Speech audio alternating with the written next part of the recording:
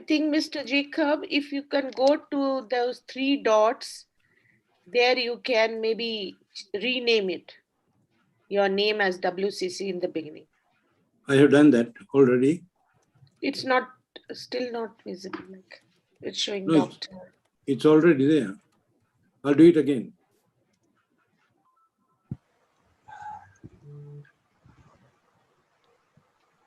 So, Dr. Charak Saab. Very good afternoon, sir. Good afternoon. Good afternoon. How's everything? Everything is on a track, That's good. and the today is the referee is the Sushant Maisarkar. Referee. Sir, he is not the referee. He's much more than that. Yeah. Have you got it now? So I think You're putting Sorry? on the chat box. Yeah, Doctor, where do you, you're putting on the chat box. You're supposed to write near your name, not on the chat box. On the top, you will find the button mute, and besides the button mute, there are 3 dots. If you can click on that dot, 3 dots, the third thing is rename. Hmm.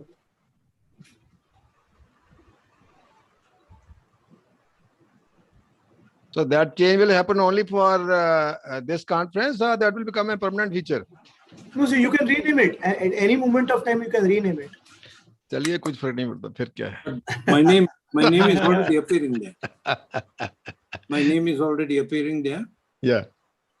I think I have already changed it. You're all tech masters. Thank you. Thank you. You need to accommodate people like us who are not high tech masters. अरे sir creativity use करे, creativity में आ गए हम लोग. आपसे ही हम लोग ने सीखा है. We are learning from you. चलो ठीक है. But इसका मतलब ये मैं what I'm trying to emphasize today is the creativity is not somebody's individual, personal or age related property. Perfect, 100%. If we are all open-minded, we always remain creative. But nevertheless, the idea which was floated by Dr. Jacob, that of course will be always subscribed to. Dr. Harsh Tank also joined. Harsh Tank is also come. Harsh Tank, कैसे हैं? Dr. Harish has come. Dr. Tripathi is also joined. So, with your permission, Good afternoon, everybody. Then we have our good friend, Mr. Laz David.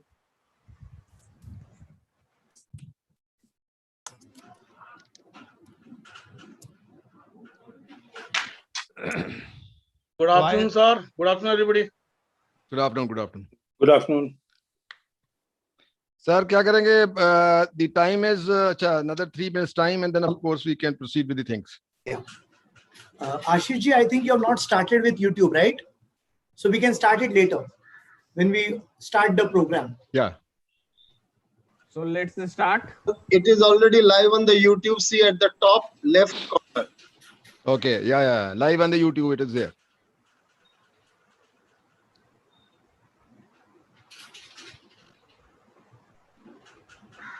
I have started. Yes, I have live. I have yes. Now the system is live. So Dr. Pencho is also available. Namaskar from India.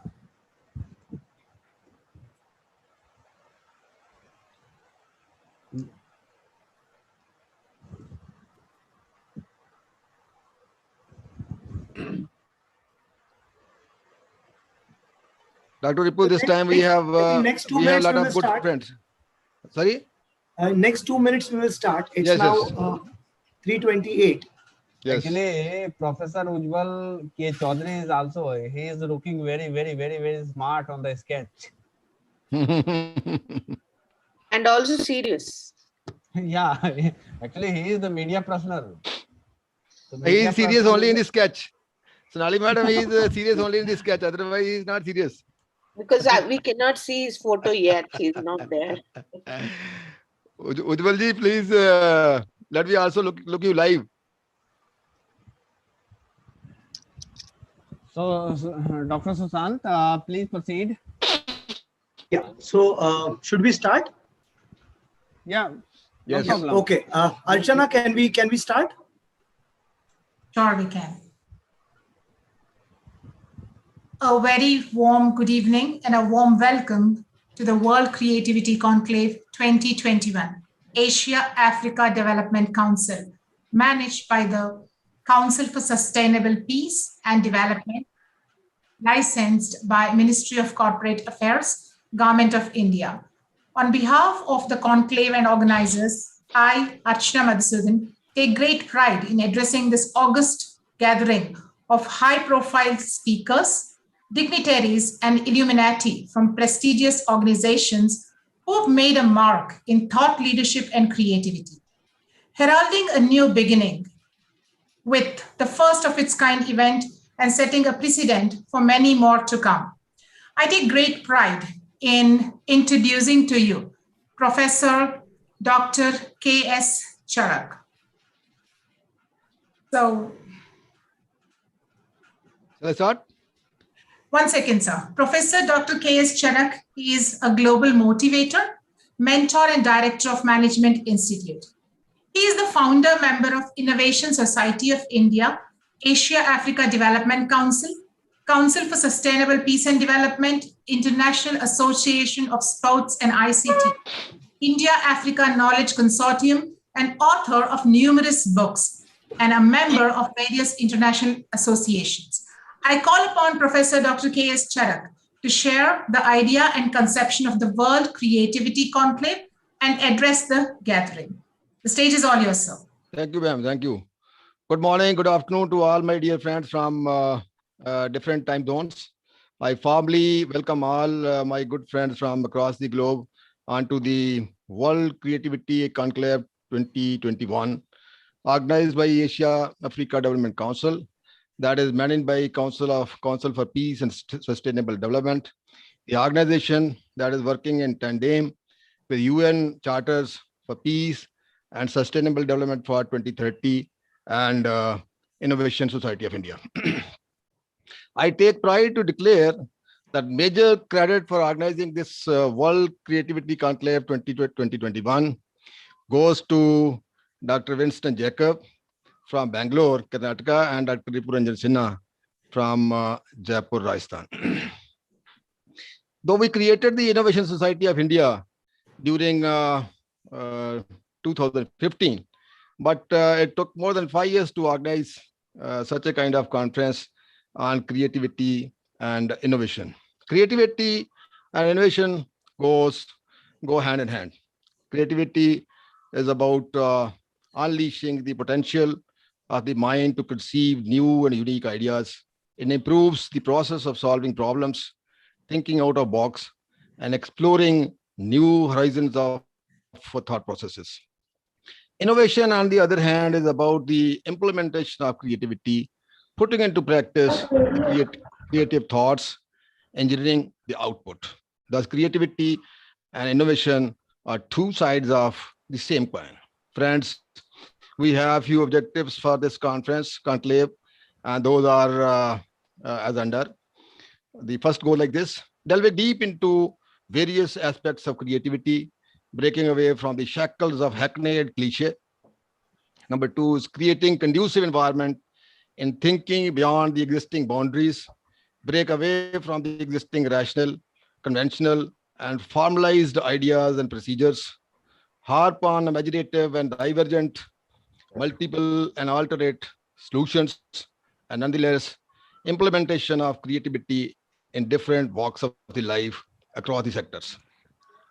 Having said so, therefore, I expect during this elongated World Creativity Conclave, I call it elongated because we are going to start at we started at 3:30. This will keep on going till 10 p.m. Today.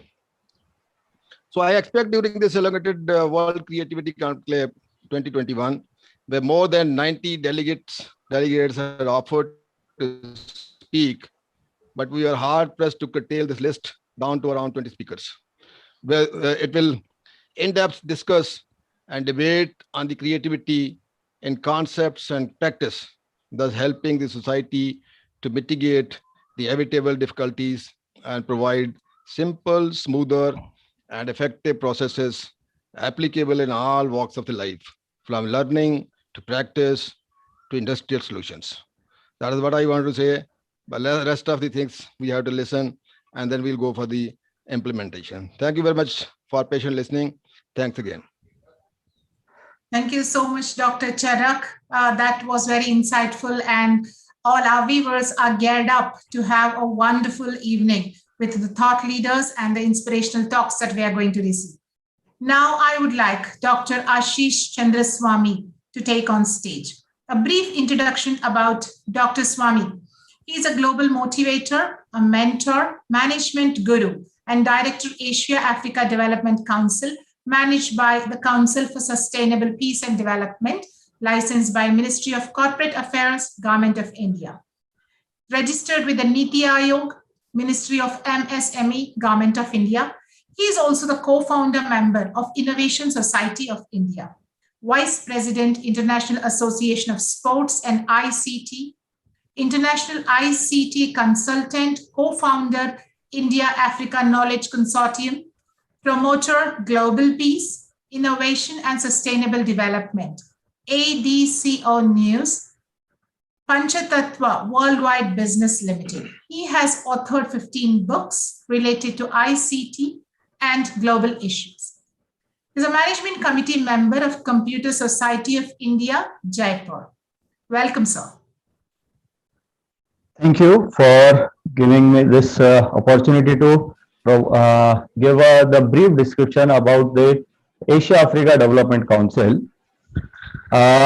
This is the Creativity Council, first ever World Creativity Council being conducted at the 30th May 2021.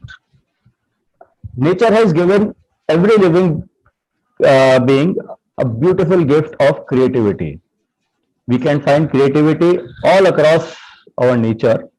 Even the tiniest element in the nature has got the creativity in themselves. They give the creativity in the form of by creating the beautiful nest by birds, beautiful architects by human beings, and wonderful many other activities. So creativity cannot be limited just to the human beings. It is a gift of nature that has been provided all across living beings. So starting with this words, Council for Sustainable Peace and Development is, I am giving you the brief glance about this. The basic purpose of the council is to achieve the international cooperation in solving the global regional problems of an economic, social, culture, humanitarian character, and in promoting, encouraging respect for the human rights and for the fundamental freedom for all without distinction as to race, sex, language, religion, uniting world as the Ek World, Shresth World. The council has got the EDCO, IASI, Ayushman Bhava, India-Africa Knowledge Consortium, EDCO News, WIMS, ICRI, EDCO IT Services, Innovation Society, Council Publications, India-Nigeria Trade Council. These are some of the activities conducted by the Council. Council for Sustainable Peace and Development is licensed by Ministry of Corporate Affairs, Government of India, to work for the betterment of human society. It is registered as an MSME, Government of India, to provide humanitarian services for upliftment of society in line with the sustainable peace and development. It has also been issued the unique ID by the Niti Aayog NGO portal for having the NGO Darpan registration. Apart from this, the various global alliances of the council have the council is also have the part of alliances of NGOs, CSOs for South-South cooperation and is an international network of NGO CSOs which work in collaboration with the United Nations for South-South cooperation UNSCO to enhance the civil society understanding the values of South cooperation in development of humanitarian and related spheres. Development Consultant of Government of South Sudan, United Nations Global Compact signatory member. So these are the international affiliation, global affiliation of Council. Council is working in the vision of these high-level dignitaries and all the people who are working for the peace, sustainable growth at the global level. Why we are?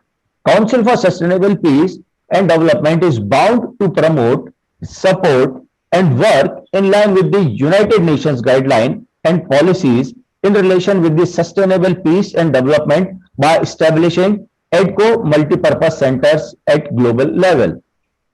EDCO multipurpose centers work in areas of science and technology, innovation, water, food security and agriculture development, clean and affordable energy, tourism and cultural exchange, healthcare and gender equality, quality education, sustainable countries, infrastructure development, economic growth and cooperation, and ICT implementation in all the sectors at the international level, and assess the activities towards the sustainable peace and development.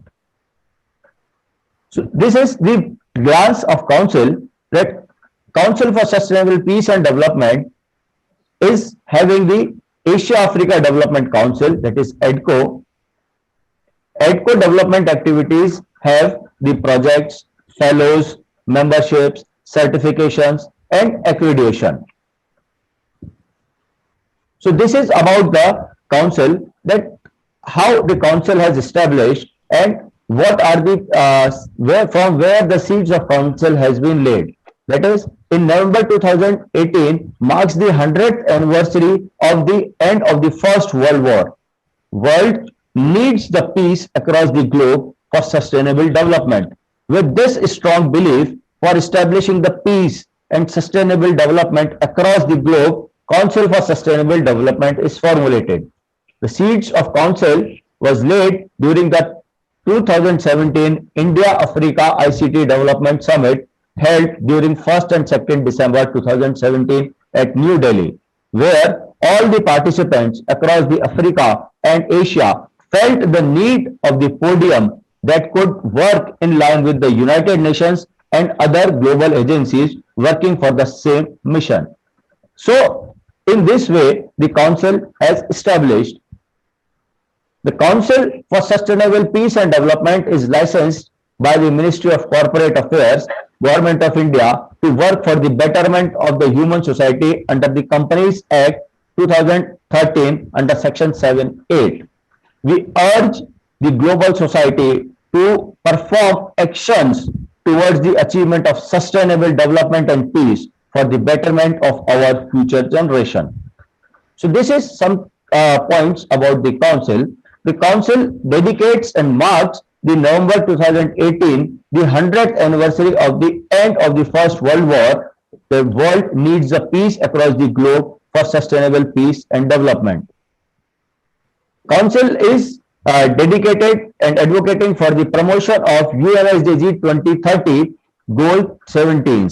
The Council is working and all actions and activities formulated in line with UNSDG 2030.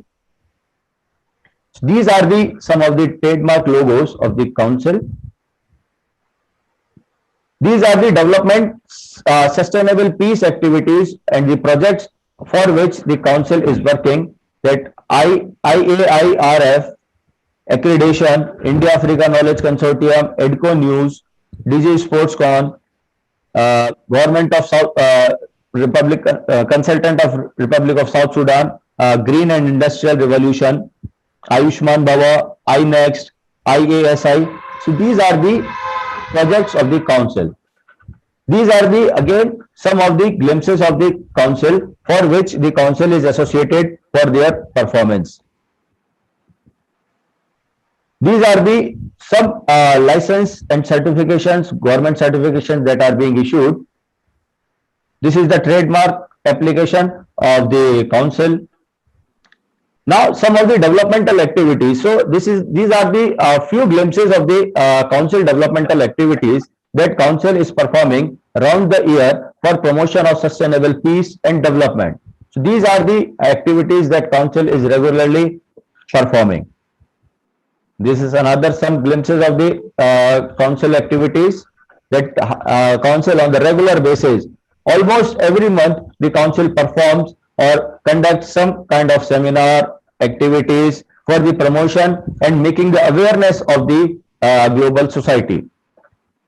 These are the projects which council is working on, that United Nations Sustainable Development Agenda 2030 Awareness Program, South Sudan Green and Industrial Revolution 2030, International Association of Sports and ICT, DG Sports Academy, Ayushman Bhava, South Sudan Holistic Development Agenda 2030, Nigeria Trade Council, India-Nigeria Trade Council, India-Uganda Trade Council, India-South Sudan Trade Council, African Union Development Agenda 2063, Uganda Development Agenda 2040, India H75 Development Agenda. So these are the various services that council is offering, that is accreditation process, social movements, certification and diplomas, fellowship, award of excellence, training, EDCO channel, global conventions, young internship programs, sustainable peace affairs, and consultancy activities. These are the process through which the council is working. So these are the global conventions which council has conducted on the regular basis. Sustainable innovation cities, sustainable agriculture, sustainable treatment, water treatment, sustainable business. And so these are the activities for sustainable growth and peace and development. These are the council award of excellence that the council provides to the deserving stakeholders in that particular domain, that who are working for the betterment of society. ICT and Development Excellence Award, Digi Sports Award, Law Award, Security and Services Award, Environmental Excellence Award, People, Peace and Security Award, Sustainable Peace and Development Award. So these are the some of the awards for which the council is dedicating and giving these recognition to the person who are working person, or the societies or the organizations who are working for the betterment of this environment and society. This is the activity of the Green and Industrial Revolution 2030, launched by His Excellency Vice President of South Sudan, Professor General James Wani Igga. These are the certification programs that council is conducting on the regular basis. This is the list of the programs and activities.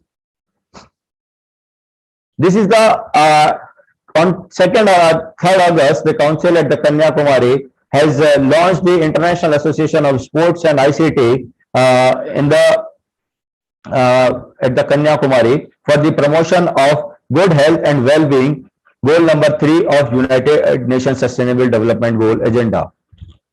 This is another project of Ayushman Bhava चिकित्सा एवं अनुसंधान केंद्र सतत शांति और विकास परिषद के द्वारा संचालित यह Ayushman Bhava चिकित्सा एवं अनुसंधान केंद्र is promoting the Ayush healthcare technology for the development of for fighting against the diseases that are coming across the globe. Like we are facing the pandemic situation of current global pandemic situation of COVID-19. Ayush Mantralaya supported activity we are conducting for the betterment or the development or the inner strength of mankind.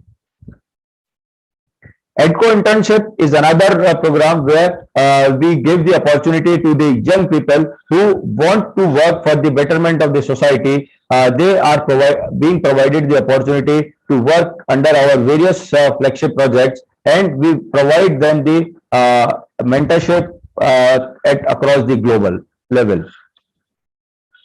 These are the some of the publications that council is conducting or making on the regular basis.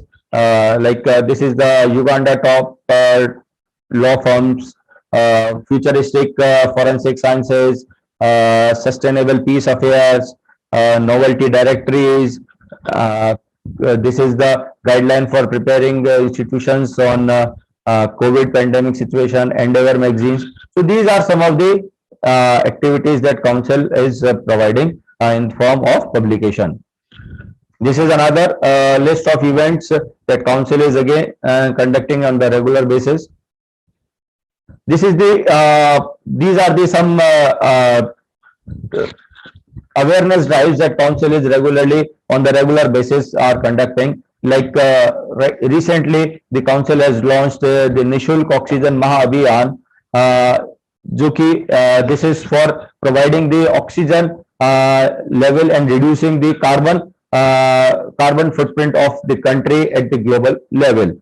Again, we also given the activities related to the COVID-19 situation, how to prevent ourselves and how to sustain in this pandemic situation. These are some another activities that awards and award of excellence that council is conducting on the regular basis. This is the activities that council will be conducting in the coming days and providing the various stakeholders to be on the platform and give the various support at the national and international level.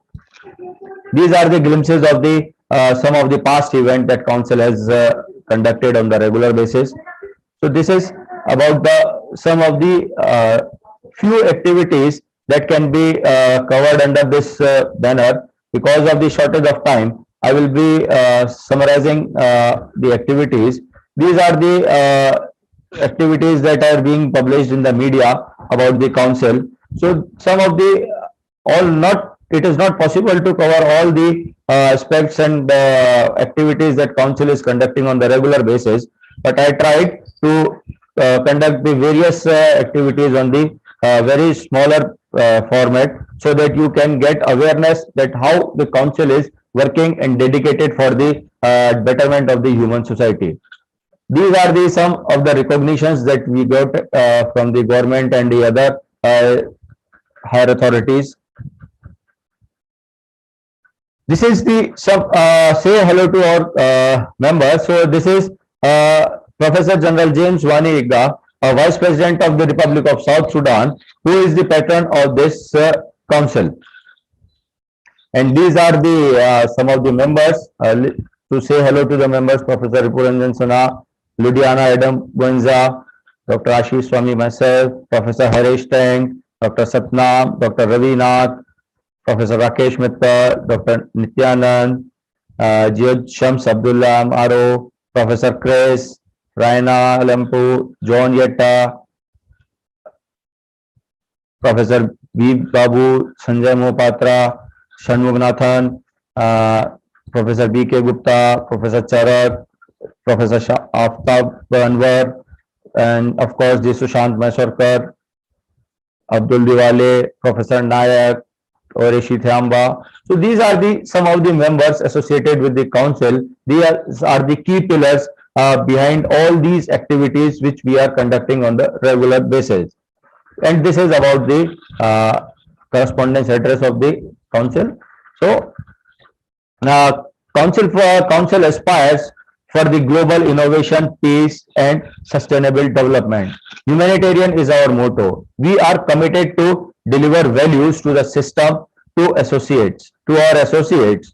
Our consultants provides excellent quality and cost efficiency services. We are design and develop products for the betterment of the humanities to make easy for sustainable development. So we welcome to the world of global innovation, peace, and sustainable development. Thank you. Thank you so much, sir, for that in-depth understanding of the necessity for establishment of the council, the associations which were further taken up, the purpose right from the inception stage, the various activities in which the association has been involved with, collaborations, and also how it has been instrumental in maintaining the global presence by conducting several events. Thank you so much for that in-depth understanding, sir. Now, I would like to introduce you to another one of our stalwarts, Professor Dr. Ripuranjan Sinha.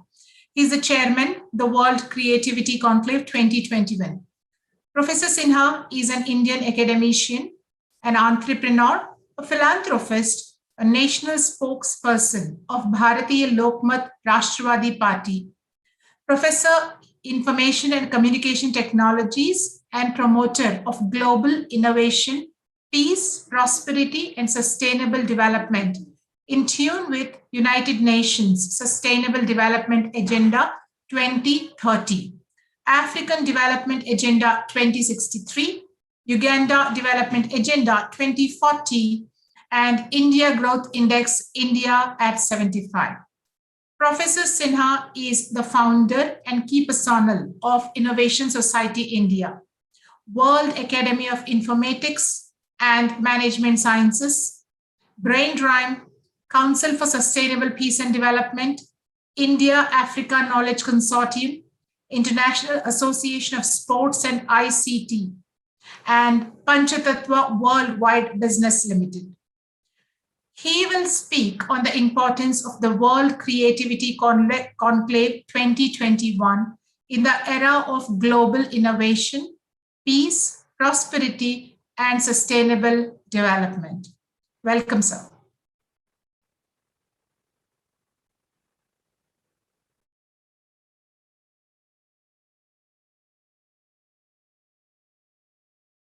So you're on mute. Please unmute yourself.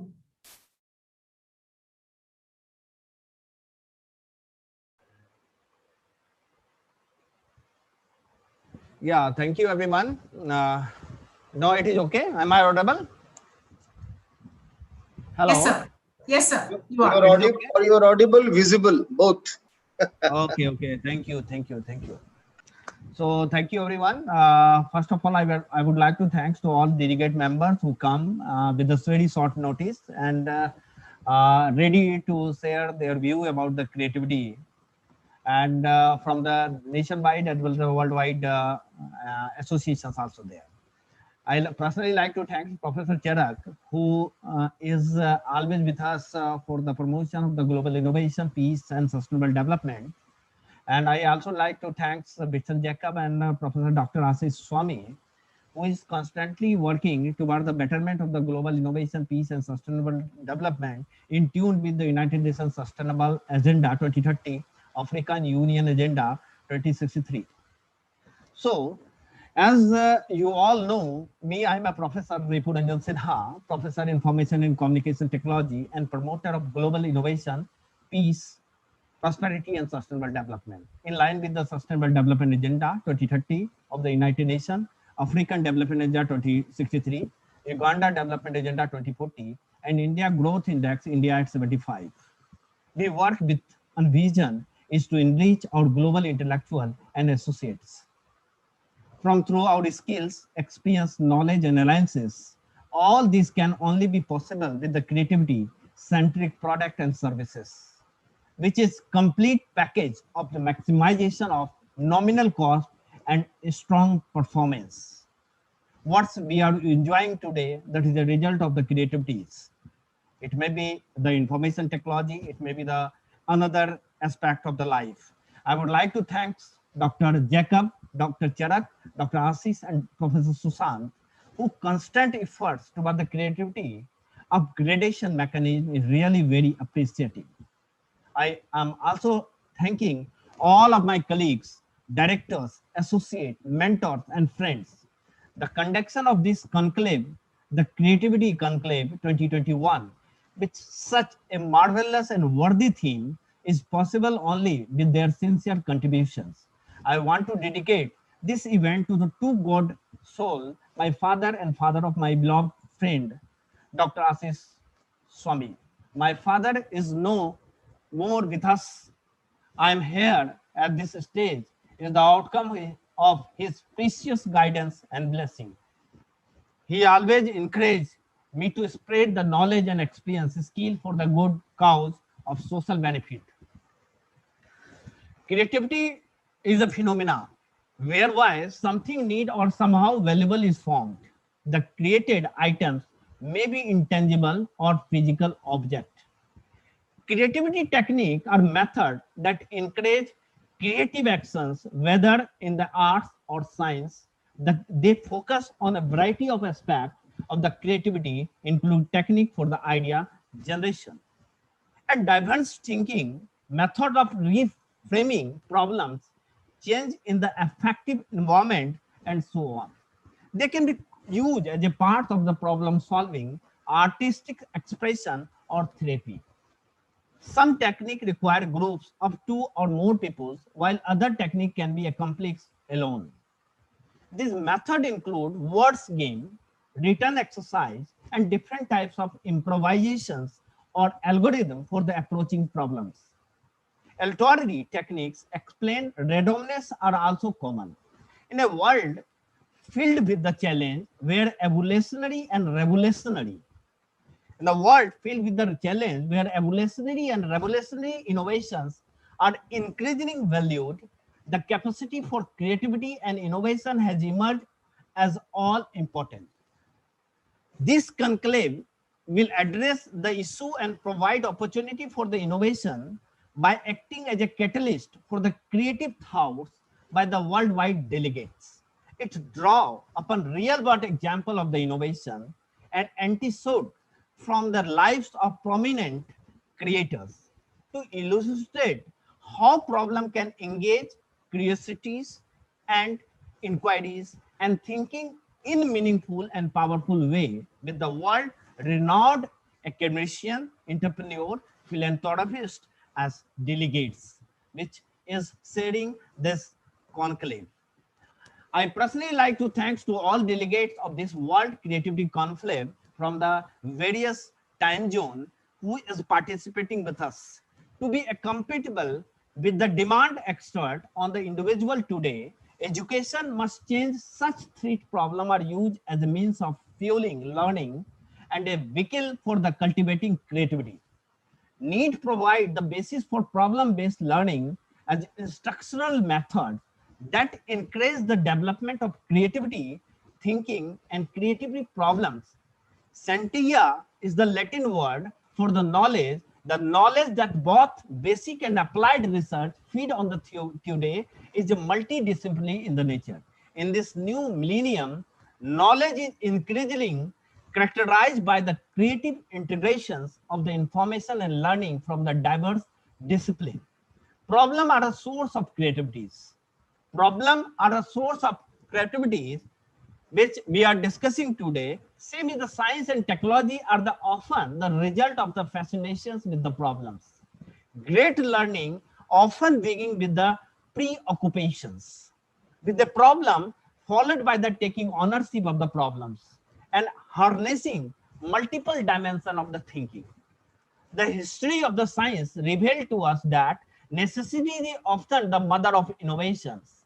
During the World War II, research in the nuclear technology was accelerated in the desperate search of the powerful weapon that could defeat the inventor and in the autocracy the common in Europe and Asia. Similarly, the mathematics of the operation research was advanced as a result of looking for way to optimize the combat effectiveness of the warship in different locations of in the ocean.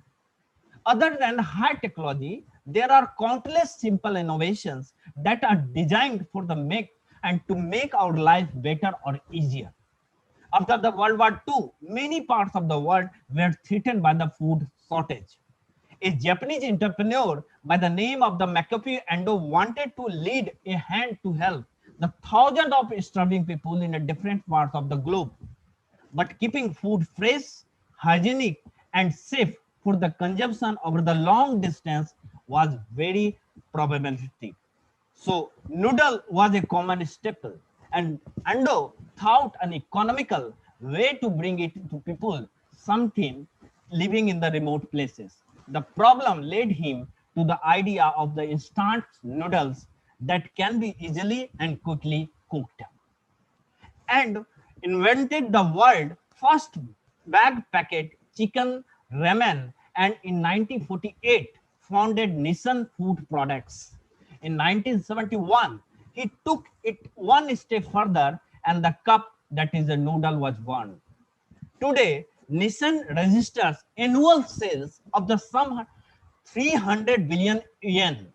Problem can take various forms such as failure to perform, situations in need of immediate answer, and just like I say, my brother, mistake to miracle, or improvement. It brother in a way, I would like to salute Dr. B.K. Gupta, who is also constantly say that mistake to miracle is a very powerful mantra for the development of any growth. So problem can take various forms such as failure to perform, situation in need of immediate attention, or improvement, a need to find better or need way to do things, unexplained phenomena, or observation, gaps in the information and knowledge, decision making situations, or a need for new design or innovation. If we adopt a mindset of learning from the problem, there will be real improvement and advancement. The Defense Science Organization in the Singapore is known for its military innovation such as lighter helmets and rifles and field equipment designed for the greater dexterity and effectiveness. Problems, big or small, can be opportunity for the innovation. Especially in the Sri Lanka, village youth rely on the kerosene lamp that easily tapped over and rolled on the floor. Dr. Vijaya Gokubada, a surgeon, found that 40% of accidental burn injury were due to such lamps. But poverty did not permit villager to switch to other safer type of lightings.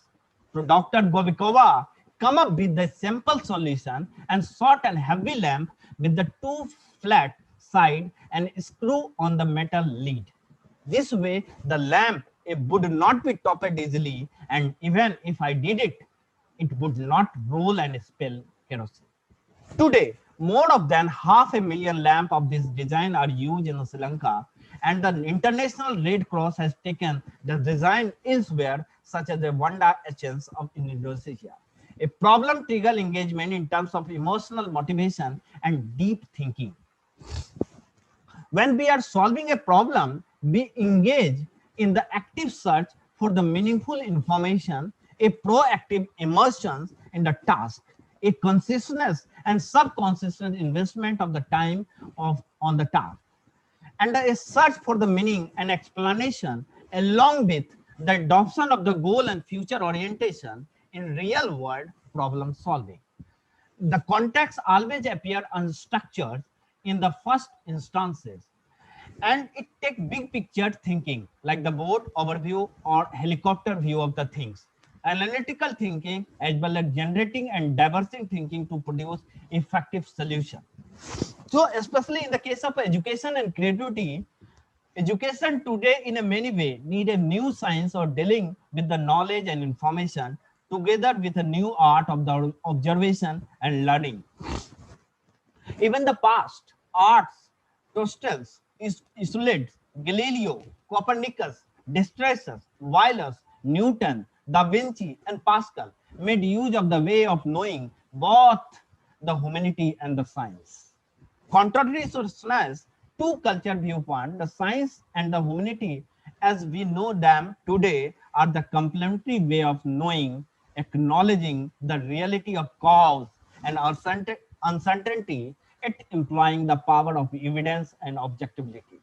A future-ready education must change and use problem for learning and infuse creative way of the observation to construct, derive, and create knowledge in the learner.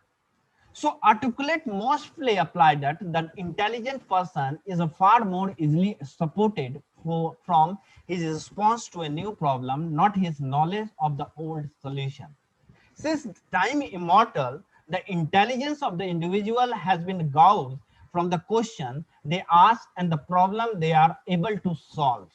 If only school are able to nurture students who are curious and capable of solving new problems, we would have to cultivate more intelligent and creative adult for the future ready society.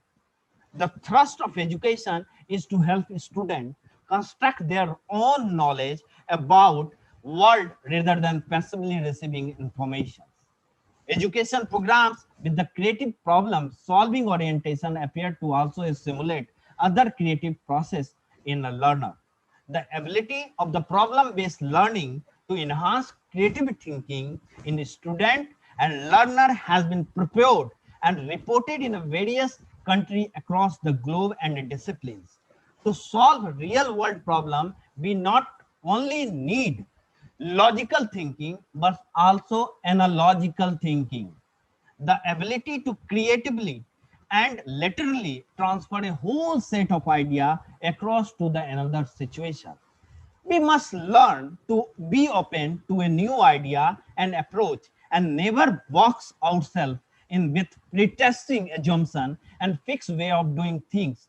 Problem can trigger criticism, inquiry, and thinking in meaningful and powerful ways.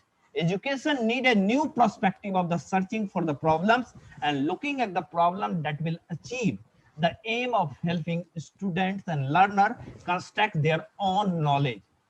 We are a witness of COVID era in one of the examples. Sometimes immersion in the problem lead to accidental discoveries.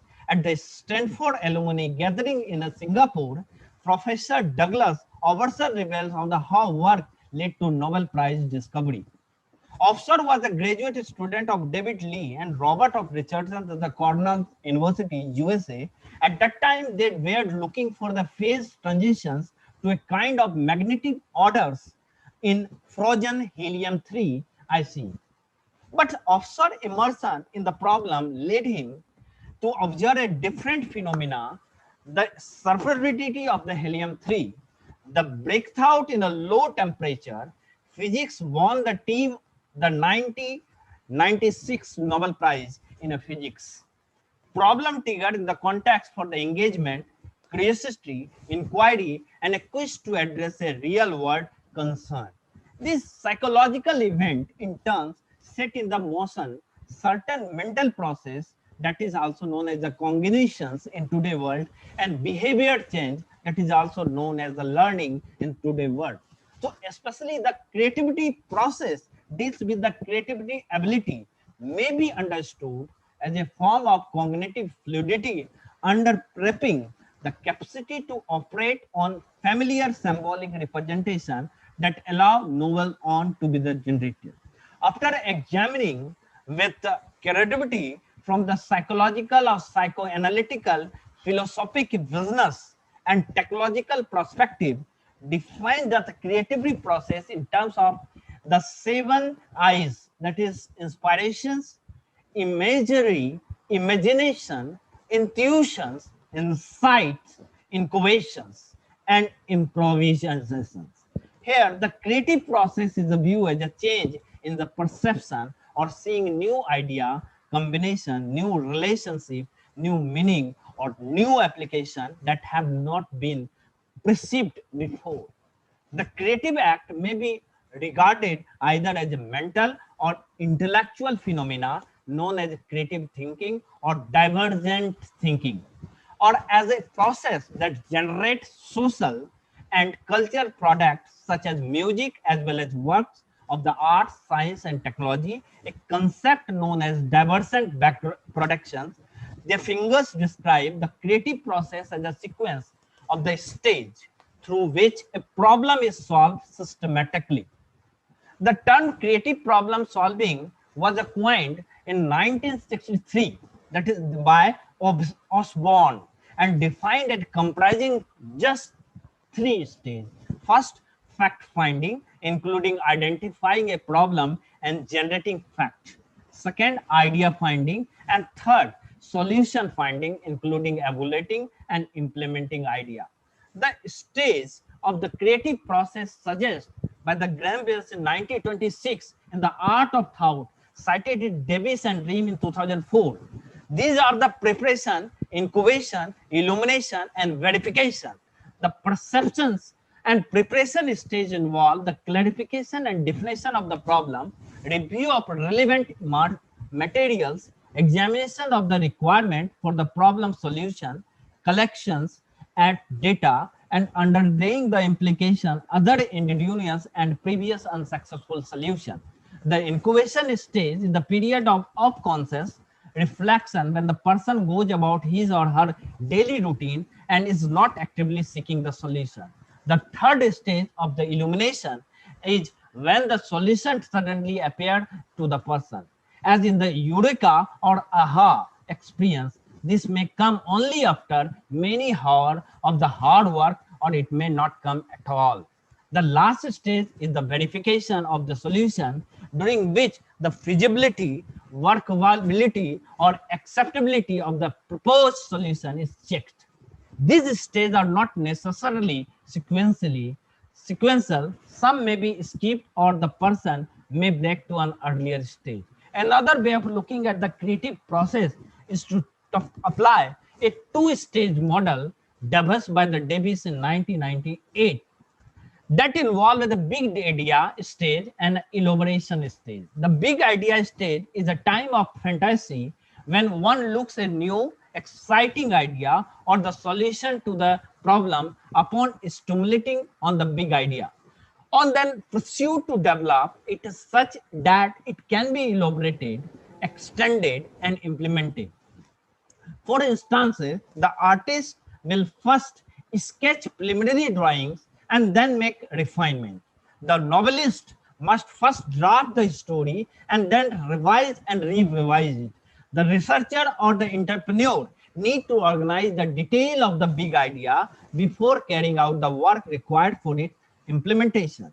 Problem-based learning and creative problem solving is the basic idea. That is, a problem-based learning process essentially consists of the following stage: meeting the problems, problem analysis, and generating of learning issue. And third is the discovery and reporting.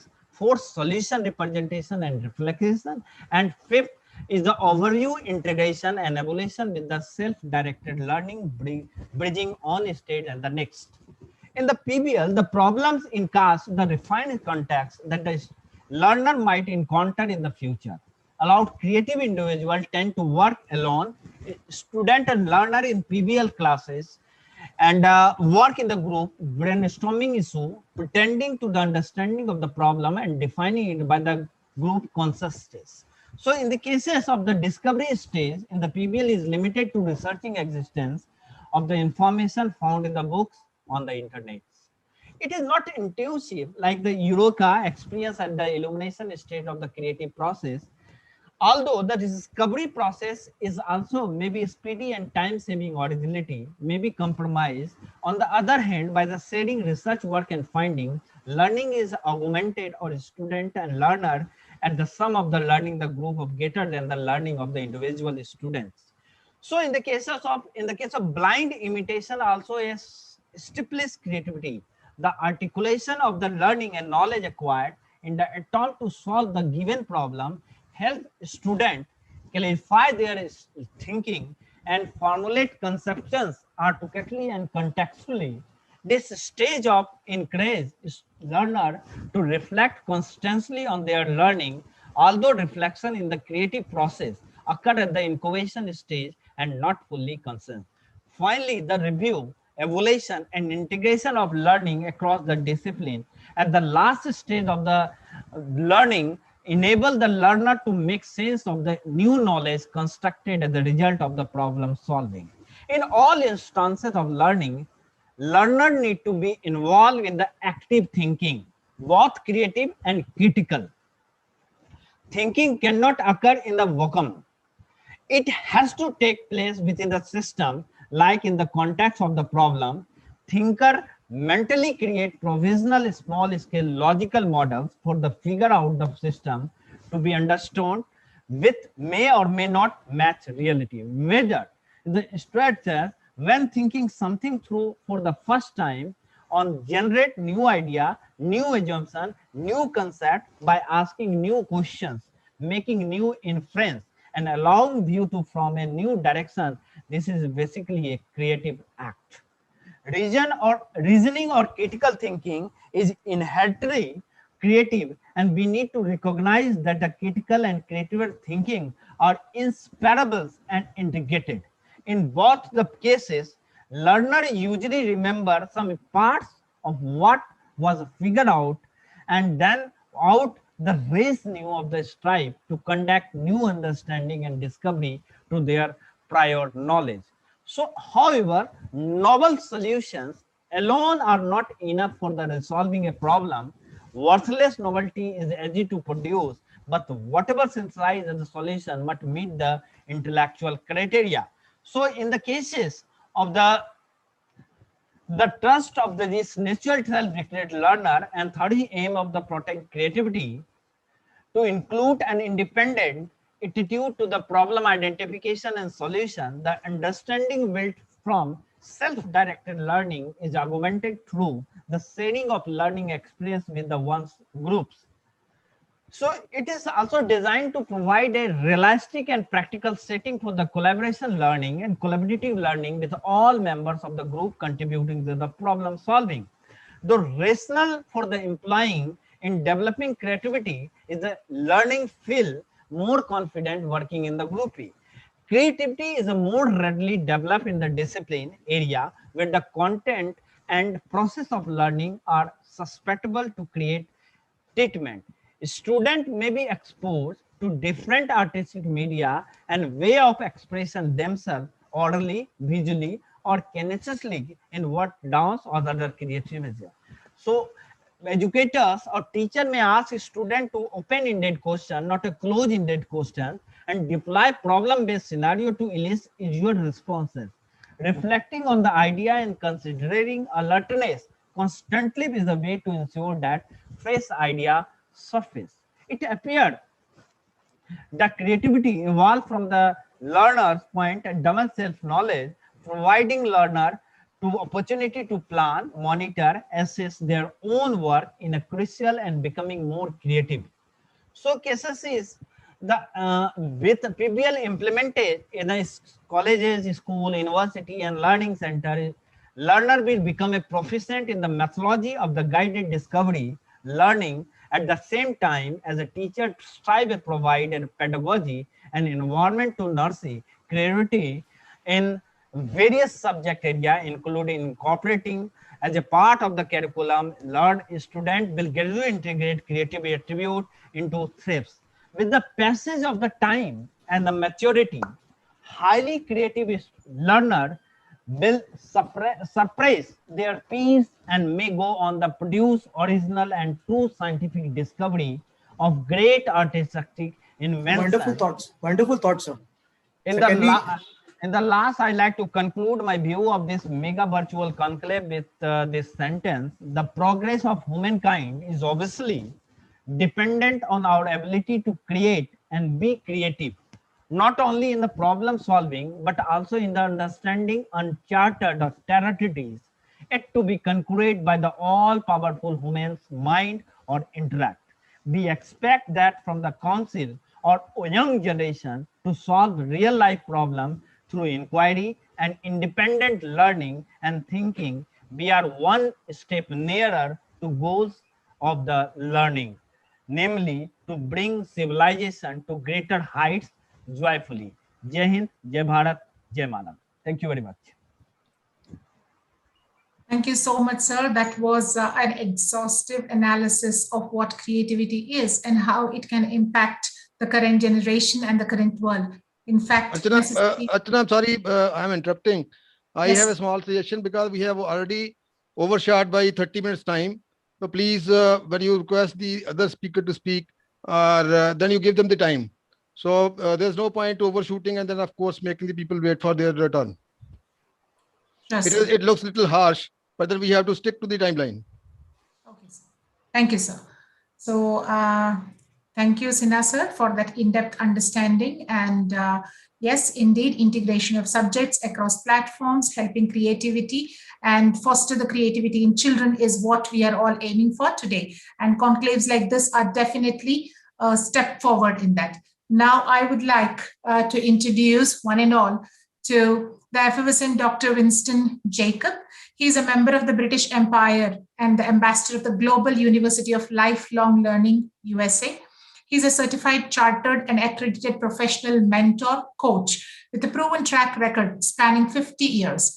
Having worked for Unilever and then moved to P&G as a consultant and revamped many organizations successfully globally. The stage is all yours, sir.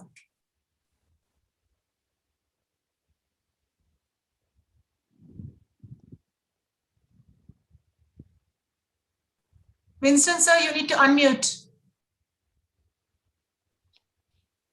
Apologies. Thank you. Can you hear me now? Yes, sir, we can. Thank you.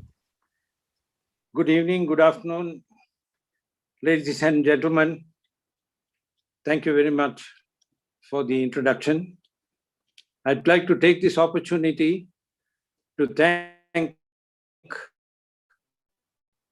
Dr. Ashish Chandra Swami, Dr. Kulip, and Dr. Sinha for your kind words, and would like to thank the Asia Africa Development Council for organizing this timely conclave 2021 and inviting me to be one of the participant speakers. I'm really humbled at this and would like to congratulate you all for having organized this conclave. To have so many participating at this time is a wonderful opportunity. I would like to also congratulate you on the logo that you have, which is very, very interesting. It speaks here of many, many things. When you look at that logo very carefully, you can see the emphasis on the brain. And opportunity of this creativity proves to us the wonderful creation that God has created each one of us to be in this world. Each one of us have a genius within, and we have to be thankful how we are going to use this brain capacity that each one of us have.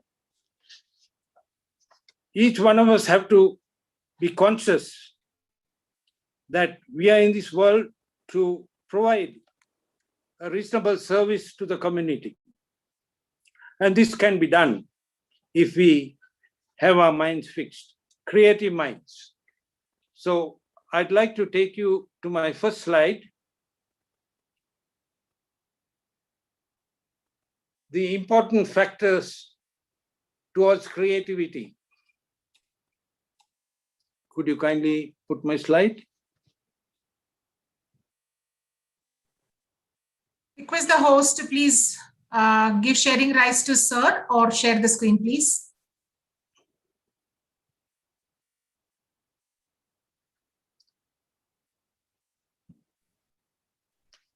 Could you share the slides, please?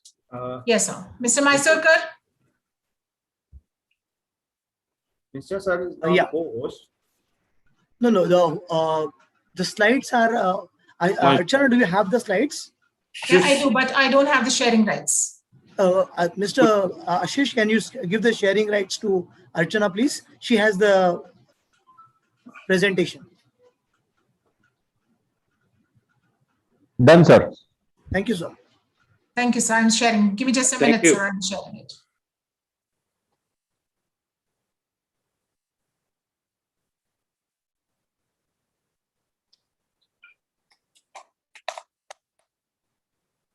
Yes, sir. Thank you. So we've got here, there are important factors towards creativity. There are certain concerns. The next slide, please.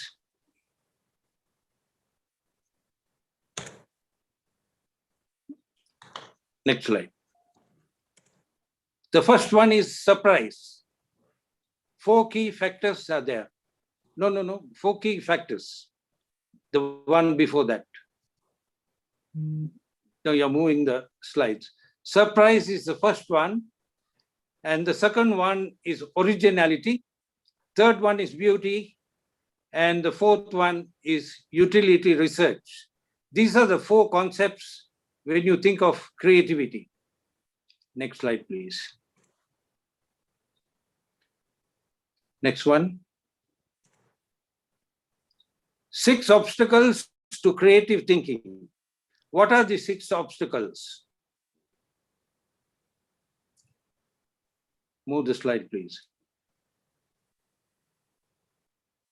Lack of direction is the first one. Second one is fear of failure. Third one, fear of rejection. Fourth one, fear of change. And the fifth one, lack of proactive thinking. Sixth one, move the slide, please. So proactive thinking is a very, very important thing for in this when we are considering creativity, where each individual has to use their thinking capacities, thinking styles, how they are going to move forward. Next slide, please.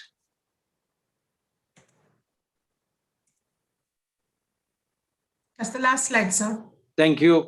Ladies and gentlemen, I think you have heard quite a lot about creativity from the two gentlemen, and for the sake of time, giving opportunity to other speakers, I think I don't have to say more. We've got two of my friends who are coming next, and they are going to really showcase live case studies where you can see action of creativity. Thank you, ladies and gentlemen. Thank you, Dr. Jacob, for putting in a nutshell what creativity is, the obstacles to creativity, and how to overcome the same. So, honored that Dr. you. Jacob. Many thanks, Dr. Jacob. You're welcome. I'd like to invite our next speaker, Mr. Peng Chu, Deputy Vice Chancellor, International Collaboration of Central University Institute of Bamenda in Cameroon. He's a founder of Stem Cell Foundation, Inc. Welcome, sir.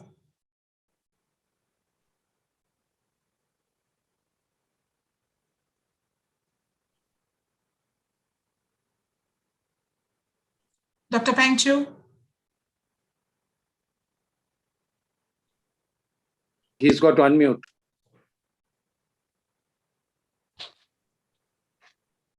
Yes, yes.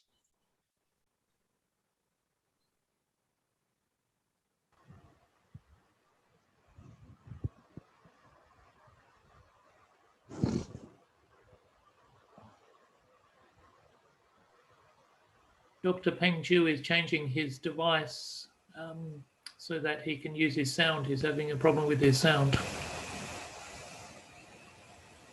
Yes, sir. Miro, can you help him, please? He's connecting with another device. Right? Yeah, use the other device.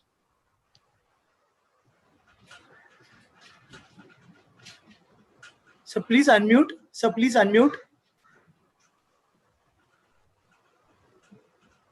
How about now? Can you hear me now? Yes. Yes. Yes. Yeah. Sorry about that. It was working fine until I wanted to speak. Must be. Okay. Stop the echo. Good day from Stem Cell Foundation in Adelaide, South Australia. And South Australia has a special relationship with one of the states in India. And it is Rajasthan, which is our sister state from South Australia. So it has been in place for quite a few years now. So we do have a lot of good relationship with India. Thank you very much for the introduction, Archana. And in my capacity as the Deputy VC of Central University Institute of Bamenda in Cameroon, in international collaboration. I have a young man here from Cameroon. I think I saw him there. His name is called Jackson. And so it's good to see one of my students all the way from Cameroon attending this conclave. So the interest that we have in terms of creativity is basically central on invention. So my colleague, Miroslav Kostecki, who will present and demonstrate hands-on making of STEM projects, which includes Internet of Things and artificial intelligence, will follow after I try to share with everybody here how creativity is of the main concern for us as a startup company. So they describe startup company, but we've been around for about 27 years. So we basically have to deploy a lot of creativity in order to invent things. So just start off with then, our interest is artificial intelligence, by the way. So we have now invented artificial intelligence technology that we believe can be used to implement United Nations SDGs. So going back to how do we realize that creativity is critical in what we do? I suppose there are so many ways when I check Wikipedia of identifying what's creativity. And but in our case, I suppose quoting what I read there is creativity for us that fits well is the act of turning new and imaginative ideas into reality. In our case, I repeat, it is an artificial intelligence disruptive technology, if we may call that, that can turn months of work into hours, and starting from about 9-10 years old, all the way up. So then going back to the best fit of creativity that has helped us to make this invention is creativity is characterized by the ability to perceive the world in new ways, to find hidden patterns, to make connections between seemingly unrelated phenomena, and to generate solutions. This last part of it, to make connections between seemingly unrelated phenomena and to generate solutions, is critical in our application of this new disruptive AI technology called RunLink. The name is not important. We just call it AI technology at the moment. So then creativity involves two processes. I'm just reading out what I found from Wikipedia. The two processes are thinking and then producing. So this then form the basis of our invention, which now is being used to, as I say, implement UN SDGs. So many of them, 17, right? So the one that is of special interest to us is actually mental health. And of course, gender equality will come into it too. If you have a technology that can complete, what do you call this, Internet of Things, STEM, artificial intelligence projects in hours instead of months, then we should be able to use it to connect to so many different target audience, from children, to parents, to teachers, to professors, to industry, to associations. So this creativity part of it has, as I said, enabled us to develop this AI invention, which is now used by young children to develop projects rather than I focus on, as I said, mental health rather than on extremely addictive artificial intelligence games, which is in a way the secondary pandemic of COVID-19. Yeah, I think I can see a lot of smiles there because I think this is happening now right throughout the world and in every house. And it creates so much stress and unhappiness that we have many case studies from Bhutan to Malaysia to Australia, obviously. And maybe the best thing that I've heard just last week is from a Dr. Atif, a good friend of ours. He's based in Egypt. He's a medical doctor. He said, these games are so addictive.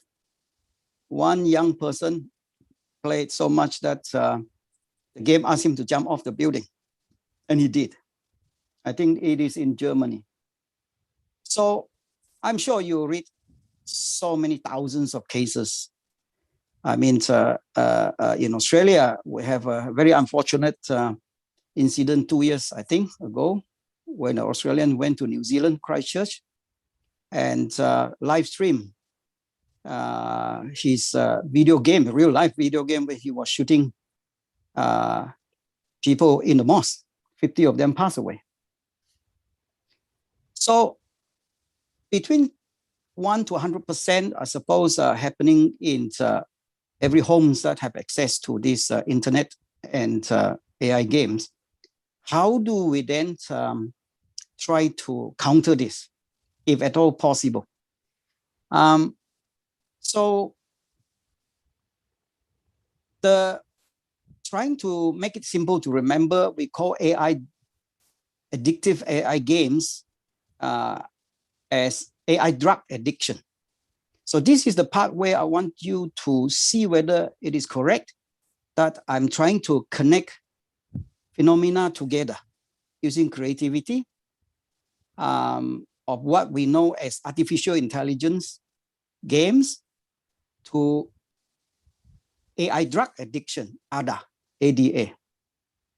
Then I try then to connect the solution called artificial intelligence STEM addiction. STEM, I hope everybody have some idea that it is science, technology, engineering, mathematics. I think every country is writing the policy on STEM, quoting PricewaterhouseCoopers quickly. They have a STEM economy research or strategy that says if you shift 1% of Australia's working population, I guess, let's say 100,000 people out of 25 million population, say 10 million people work in Australia. PwC says if you shift 1% of that 10 million people, 100,000 people, our GDP will increase by about $57 billion.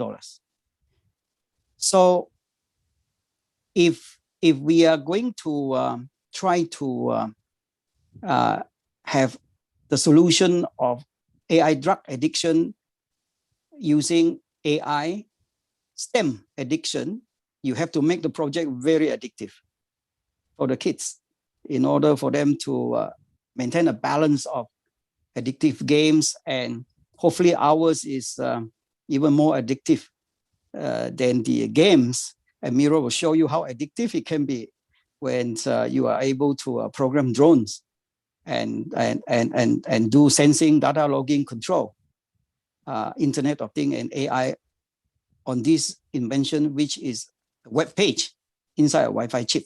So let me just then again trying to go through these things that I'm reading on the chat box that I put earlier. So the part that I'm interested to share is how we use this technology to make connections between seemingly unrelated phenomena and to generate solutions. And so the Australian High Commission in Malaysia, who happened, the senior manager who happened to be one of our students many years ago, sent us a link that says that the Malaysian government is spending 150 million Malaysian dollars to buy 150,000 laptops for 150,000 children to bring it home to study because of the COVID-19 lockdown. And so to then connect what I say about ASA, AI, STEM addiction, make it more addictive than ADA, AI drug addiction, then you got a case of seemingly unrelated events.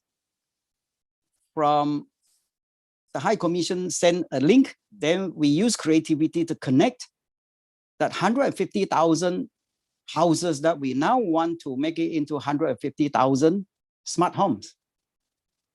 That we can then provide quality education, which is hours instead of months, to make STEM projects that even include Internet of Things and artificial intelligence from about primary school, 9, 10 years old.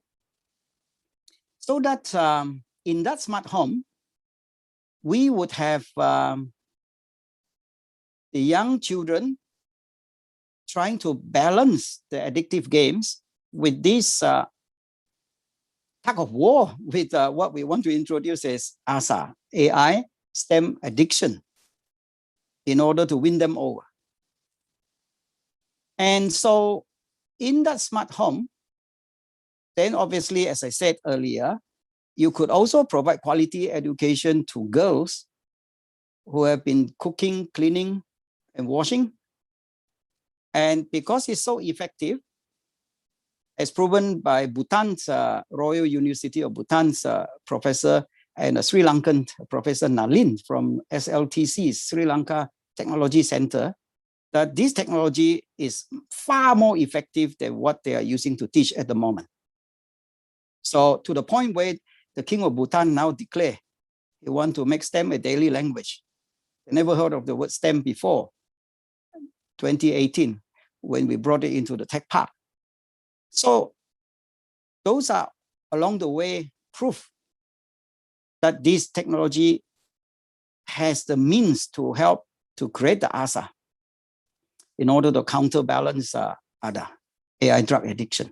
Now then, the thing that I feel good about this definition of creativity, about connecting things that are not normally connected, for instance, then trigger off the Minister for Education, and who gives the laptops, allocate 150 million ringgit to 150,000 students to go into 150,000 houses. Then the word houses connects to the Minister for Housing. So then Minister of Housing should be now somehow be working with the Minister of Education to make sure that every house is a smart home in order to implement those two SDG. First one is quality education, SDG 11. SDG 4. Smart home itself is SDG 11. Then you have smart health, a good mental health inside the home, rather than, as I said, bring a lot of unhappiness to the home because of these AI games, is every parent's nightmare. That is SDG number 3. smart health inside the smart home. Then gender equality is SDG number 5, UN SDG 5. So I have named 4 SDG already. If you want a smart farm with one single tomato plant, hydroponic, I call it the smart farm. And you can use AI, our invention also, to use IoT to connect to all the good professors around the world, from India to America to Thailand, to teach these kids inside the smart home how to change the color of a tomato plant, tomato from red to purple. Yeah, I think that is a lot of fun there too, with this sort of experimentation. So that is just trying to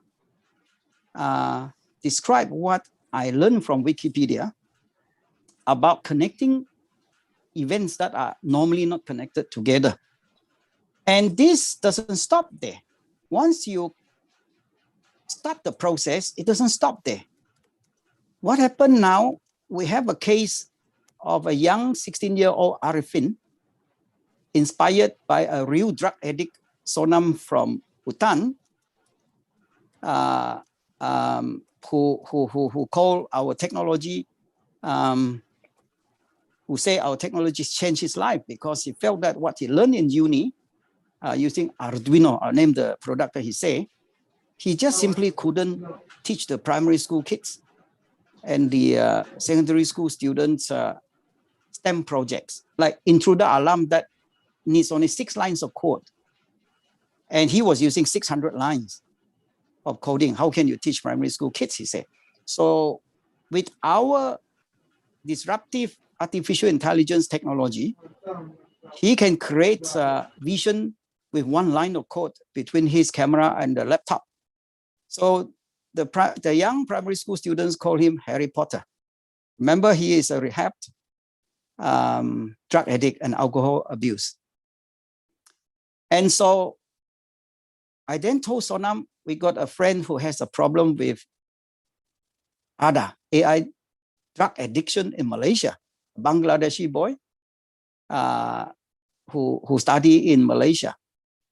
So, and the father obviously told me the same thing. He has to actually go to hospital to find antidepressant.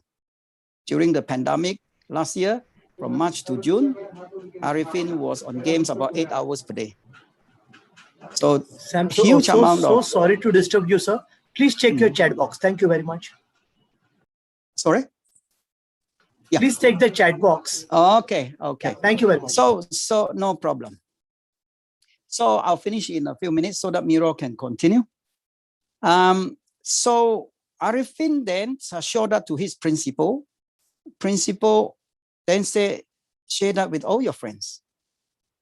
And he won 30,000 Malaysian dollar scholarship. And now he gave 1,000 of that scholarship, 1,000 ringgit, to buy 2 tickets for 2 girls. One of them is called Pavana, from Penang, to come to his school to present. And then Pavana said, thank you. How about we also present to the minister? I'm a girl. I want to talk to her about changing every house, 150,000 houses into smart homes.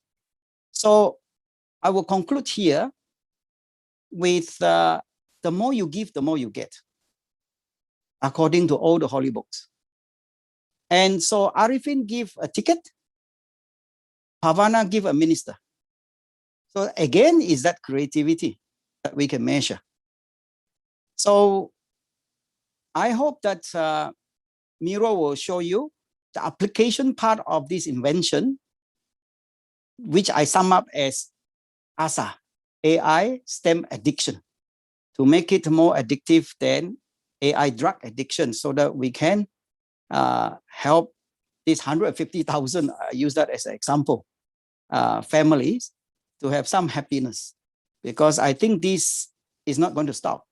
This COVID-19 secondary pandemic of AI drug addiction is here to stay. Thank you very much. And I'll hand it over to Archana, is it? Thank you. Thank you so much, sir. Yes, sir. It was a really insightful view of what AI is. Indeed, it is both a boon and a bane, and one needs to use it with proper discretion. Otherwise, we are creating our own Frankenstein monster. Like you said, yes, fatalities related to AI-related games have been a reality, not only in Australia or the places. India also has witnessed some of these. And thank you so much for bringing in those insights. And we are really waiting to see how you can de-addict our kids from the addiction that they have been in because of this pandemic. Dr. Jacob, would you like to add a point? I see you have raised your hand, sir. No, it's okay. You can go ahead. Sorry. Thank you, sir. If I can thank Dr. Winston Jacob. It was him who brought us onto this conclave. And we have been on a journey together in the last few weeks. And it's amazing how many of these international associations, one of them is called ADDO, Asia Regional Training Development Organization. We are now heading the technology team in ADDO, which has about 40 plus countries. Thanks to Dr. Winston. Indeed, we also extend heartfelt gratitude to Dr. Jacob for having introduced us to such amazing personalities across the globe and giving us such deeper insights about what the world is headed to. Thank you so much, sir.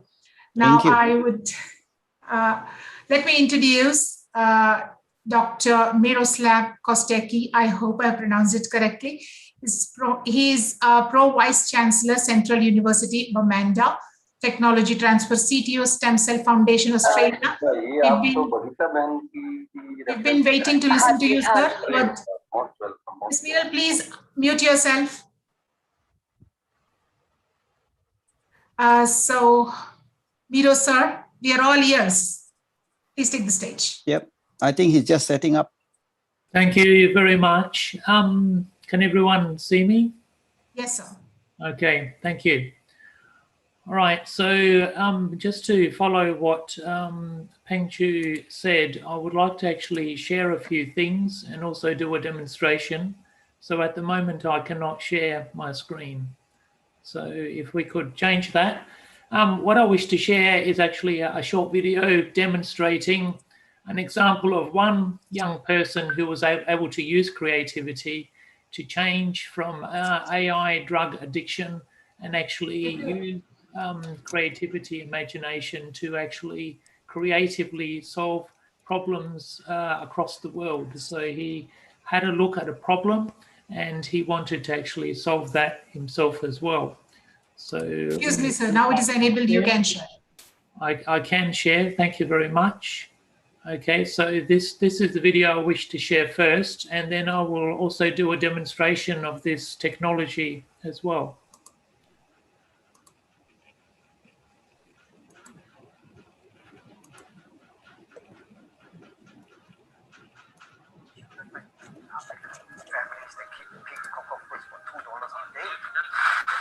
Not enough money for the children to go to school. So children get help them to make cocoa puffs.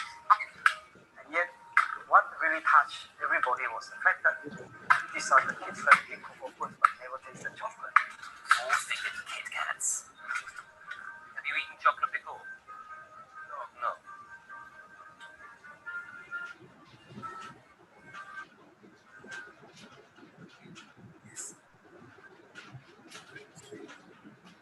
I asked them some questions like, what do they do there, how much money they earn. I figured out they earn around $2 a day, which is just enough to live.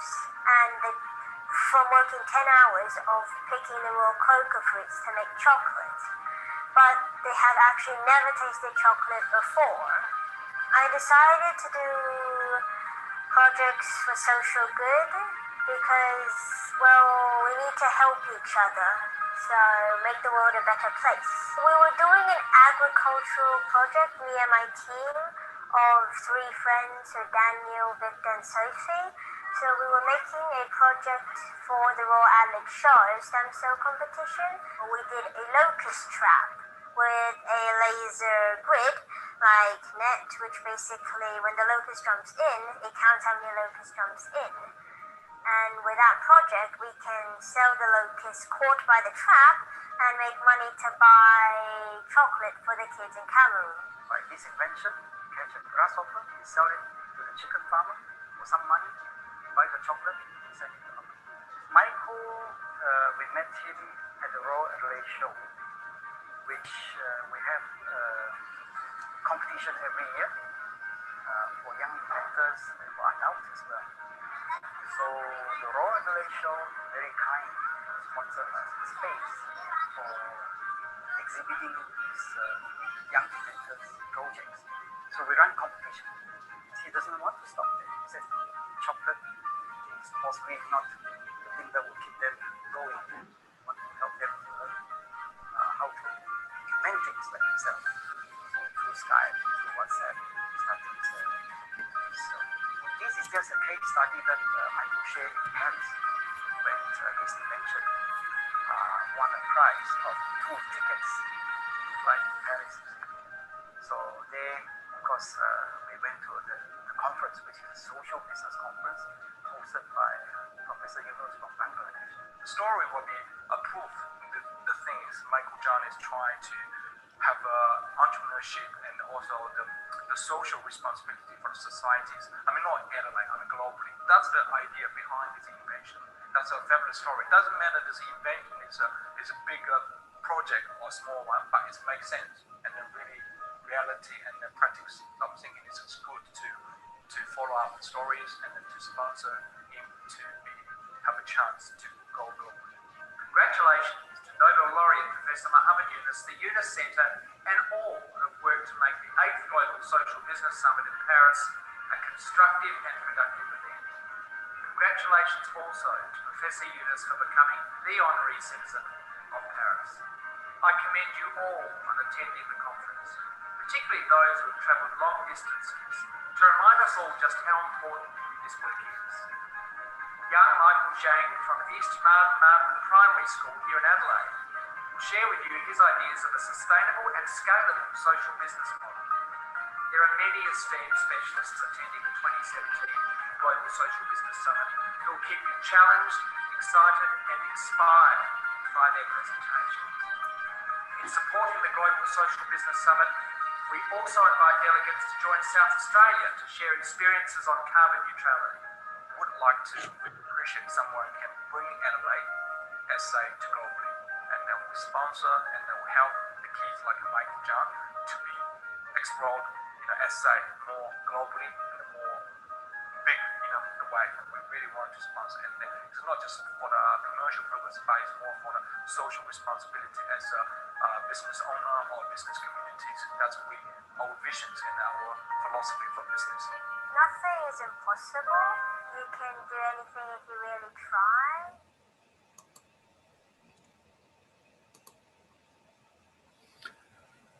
Okay, thank you. So this just illustrates the power of a new technology, which we also are using to help young inventors actually be creative and to be able to use that for the social good. So what I wish to do is actually show you a quick demonstration of that technology.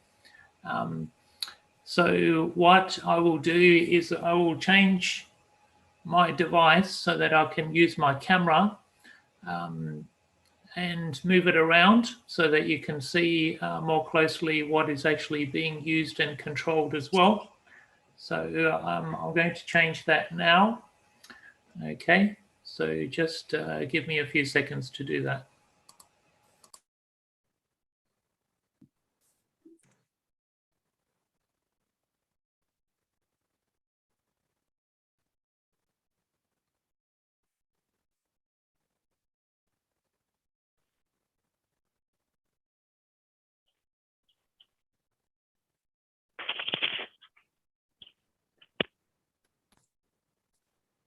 Okay, can everyone hear me clearly?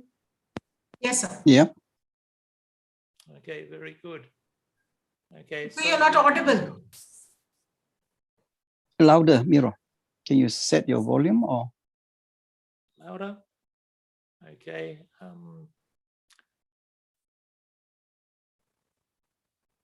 Maybe. Okay. Is that Yeah. better? I'll just increase my volume on my voice. Is that better? Yeah. Yeah. You have to Okay. increase a bit more. Bit more. Still can't.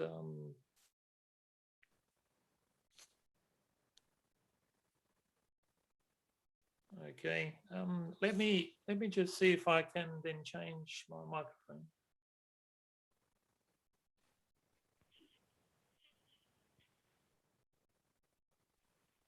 Okay, is that better? Much better. Okay, very good. All right, so what I'll do is I'll turn around my camera and show you what I have here. Okay, I have here actually a device which is a Wi-Fi chip. Wi-Fi was invented here in Australia. Wi-Fi has become so common and popular, someone had to invent it. They had to imagine this. How would you imagine Wi-Fi before it was invented? Amazing amount of imagination to be able to create this. This actually now can then go onto the internet, and the internet itself obviously is amazing as well. So it has a web page which actually opens like this, and it can open on a local connection or it can open across the internet. So what this is actually a tool to be creative. But actually what it does is it creates also a web page which can include, it can include sensors, it can include outputs, lamps, etc. So to give you an example, if I go down here and I enable a button on here, which is connected to the blue wire over here, then I can actually click on that button and immediately it turns on the lamp. So we've had many people open this even across different countries and able to immediately turn on, turn off the lamp. Okay, so we then can have the lamp, and we also have here a sensor, a light sensor. The light sensor, if we read it, then you can see that actually streams immediately numbers onto the screen. When I cover the sensor, it goes down and it goes up. So students can use this immediately. In the JavaScript loop, then they can put in a name, line, and sensor, and then they can actually activate different things such as the lamp immediately as well. Also, this part, they're able to create a web page. For example, they can create buttons on their web page to turn on and off anything, whether it's a lamp or a fan, or they can open a gate. They can sound an alarm, many things that they can actually do. This part over here, they can send that web page, and it then immediately becomes their own web page, so they can create their web page. So I'm going to show you an example of a web page which I will also just open. So we have just a few lines of code.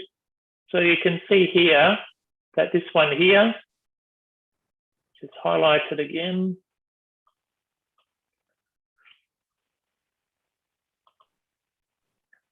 Okay, so each of these lines of code can create a button. So immediately we have then buttons. So if I start the code, you can see that there are buttons here on the web page. Just takes one line of code, you can already create a heading. Each of these can be a button. What sort of things then can this connect to? It can connect to the camera, it can connect to the microphone, it can even create speech. So this part of the page here, which I will highlight, okay, also it creates speech. So this is text, and this text will be turned into speech. So students can do this. One of the most important things about this technology is that it takes hours instead of months. Hours instead of months. Think about the repercussions. what would happen if someone went to the employer and said it would take months compared to hours to actually do something. What I will show you that we will this can connect to, for example, is also this drone here as well, because it is also connected to Wi-Fi. So what I will do is I will turn on the drone and it creates its own Wi-Fi hotspot. I'm going to put this drone then down here, okay, down here on the ground, and then we will open the hotspot for the drone. Okay, we're going to connect to it. So it's connecting. That's good.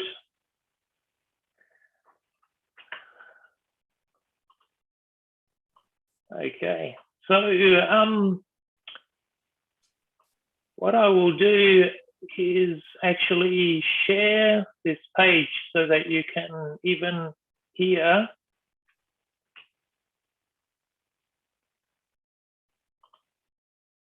the sound, because the browser actually creates the sound. So I'm going to share this page. Okay, so this is the page that I have, and the voice will actually create a voice when I press the button. So I'll press the buttons now. Drone command. Okay, you can hear the voice. This means that it will send a command to the drone. If I then press this one. Drone takeoff. Okay, you probably also hear a sound here in the background. If you can see my other video, the drone is actually taken off. Drone up 20. Drone left 20.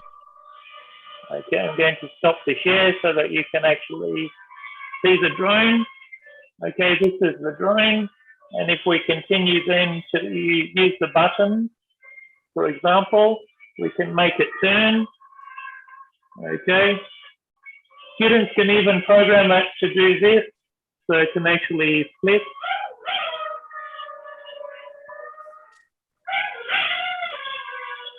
Okay, and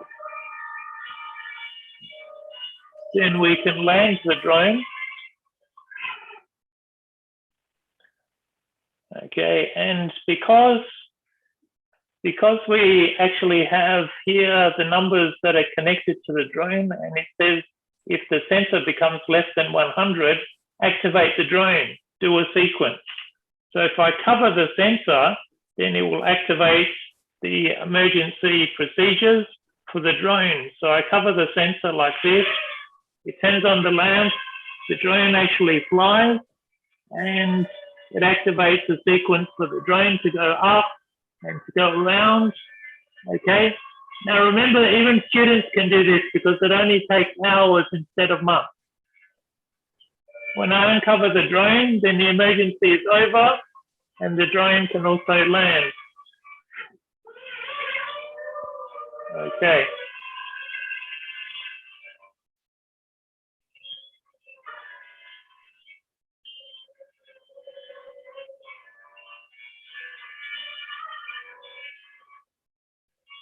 So Miro, you want me to explain the part about time saving for creativity? Yes, please go ahead. Yes, because I need to change my camera again. While Miro take a little bit of a break, I thought maybe to spark off some idea about creativity. So if Miro has demonstrated you can do, kids from primary school to high school to university can reduce their time of projects from months to hours. Do we have a lot of time now left for creativity? To recall, in fact, I ran out a bit of time just now.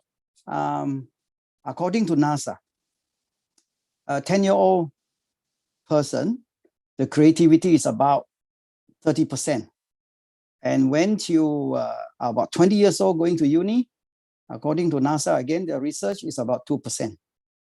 So then we identify why are we seeing this drop so exponentially? It's because maybe we go to school and learn how to regurgitate. I was one of them. I go to school to memorize things and I get super A's. But when I go to uni, my A's become C because there's too much to memorize in university in England. So then I realized there's something wrong with the system. Yeah.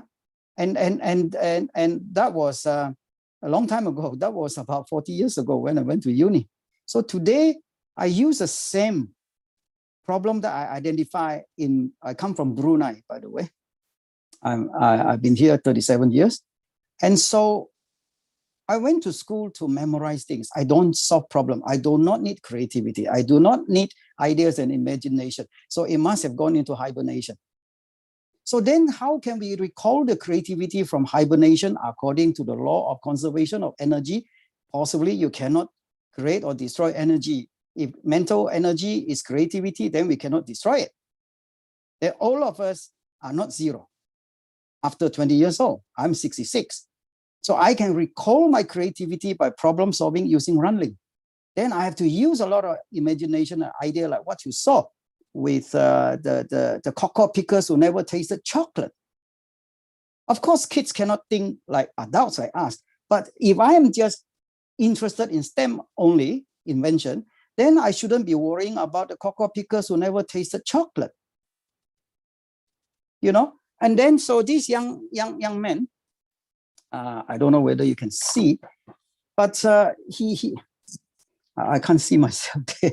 But anyway, he presented in Paris and met up with the Queen of Spain and told the story because there's 1,000 professors there telling their stories for about 5 days. Disturb you. Extremely sorry to disturb you. Can we finish the first Mirlos the presentation which he's doing, and then we can discuss. Sure. How much more time do we have? No, we are there. There are other speakers too. So once this presentation, no. I'm saying Miro, our time. We have 5 How minutes. much more time do you allocate to Miro? Because we are doing joint presentation. 5 minutes. 5 more minutes. Okay, Miro. Yeah, I think I have basically tried to share with everybody. If you can use technology to save time, then can you use that time to recall creativity from hibernation? Go ahead, Miro. You got 4 more minutes. Thank you. So because the students can recall the creativity, they can then change this problem, the AI game addiction, which Peng mentioned before as well, so that they can change it to have the AI STEM addiction. Okay, so they're changing the ADA to ASA on there. Okay, and this is the smart home that Peng mentioned before as well. But students, it's important that students actually use their laptops to be creative using this technology instead of being addicted to the games. That's actually what's very important. So the run link that I just showed you, it is basically something that is much faster. Like I said, hours instead of months. You don't want to have to go up the stairs instead of taking a lift. So with 1 line of code, they can already take their camera, they can put it onto their web page. 2 lines of code, they can control anything anywhere. And with 3 lines of code, they can add in voice to text as well, so that they're creative. What have they made? They've been able to use AI for retina on their camera, so you can identify and help diagnose people with diabetes. Yeah, they have been able to recognize skin cancers. The drones that I've shown you, they've been able to actually use those so that they can go out and help medical supplies a long way off, so they can deliver the medical supplies. And even using the camera on the drone, they can identify emergency situations as well. So this is very important that they use that creativity for the social good. And the students, because they're young, their creativity and imagination blossoms very quickly compared to us as well. So that's what we have seen. And many of the students then have ended up with international worldwide awards for that as well. Okay. All right. Thank you. And what I wish to do is also send out more information for people as well, if they want to demonstration. see how this creativity works, and another demonstration we can do directly so they can see how it works across the internet remotely as well. Thank you. So much, sir. That was a beautiful live demonstration, and it really excited all of us. We can understand how children are going to be all the more interested in learning when it is taught in this experiential mode of learning. Wonderfully put up, sir. And just due to the paucity of time, we rushed through. Otherwise, we would love to have the in-depth understanding of the slides that you were just displaying to us. Thank you so much. To do more demo, and we will put our details into the chat box, and it takes only about 10-15 minutes demo when you have the time. Thank you. Thank you so much, sir. Now I would like to call upon Professor Ujjwal Chaudhary, sir. He is a Vice Chancellor at Mass University, West Bengal. Professor Ujjwal K. Chaudhary, currently the Vice Chancellor in Kolkata, earlier the Dean of Symbiosis and MET Universities, Media Advisor to Government of India and the World Health Organization. He is a known media academic and will present his views on creative career post-pandemic. Welcome, sir. Thank you. Thank you. Let me try to go to the screen if I can. Just a minute, allow me. The screen has to open. Yes, in the meantime, this one is not the one I want. Just a minute, allow me to open the screen. COVID media. Yeah. It has been a good presentation, good program going on, and a lot of diversity. Screen share. Kindly give the screen share, please. You have it, sir.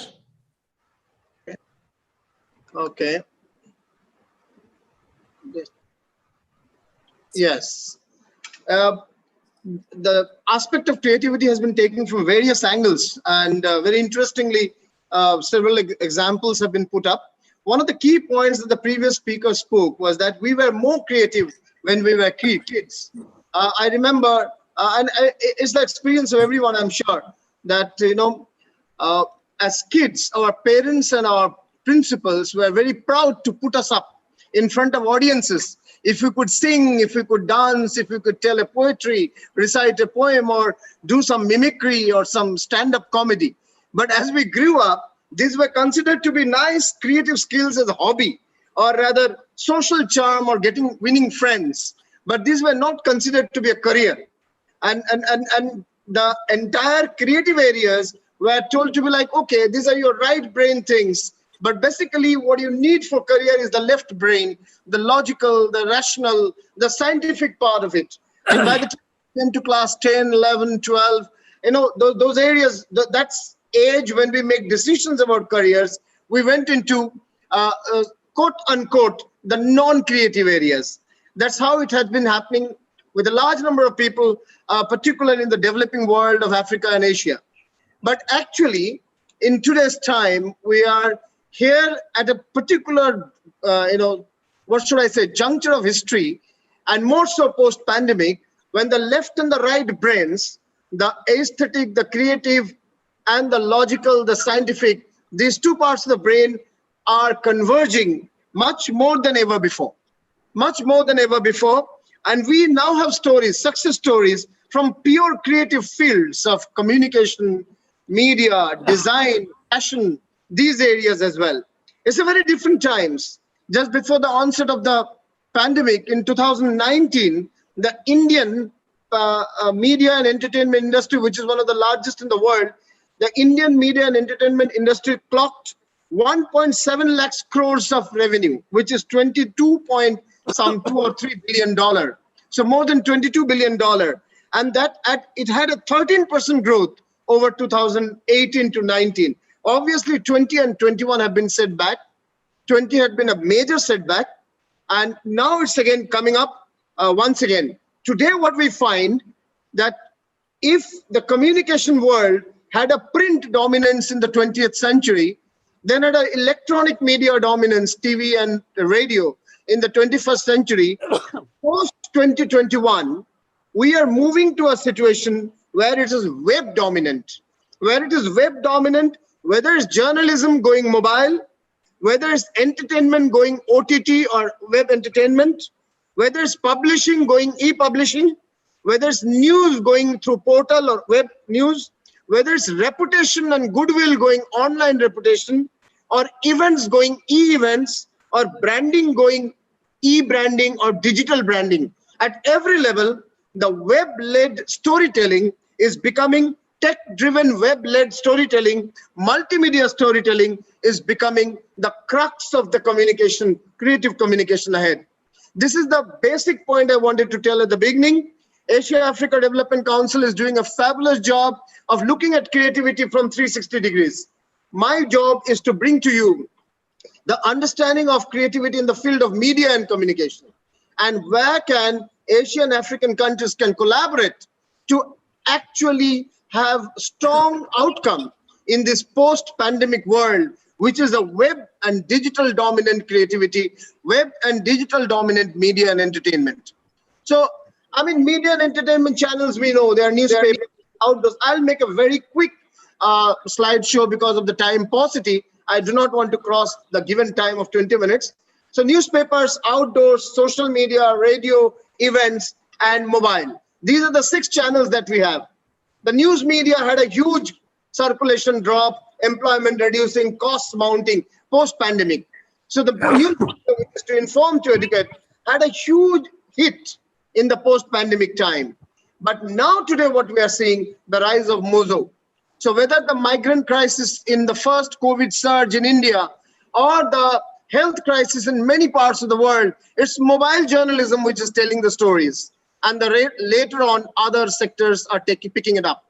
The portable, it's updated, search-driven, lower cost to produce mobile journalism. And the best part of online journalism is, while audio is radio, audio and video is television, text, infographics, pictures is print, it is only in the web, all the 5 converge: audio, video, text, infographics, and pictures.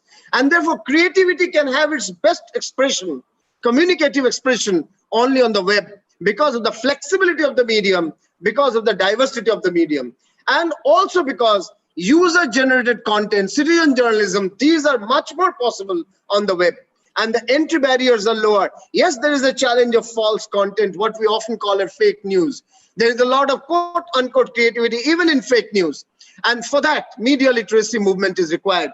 In the Afro-Asian countries also, it's important that we bring in media literacy movements in the higher secondary level of the schools and the colleges, so that people can differentiate between good and bad media, good and bad creativity, in the sense of something which is false and something which is true.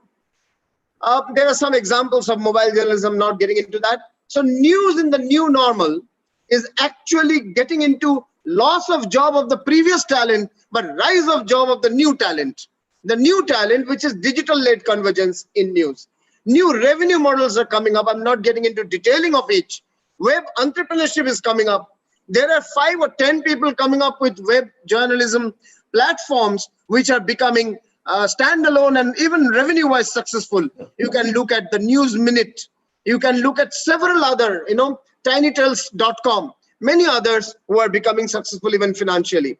Cinema. The long closure of theaters have happened. Even in India, the theaters in large part of the country is still closed. Across the world, the biggest theater chain, AMC and Cineworld, are largely closed. Only some have resumed.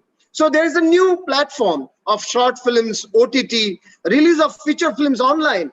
Could you think of a Hollywood or a Bollywood mainstream cinema releasing on online? It is happening. Even cinema of, let's say, not just the Nawazuddin Siddiquis of the world, but even of Amitabh Bachchans of the world. And the Gulabo Sitabo, if you remember, was released. Even recently, Akshay Kumar's film released online. So this, in all these, what we're seeing, the new cinema has story as the hero. Less characters, more intense. Costs are lowered. Production is simpler. And yes, blockbusters will come back. Blockbusters will surely come back, but there will be very less. And the entire families will enjoy the blockbusters, but mid and small budget cinema will go online. So the creativity is moving online even in entertainment. I must tell you that 2019 box office income in the world was USD 42 billion. And even in that year, when there was no pandemic, the word wasn't known.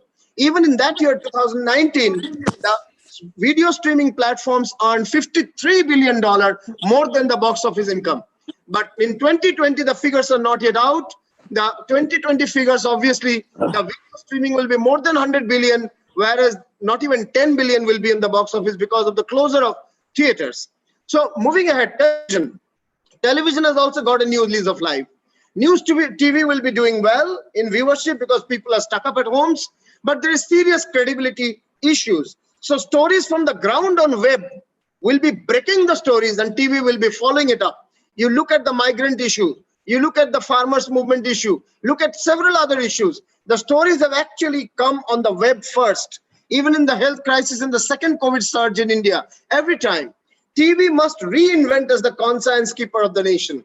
Now here, digital and TV convergence will be of great importance. And there will be creative interpretation of content in TV, particularly entertainment TV. One episode, one story.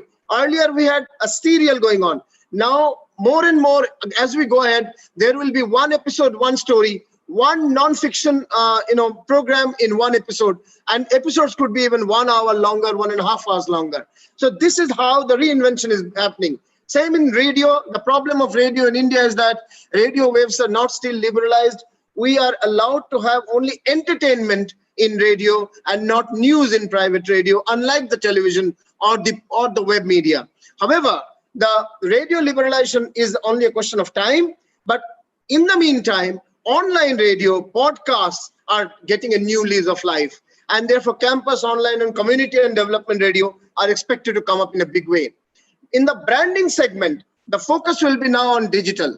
Earlier, people used to first create the brand in newspapers, through newspapers. Then came the television.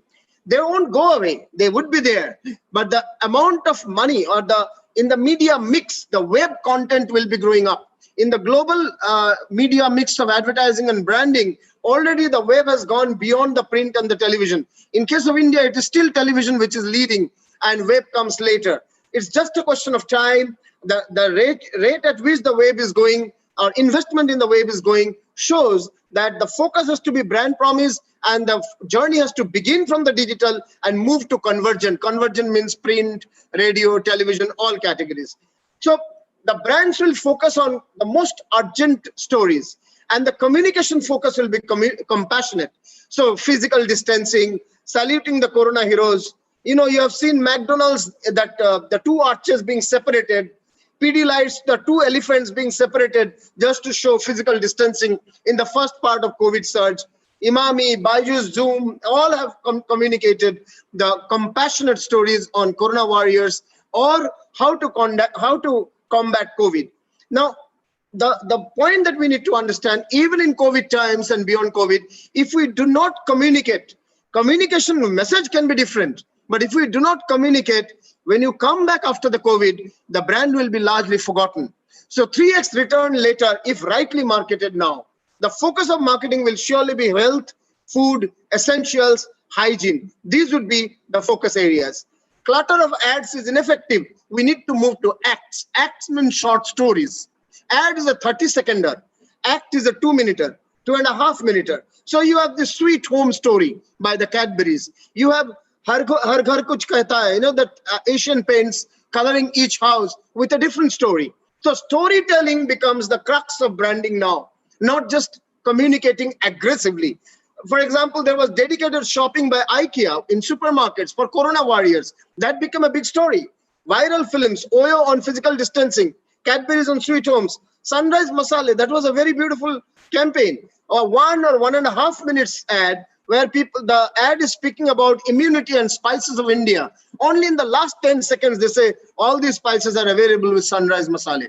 So this is the type of campaign, and this is more so you may think the television does not have scope for long ads. Yes, therefore, these ads are more seen in the web, less in the television. And web is focusing on this sort of different communication, more compassionate.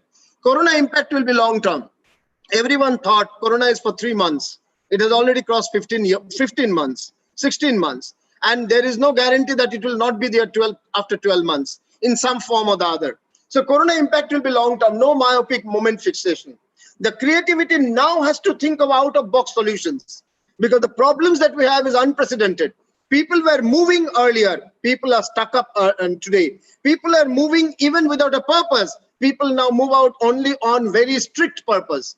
So their habits are changing. Their digital habits of education, online education, digital habits of health, getting online, medical suggestions or medical consulting, even legal consulting, the hearing of the court. Could you even think earlier that hearings of the court are happening online? And entertainment surely is online. Under this situation, there is a short-term, there is a new consumer experience, restricted social interaction, and therefore the brands have to think of newer ways, creative ways to get connected. Short-term acquaintance to sustain loyalty, from communication to conversation. Earlier, it was enough to communicate because there was fast life. Today, people are restricted. It's important to converse. Even if the people are criticizing your brand, it's important to talk to them and even and respond to them. So conversation is more important than communication of today. In PR as well, e-press conference, our university did a press conference with 84 journalists, but they were in 84 homes in 5 or 6 cities. It was about the launch of a combat COVID document by the university. 84 journalists would not have come physically for a university program, but they came because it was an e-press conference, online press conference. Digital reputation. How are you viewed by the audiences, even those whom you don't know, digitally? Online dossier, cloud resources, digital personality of the brand and its leader. Webinar speaking slot. I mean, some of the stalwarts are speaking here. So this shows, this sort of slot shows the positioning of a particular scholar or a particular work. Research documents and policy papers in PR would be very significant because every aspect of life is going online and it requires a new research and a new policy. Therefore, government is coming out with a new education policy. The government is coming out with a new sports management policy and many other new policy for OTTs and news portals. So there would be requirement of such work as well. These are the focus areas of post-COVID PR. Events. Most events are going e-events, as we know. Digital events of all brands. Concerts have gone on. You know, Arijit Singh had a concert of 1 lakh audience online on this Hangout, Google Hangout. 1 lakh audience. Literature festivals like Jaipur Literature Festival had more than 40,000 public participants all across online this year, 2021. Fiki Frames in July 2020 online. CPH Docs, which is world's largest documentary film festival. It went online and 30% more audience because even sitting in India, you could participate in the CPH Docs Fest, which is in Germany. 28% more revenue because $5 had to be given if to enter there online. Cannes and Oscar have gone online, as we know, in 2020. Sports contest, Bundesliga. There was physical sports with face protection and gloves and no audience. Only media amplified it. IPL, cricket, our own IPL, online and amplified. Though, now it is moving to UAE for the next year, for the next, season. Webinars with entry fee have started because the webinars have high-end content which otherwise would not be available to the audience. Esports tournaments have come. Now, these are the new business opportunities. Could you manage? Once someone to think of event manager was a physical event manager managing light, sound, and everything. Today, hosting an international webinar with 1,000 or 5,000 people participating with multiple breakout rooms is itself, that host job is a job now. That's a job which is a paid for job. This was unthinkable 2 years ago, 1.5 years ago. Media. Ujjwalji, please check your chat box. Yeah. So the costs are getting lowered on the media business. Turn the digital into unique proposition, value command a price. Going digital is not enough. Having a unique value is important. So I would not get into the business part much more because of the limitation of time. What's significant is the last slide that I will put. First, we need to go digital, then physical plus digital, and then convergence of all media. We have to lower down the cost of media and entertainment or creative output there, but create a high value and USPs. Crowdsourcing is a new source of fund, which was less exercised earlier. Consumers' paying willingness has to increase. Therefore, as you see, that free content, the level of good free content is going down, paid for content is coming up. Focus on brand promise, brand value, and the stakeholder, and not aggression. Earlier, it was an aggression. New concept of 720 degrees surround communication. 360 is the print, television, radio, and web. 720 is when you include social media, WhatsApp, and virality, everything together. So 720 degrees is the new challenge of communication, and creatively it has to be sorted out. User-generated content. So it's not only the producer, but the users whose content also will be becoming important. Platform is the focus, not agenda setting. Gatekeeping to get opening in media.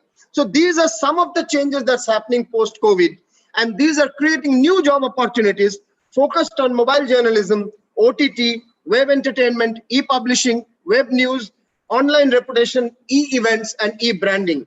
And therefore, all of these creative expressions in communication would require multimedia storytelling, and it requires a new type of training, a new type of learning. If Asia Africa Development Council takes up the task of preparing new talent for this new regime, which is led by the web, and a different expression of creativity, that would be really great.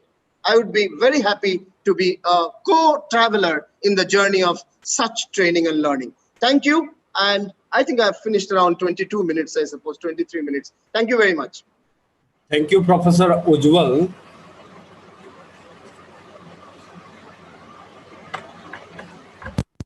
Thank you, Professor Ujjwal, for your marvelous presentations from the Asia Africa Development Council, Council for Sustainable Peace and Development. We will. You're not audible. No. Low, your volume is low. You can just speak a bit loud maybe, or come closer to the mic. Hello. Yeah, it's okay. Yeah, first of all, I would like to thank Professor Ujjwal K. Chaudhary. Thank you. For his marvelous presentation toward the web presence and current generation of the media and broadcasting. We will very happy to work very happy to work together for the journey of the global innovation, peace, and sustainable development through the media promotion and branding. Very good. So, shortly, we will work together. We will plan together which way we can work for the new generation of media, new generations of media broadcastings, new generations of media telecastings. So I'm personally inviting to be the parts of our journey. Thank you very much. Thank you. Thank you. We will surely work together. Thank you so much, Professor Chaudhary. That was a power-packed and fast-moving presentation, I guess. So much of information in such a short time. It was like you were automated. It just bang on and on. And you gave us a bird's eye view of each and every aspect related to this. Wonderful. Thank you so much, sir. Now I would like to call on Dr. Raghuraman. He's a global leader and management consultant supporting the mission of global innovation, peace, and sustainable development. Dr. Raman.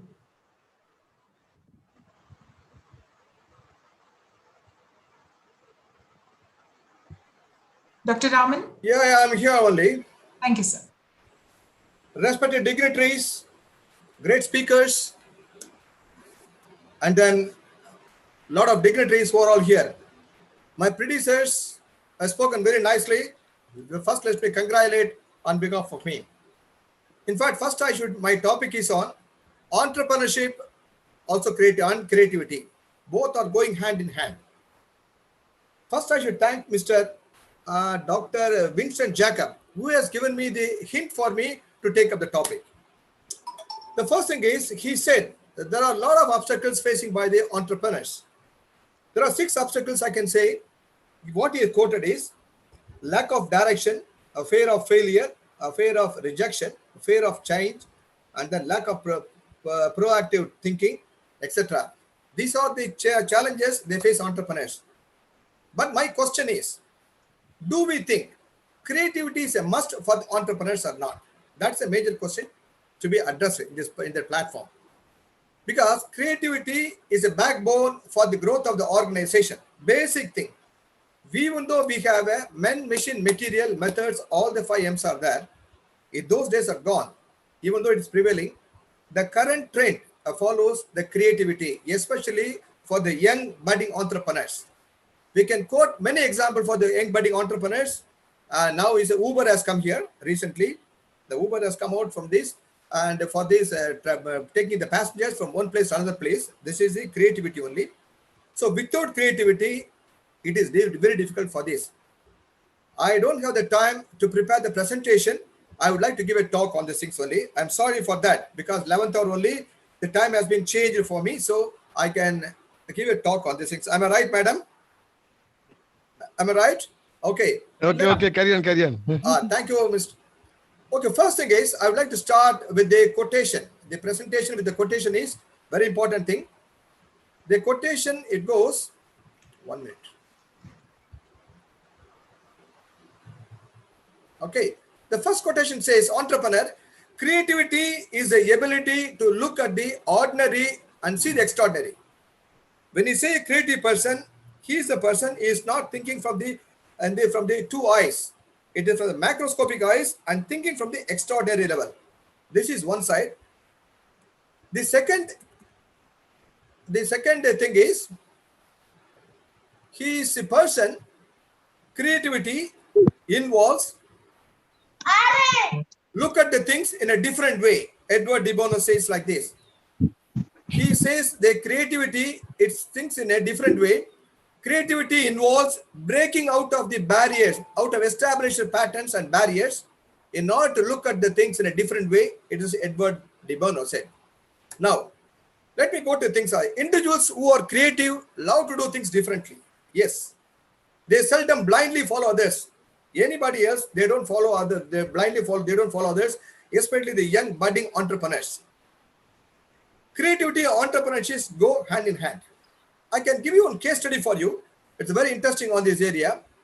Mr. John was working in ABC Industries as a sales executive. His role was simply to call the potential clients from various offerings of the organization. He will explain to them.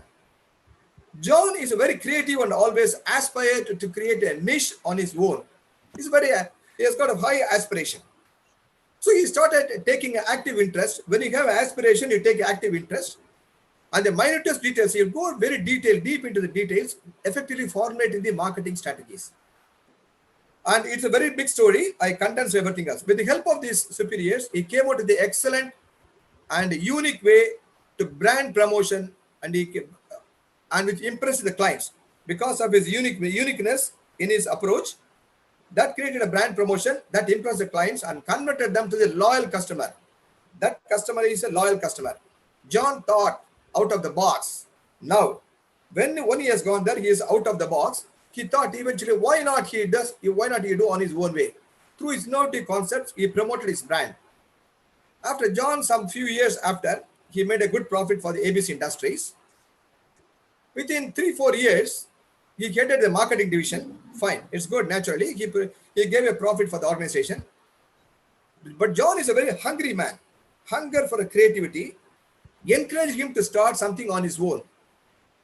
He opened a new firm and employed like-minded people, like-minded creative people, not like-minded creative people, and thereby is one of the successful man. So, if you see John's career path, let us see one thing else. A sales executive on his own firm within a span of few years, 4 or 5 years, he made a huge impact through his creativity within a short span of time. I am not interested to go who is entrepreneurship, what is entrepreneurship. These are all very minor things are there. Let me understand a few things. My question is, why do you actually want to establish his own business? As an entrepreneur is a person who wants to establish his own business.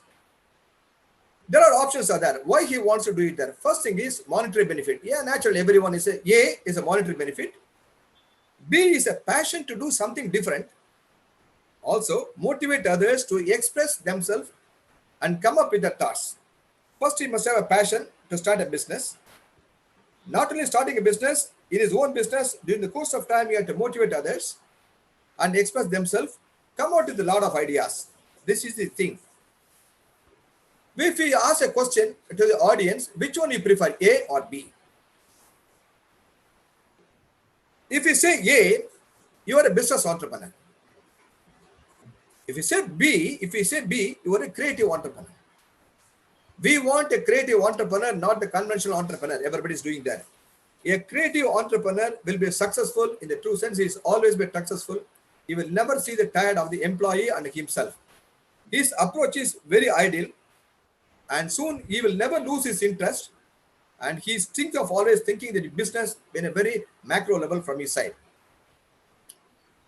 Okay, a successful entrepreneur, a creative entrepreneur, we can say he will not follow that, do not blind follow others. These are the people, they don't simply copy the content from competitors' website and follow the practices. It is not there.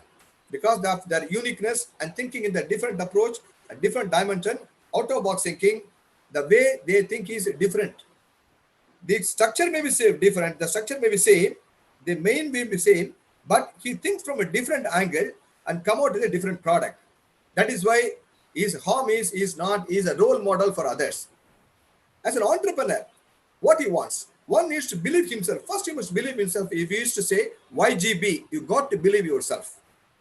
If you don't believe yourself, you cannot be a successful man. For not only entrepreneurs, for anybody else. Believe himself and believe herself is more important thing. If you want to come up in my life in a particular direction, in a particular focus, yes, I will, I can. These true words are very powerful words, especially for the entrepreneurs. The purpose of starting a business needs to be very clear. First thing is you must be very clear why you start the business. Yes, when you start the business, when you conceive the idea itself, a lot of challenges you have to face. Challenges are inevitable. You have to accept the challenges. Creative people really do not bother about what others thinking. If I am creative, this is not there. I see A, B, C, lot of creative ideas I'll have, and then I will go here, I'll go accordingly for this. As an entrepreneur, research needs to be thorough. Before entering into the entrepreneurs, research needs to be thorough. When you want to be doing the research, you should always be creative. You should open your antennas from different directions.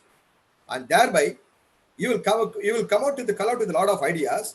All the ideas will be pooled there, and then come out with a new idea. It is nothing but a brainstorming session, we can say.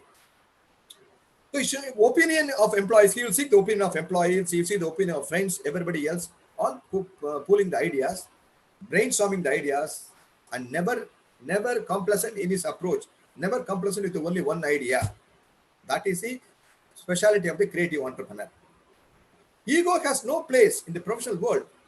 You know what is the ego? EGO. Ego means nothing but edging God out. I am superior compared to God. So nobody is superior compared to any. You can say God or anything superior power. No one. Ego has no place in the professional world, because now the current trend is the current pandemic situation. Give and take policy, win-win approach is the most important business model nowadays going to take place. And he also encouraged the people to inculcate creativity, which is more important thing in that approach. He always asked them to creative with a lot of products, new products. When the business grows, one stage, another stage, second stage, when you say product life cycle stage, when it comes to before the maturity stage, he will come out with the new ideas, new products. That's what the Tata is very successful. A Tata Nano product, Nano car, it was very successful because he has been put in the efforts of 10 to 15 years of creativity, 10 to 15 years creativity in his model. He come out with a brilliant new model of the car. Classic example, the current example I can say. Then, if you say he will not come out with the attempt in oneself, gradually he will be surprised to see tremendous output. Encouragement, motivation is very essential for the employees to come out with the brilliant ideas. When they're brilliant, everyone has got ideas. God's creation, everyone has got ideas. We, the people in the higher level, I'm sorry to say like this, we, the people in the higher level, they shun their ideas, they don't listen to their ideas. I can quote an example of one of the companies, Southern-based company. He is a person, the chairman of the company. He will always seek the ideas. The best ideas will be given a reward, even maybe sweeper level to the chairman level. Everyone has got creative ideas, but we are the people not allow them to speak because of our ego. Listen to your employees and do not forget to take the feedback. Most important thing is feedback means open feedback. As an entrepreneur, you may have only a few employees with you, around 100 employees with you there. Take the feedback from them. Don't ask their name. If you get the feedback from them, the feedback gives you a lot of energy for you, a lot of potential to grow the business. Because many people conceive the feedback because it's something affects for their growth. Don't ask the names of anybody else. If you ask them to give the feedback openly from their side, you will get plenty of ideas.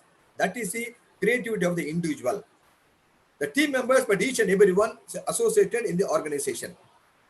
Let me see the creativity. There are three phases of creativity in the entrepreneurship. One is a creative phase, a second is a product phase, and third is the organizational phases. Three phases are there in the entrepreneurship. In the creative phase, entrepreneur can come out with a lot of ideas directly based on his various endeavors, previous experience like this. In the productive phase, he makes these ideas reality into the job done. His ideas will be translated into the action. This is second phase.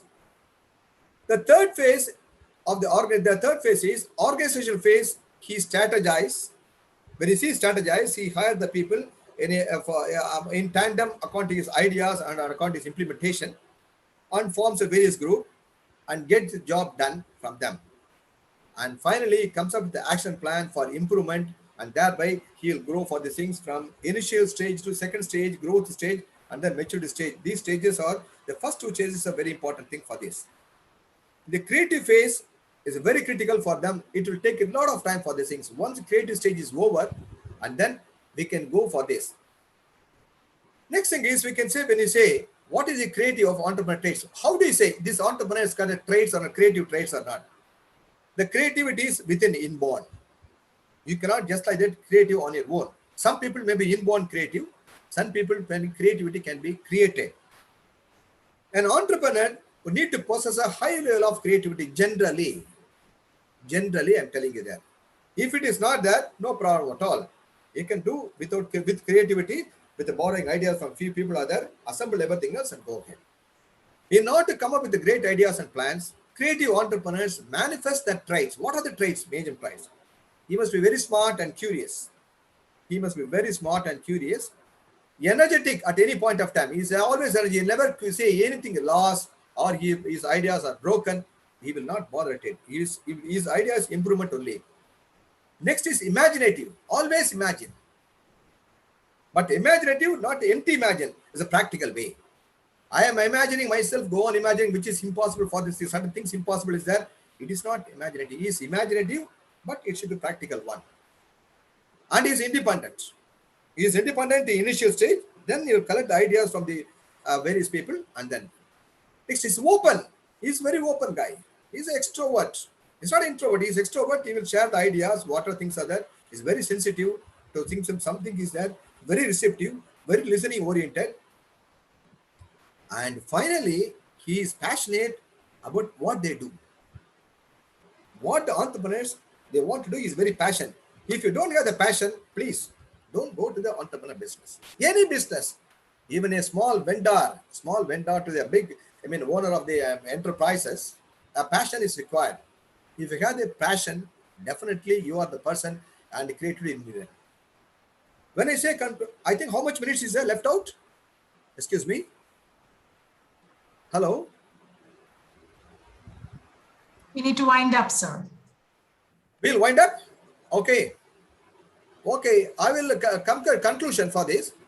And the role of creativity of entrepreneurship is, first thing is high level of success.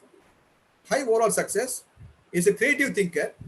He will increase the productivity, and followed by, he will always be exploit the employee potential. He will cross the boundaries. He doesn't have any boundaries at all for them to cross. And then is a very critical thinking, encourage the critical thinking from not only from his side, from the other people also. So in total, I would like to sum up. In fact, all the entrepreneurs begin to realize how innovation and invention differs. We know we don't want to explain too much of things about innovation and invention. Both differs for this. Invention refers to a new, unique concept, while innovation is an idea which is unique as his original one. If you want to be successful, you need to be creative and a new idea differently from to be innovative. That way, it is easier to run the concept into reality. And thank you very much for the opportunity given for the AADC, and they will also be very successful in future. If anything from my side is helpful for this organization, I will be here.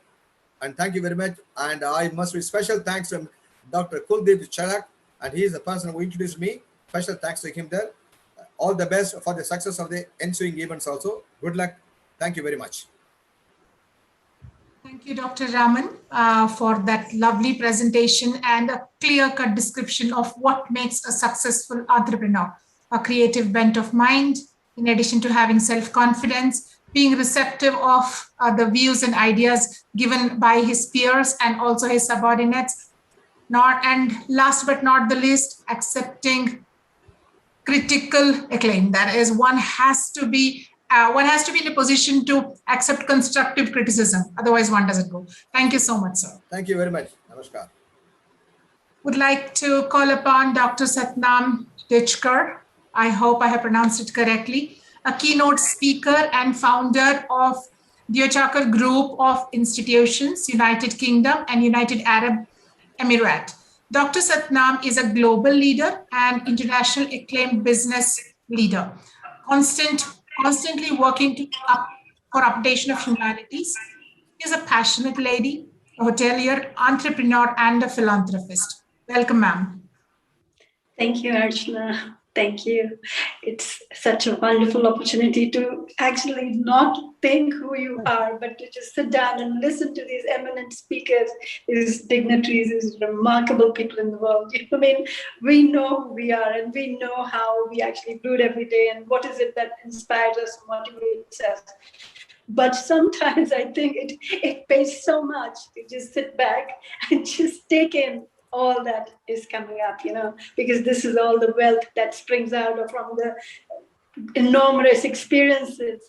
This is something we cannot learn in schools, we cannot learn in courses, we cannot learn in any kind of, whatever academic we go through or whatever. This is precious knowledge coming from the right up that we're talking about creativity, isn't it? What is it? The human mind is actually a birthplace of creativity, isn't it? It is the best form of AI, it's the best form of any intelligence, any robotics, any kind of technology, because where does it all spring from? It's all here, isn't it? So it is such a fortunate thing that Asia-Africa Development Council have gathered here today, bringing up all these remarkable people like jewels, putting them together into this beautiful garland and witnessing the changes that are happening in business and happening in the world, and still trying to bring this hope up together.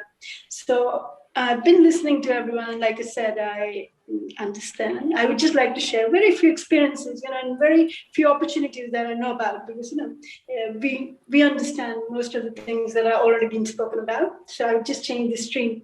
And as I was speaking to entrepreneurs, and they're talking about how you become an entrepreneur, I will talk about the limitation, but the hopes. Okay, we do have limitations, as we understand. COVID's pushed on to a very different zone, something that I don't think any of us sitting here had experienced in their lifetimes, because this is one of those phases that comes after, God knows, years and years. So fortunately, even amidst all those problems, I think we still have some hope.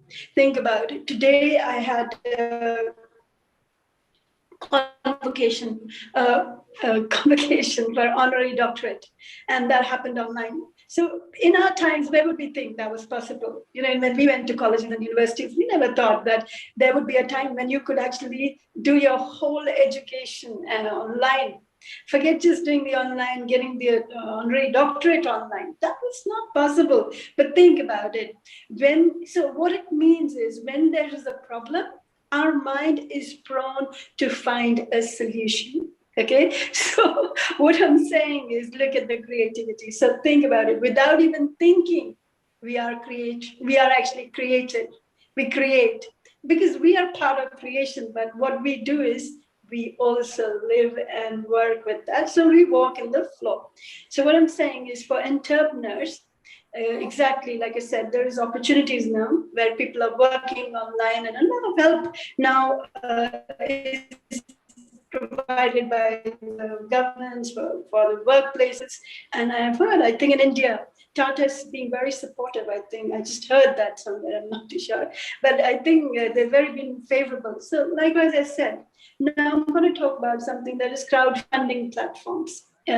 Which is very popular in the West. I think in UK, in US, in every other European world, we talk about crowdfunding, the platform where these ideas, like I think Mr. Raman was talking about, and one of my other friends was talking about, they say we have ideas. And yes, we do have ideas. And I think the problem sometimes is we just have the idea and we do not have the mechanism to take it through or actually give it that route that it will actually materialize into a free flowing, like an opportunity, or it will materialize into something that would come into benefit for everyone.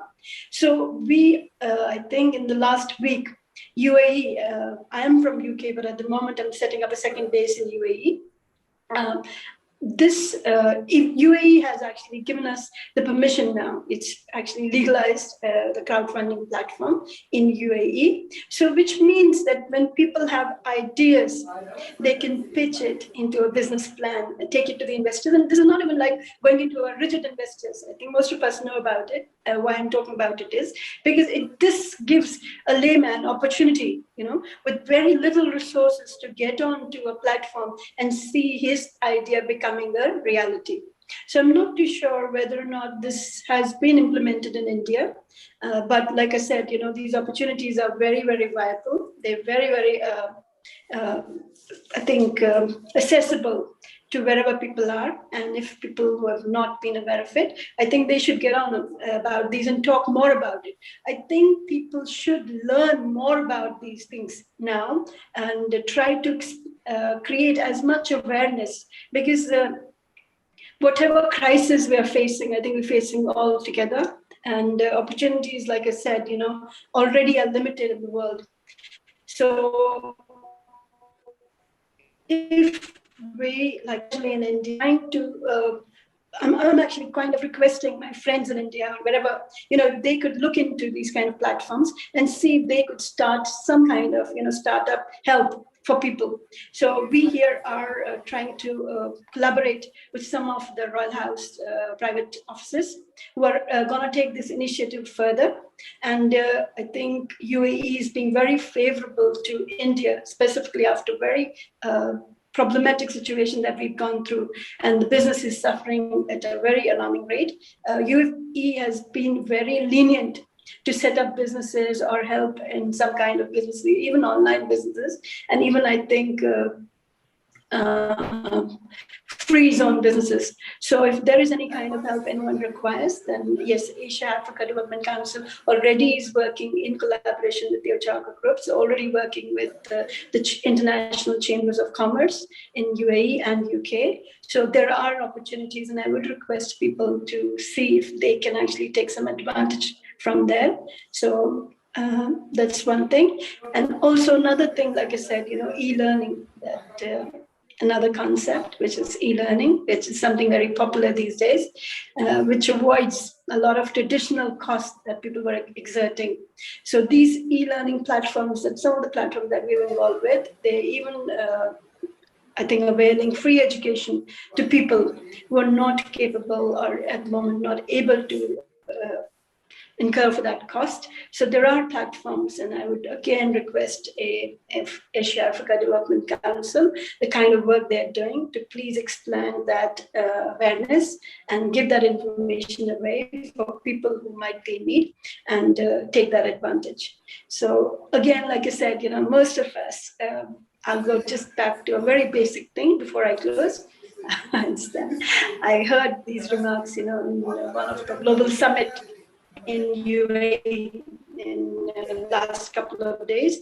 It was a global summit, and I saw people from 200 countries and all the business leaders and the Royals, everyone talked about business. And that made me think, wait a second, during COVID, people still managed to progress things online. They still managed to get on, still managed to do the MOU, still managed to sign business agreements. And I was wondering on the cost that these traditional seminars and summits are exerting, and people are actually traveling from America, Russia, God knows where, and God knows how many problems they must have faced trying to quarantine and trying to be, stay home and then come out and then go through all those procedures. It's not the traditional way of traveling anymore, is it? It's a massive job. So that made me think, thank God, we've got these online platforms, the online ways of actually getting the same benefits, getting to the same level with these opportunities. So we are thankful. Like you said, there's a lot to worry about, but there is a lot of hope as well around. So all I would say is, let's concentrate on the hope. We do understand there are problems, but there is a lot of help around as well. So let's continue to see how we can support ourselves and we can support each other. Thank you. Thank you so much, Dr. Satnam. Indeed, what was, first things first, hearty congratulations on being awarded a PhD, an honorary degree, that is. Congratulations on behalf of the forum and the conclave today. And indeed, what was unimaginable a couple of decades ago also is a reality now. It is a new normal, and we need to adapt or perish. We need to understand that. And it is not just e-learning, e-governance, e-sports, e-concerts, everything is E now. So I think we have to adopt this. And one of my mentors, Brigadier Sushil Basil, always used to say, when the going gets tough, the tough get going. And then I think and he changed it to, when the going gets tough, the tough go online. I think this is what has proved now what it is.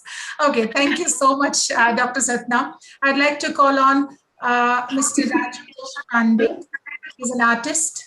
He loves to illustrate through art apart, and he has published some silent books, some sets of interactive cards, and created some multimedia videos for children. Welcome, Mr. Deshpande.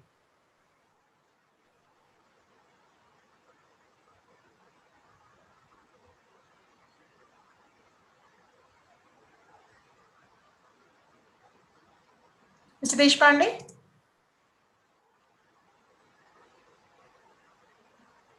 Hello? Archana, if he's not ready, you can call Mr. Arunji. Yeah, I was just checking. I was just checking if he's here. You may call. You can take over. Shaluji can take over, and she can introduce Arunji. Thank you. Yes. So thank you for being such a lovely audience, and thank you for all the speakers for having cooperated. Yes, we overshot the time, but irrespective of that, every speaker, nuggets of wisdom that we have accumulated here. Wonderful learning. Now I hand over the mantle to Dr. Shalu Sehgal. She is an associate professor and she teaches in SIBL. She handles finance and technology. She is an amazing personality. Shalu, the stage is yours.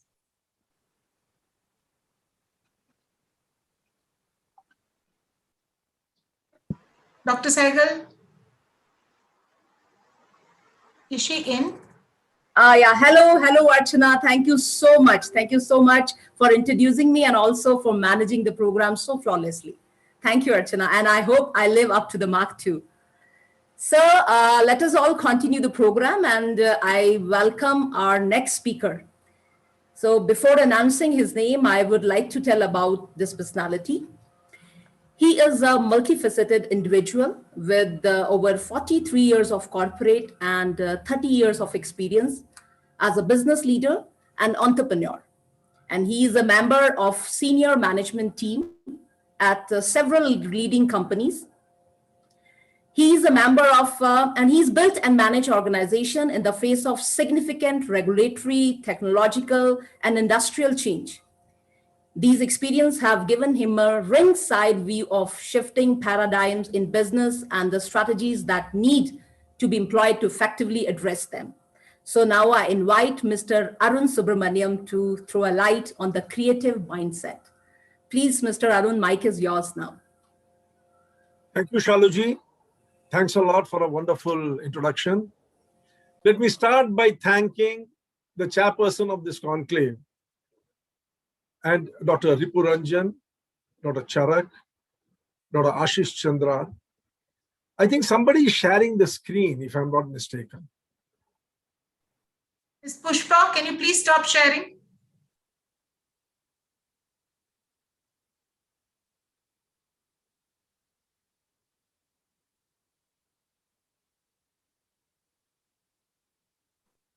Ms. Pushpa, please stop sharing.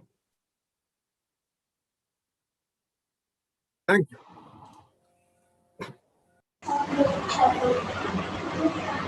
Let me start by thanking the chairman of this conclave, Dr. Ripu Ranjan, Dr. Charak, Dr. Ashish Chandra, the esteemed members of the organizing committee, the personalities who have been working day and night from behind the screen to make it all possible, Sushant Mysurkar, my dear friend, who is so passionate about everything concerning creativity, the esteemed speakers who spoke before me, and my dear friends.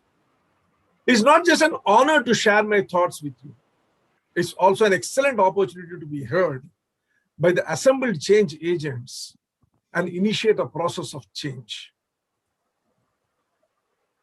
You know, I am reminded of what Brutus delivers in his speech to Cassius in Act 4, Scene 3 of Julius Caesar, where he says, there is a tide in the affairs of men, which, taken at the flood, leads on to fortune. Omitted, all the voyage of their life is bound in shallows and in miseries. On such a full sea are we now afloat. It is such a time, turbulent and engulfed in uncertainty, but pregnant with possibilities. What is it that we are going to do will decide whether we are going to move forward towards a life of fortune and excellence or languish in the shallows of misery. Something very similar was said by Charles Dickens. Perhaps you recognize the opening paragraph of The Tale of Two Cities by the immortal Charles Dickens.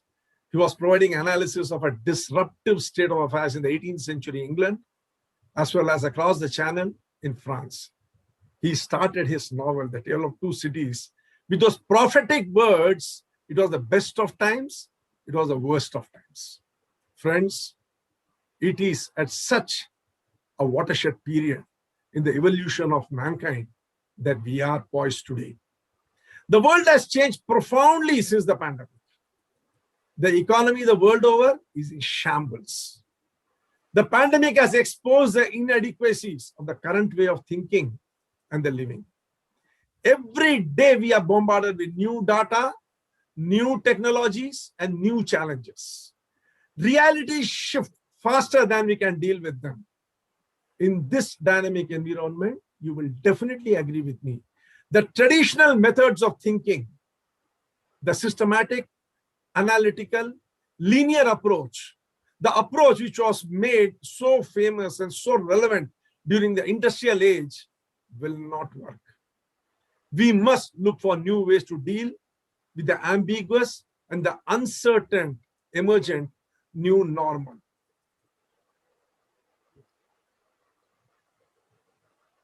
We must look for new ways of doing things. There is an urgent need to develop what we call a creative mindset, a new solution option, rather than a tried and true linear thinking pattern is today required to handle this profound change reality. Let me get this into perspective. Consider that the turtle has been around for nearly 220 million years and has yet to make an innovative lifestyle improvement. So what separates us from the turtle? The answer is our creative brain. Our brain allows us to feel, love, think, be, and most important of all, create depending upon the need of the time. If an organism's behavior is to be understood properly, it is to become better tuned to its environment. There is a need for plasticity in those systems interacting with the environment. One consequence of such a plasticity is the organism's ability to visualize future possibilities due to current and evolving perspectives and to adapt to them. Many think that creativity is a gift only certain people possess, like the Einsteins, Mozarts, and the Shakespeares of the world. However, the truth is, creativity is our default setting. Every person who is born creative. Cognitive science tells us that the first 3 years are the most intense learning period of our life. What drives this learning at this period is the creative ability inherent in us. Curiosity, questions. There are so many mothers here. Aren't you pestered morning, evening, night by questions from your children? Insatiable thirst of understanding the environment are what drives learning. The latest neuroscience research suggests that create mental functioning involves specific brain activation patterns amplified through conscious effort and little practice. These are skills that anyone can master. Careful analysis has shown that we lose our creativity as we grow up trying to tune to the need to be aligned with society and the environment. The pandemic is fast redefining social and environmental norms. Would it also act as a catalyst to change our view on how we learn to interact with each other, do business, and raise families? Many speakers before me have spoken about creativity in various fields. I would like to say only one thing. When you water the roots, the tree takes care of itself. Most leaders agree on one thing, however.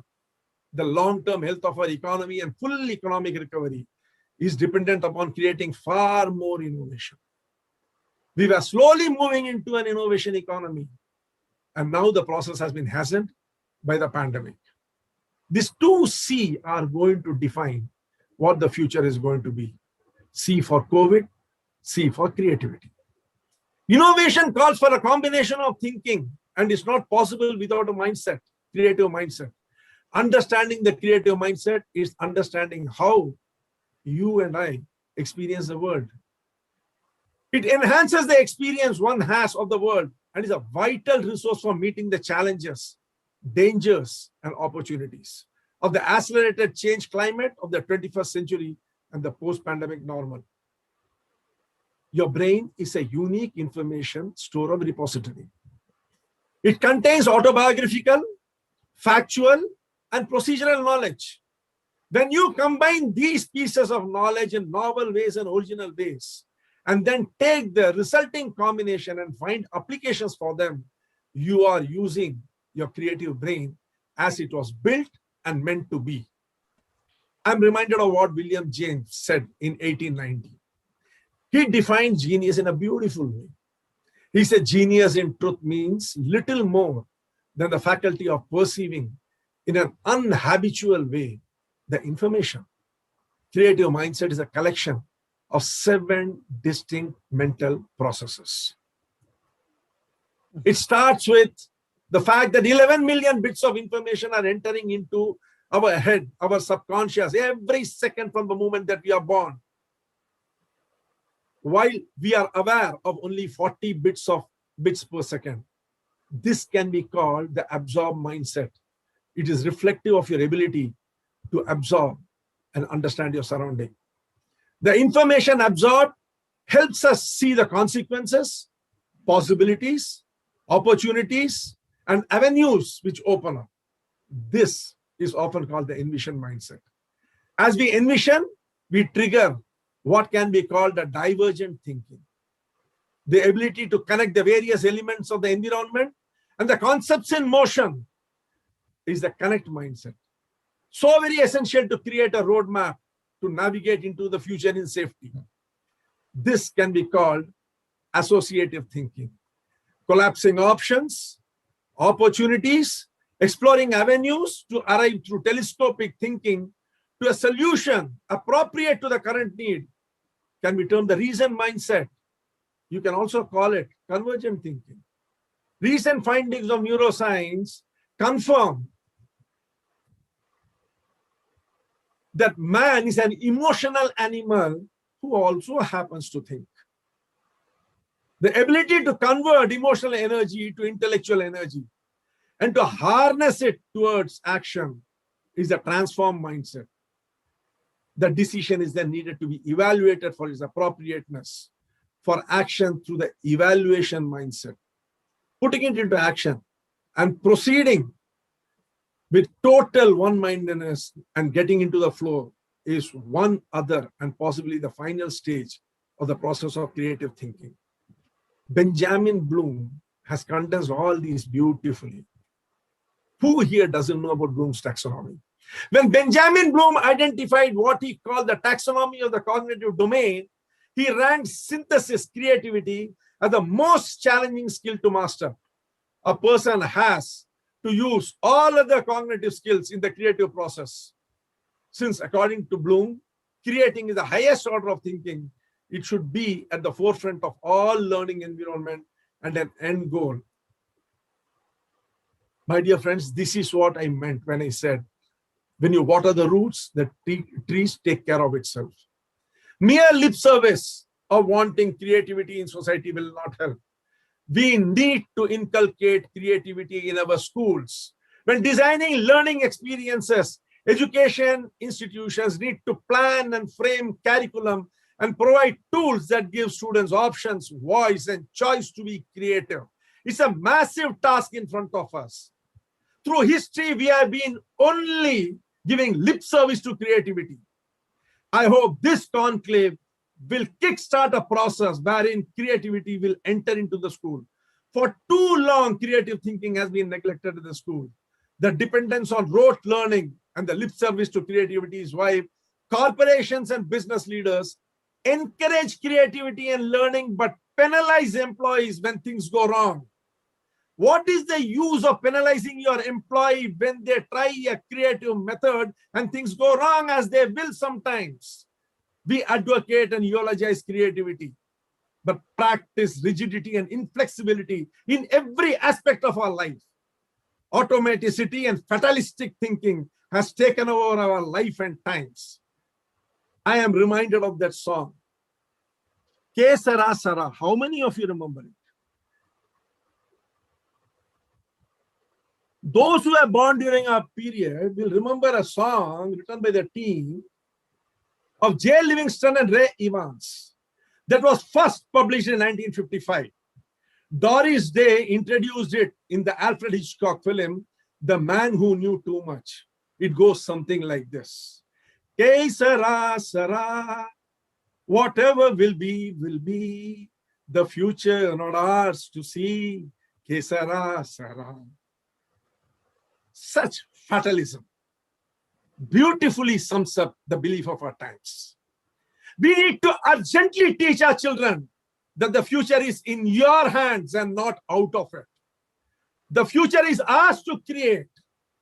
The world needs to realize that creative thinking is the panacea of all evil surrounding us and the one-stop shop for all solutions to emerging problems. It is time for creativity to become an integral and essential part of life. If we start now, in a couple of decades, we would have raised a citizenry of creative geniuses and in the process served generations to come. I close by wishing the organizers of the conclave the very best and promise to take forward the message of creativity to all those associated with me. Thank you, friends, for this opportunity of expressing something which I have held very deep within my heart. Thank you so much, sir, for giving us insights about creativity and learning, like new normal. Yes, sir, we have to see new ways of working, new processes, new results, new creativity, telescopic thinking, convergent thinking. So, wow. Thank you so much, sir, for putting bright light on this creative mindset. Thank you, sir, again. Thank you, sir. Yes. Thank you. Now let us welcome our next speaker, Raju Deshpande. He is an artist. He loves to illustrate through art. Apart from, he has published some silent books. He has set of interactive cards and created some multimedia videos for children. So let us welcome Sir Raju Deshpande. Sir, mic is yours.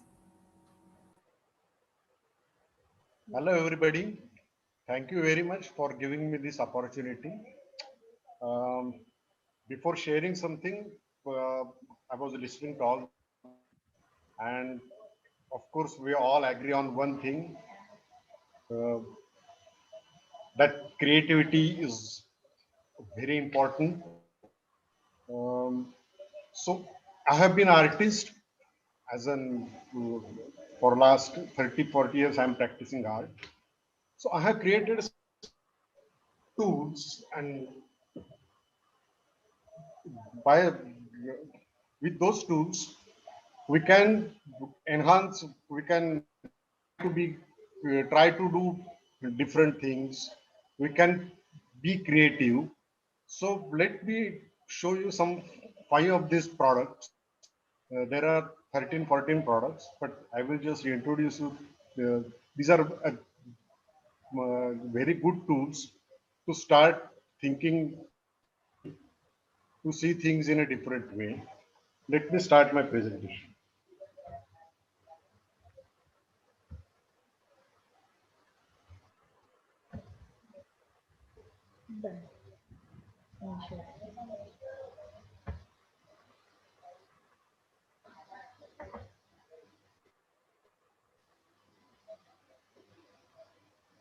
Hello. This is Art Apart. I am one of the partner of this company.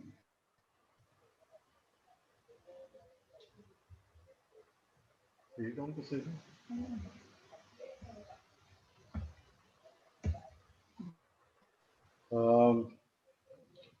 This is the brief introduction of our company. We are visual art based company. We have been creating silent big books, means there are only illustrations in these books. So one can create their own stories. There can be multiple interpretations of the same book. One of the aspect. Then there are visual interactive cards. There's a set of interactive cards. I will be introducing some 5 set of these cards now. We also make multimedia videos. Like in these times, we are creating some 10 videos for children depicting different the values which we think are very important in this time. So I will share the link for that YouTube in the chat box afterward. In our team, I'm an artist. My niece is a writer and filmmaker. We are 4-5 people who are working closely with each other. And one of our strong belief is art is a very potential tool for self-discovery learning. One need not be a professional artist to practice art. That is, I believe, profound. This project, all these products these are only visuals. There is no text. So you can interpret the whole thing the way you want, open-ended. So there can be multiple interpretations can be drawn with the same thing. There is no right and wrong about everything. So our users, schools, children and parents, social organizations, you can read this stuff. Let me introduce products and then we can come back here. So one of the product is So Many Ways. It is a set of interactive cards of 32 cards. It is called So Many Ways because many times we use this term that there are so many ways to do things. There are things. There are so many ways to interpret things. So one day I asked myself the question: is it true or is it just a sentence we use randomly?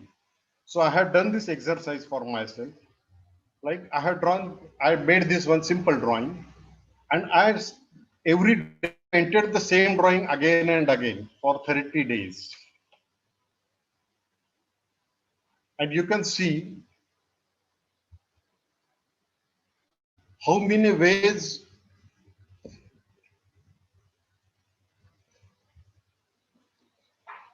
we can render the same drawing. The same can be rendered in absolutely numerous ways. After 30 days, all these drawings I made were of black and did not use any other color. And after 30 days, there was a realization, yes, I can go on doing the same thing again and again, but very differently. So many ways. So while using these cards, we can actually explore new ways of doing things, interpret the same situation in different ways, find a unique approach to your routine work. Your internet connection is unstable. Can you see this? Hello?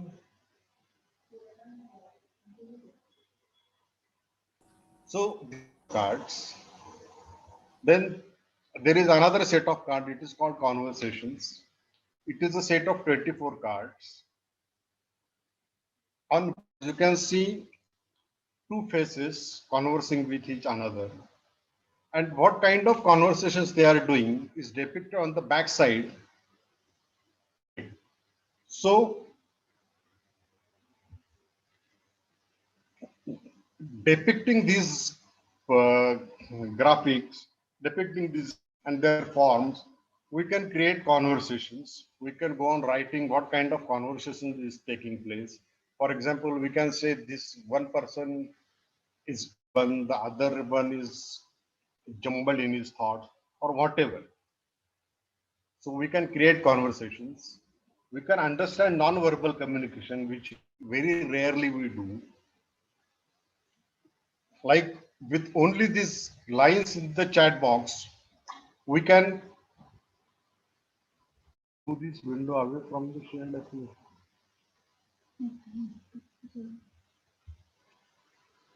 Like this, we can try to decipher non-verbal communication. And then we can create many stories. Like we can create who are these two people is taking place. Can we understand their relations? And with these kind of drawings, we can actually challenge preconceived notions which we have about people, how they look, about how they appear. And we can see our daily conversations in a very different light. This is one more.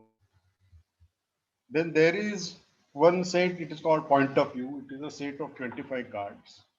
As you can see, there are 25 dots on, and when a person, the journey is from the first dot to the last dot, and when a person is on the first dot, same situation, the same dots, he sees in this way. But as he proceeds to another position, as he changes his point of view, same grid, the same dots can be seen very differently. They can be rendered very differently. There are so many possibilities in the same grid, the same 25 cards. They change. So with these cards, we can understand a perspectives. We can see these dots as a situation, and as you move from one position to another position, the same situation can be seen very differently. Again, we can challenge our biases. Like if I am a manager of a company and I see things in a different way, in a particular way, if I the same situation from my clerk's point of view, I will see the same situation very differently. Change your biases, discover different facets and dimensions. Like these are the 25 positions. This as an interactive card. So not all the cards are painted.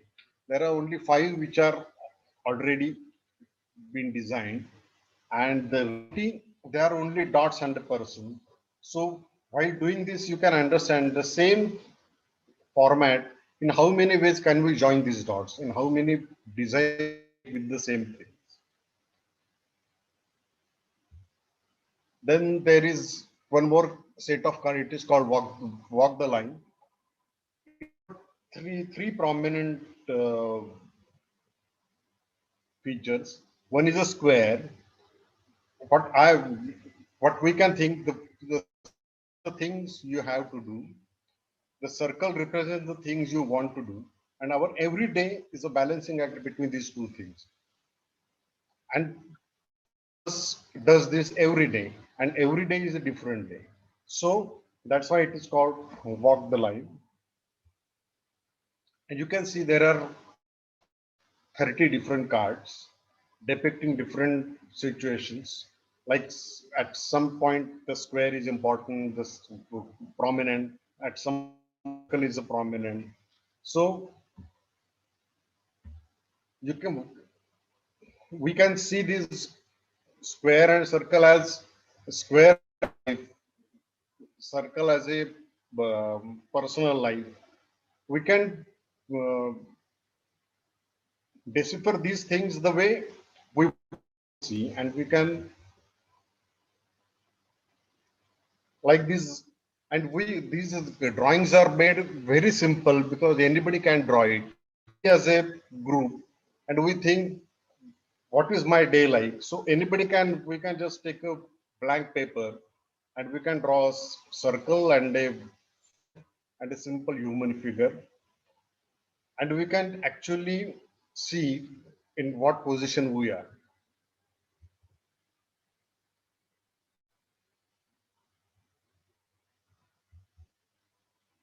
And then there is this card, it is called trying to make sense. So the first card, it is a chaos. We see it is a meaningless rendering of the lines. It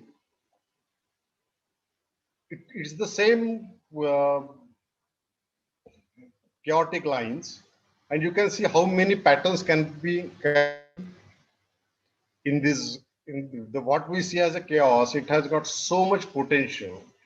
We can see it like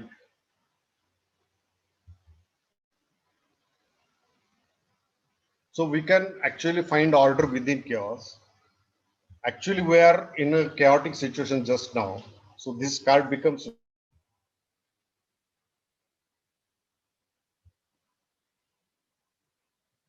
So again, this set of cards comes as a set.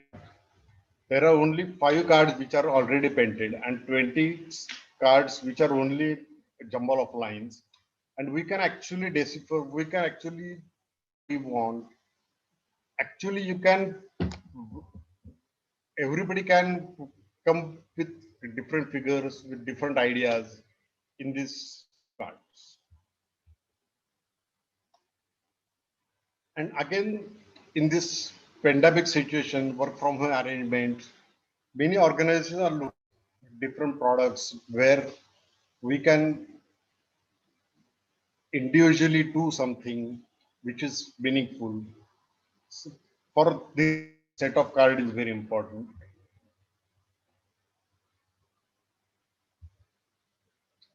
Thanks. These are some of the 5 introducing. There are other 8 products which in at some other opportunity I try to share with you.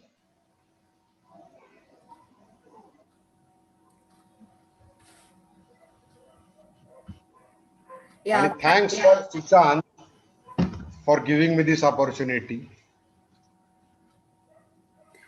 Thank you so much, sir. Thank you for sharing different tools to see the things in creative and unique way. And especially thanks for those conversation cards. And I'm sure the creation of those conversation cards must be very creative. Thank you, sir. Thank you so much. Thank you. Now let us welcome our another speaker, Ma'am Raina Lampu. She is a multi-award winning STEM instructor, a global educator, an ICT teacher, trainer, and a neuroeducation researcher in Greece. Presently, she is STEM instructor at Greek Astronomy and Space Company. She is working at the Directorate of Educational Technology and Innovation. She is the founder of 8 humanitarian STEM projects based on SDGs. Today, ma'am will speak on creativity in STEM education. So I welcome ma'am. Please, ma'am. Greetings from Greece to all participants. I'm very honored. Thank you very much for your kind invitation to be a part today of this so significant, resourceful, and enriching event. My name is Rania Lamba. I'm a STEM instructor. Currently, I'm working at the Greek Ministry of Education, at the Directorate of Education and Technology, where I'm writing STEM projects for Greek schools. And today, we're going to explore the crucial role of STEM education in the curriculum of the fourth industrial revolution, because STEM is the future of education. And in the second part, I'm going to present you some of my multi-award winning projects. So may I share my presentation?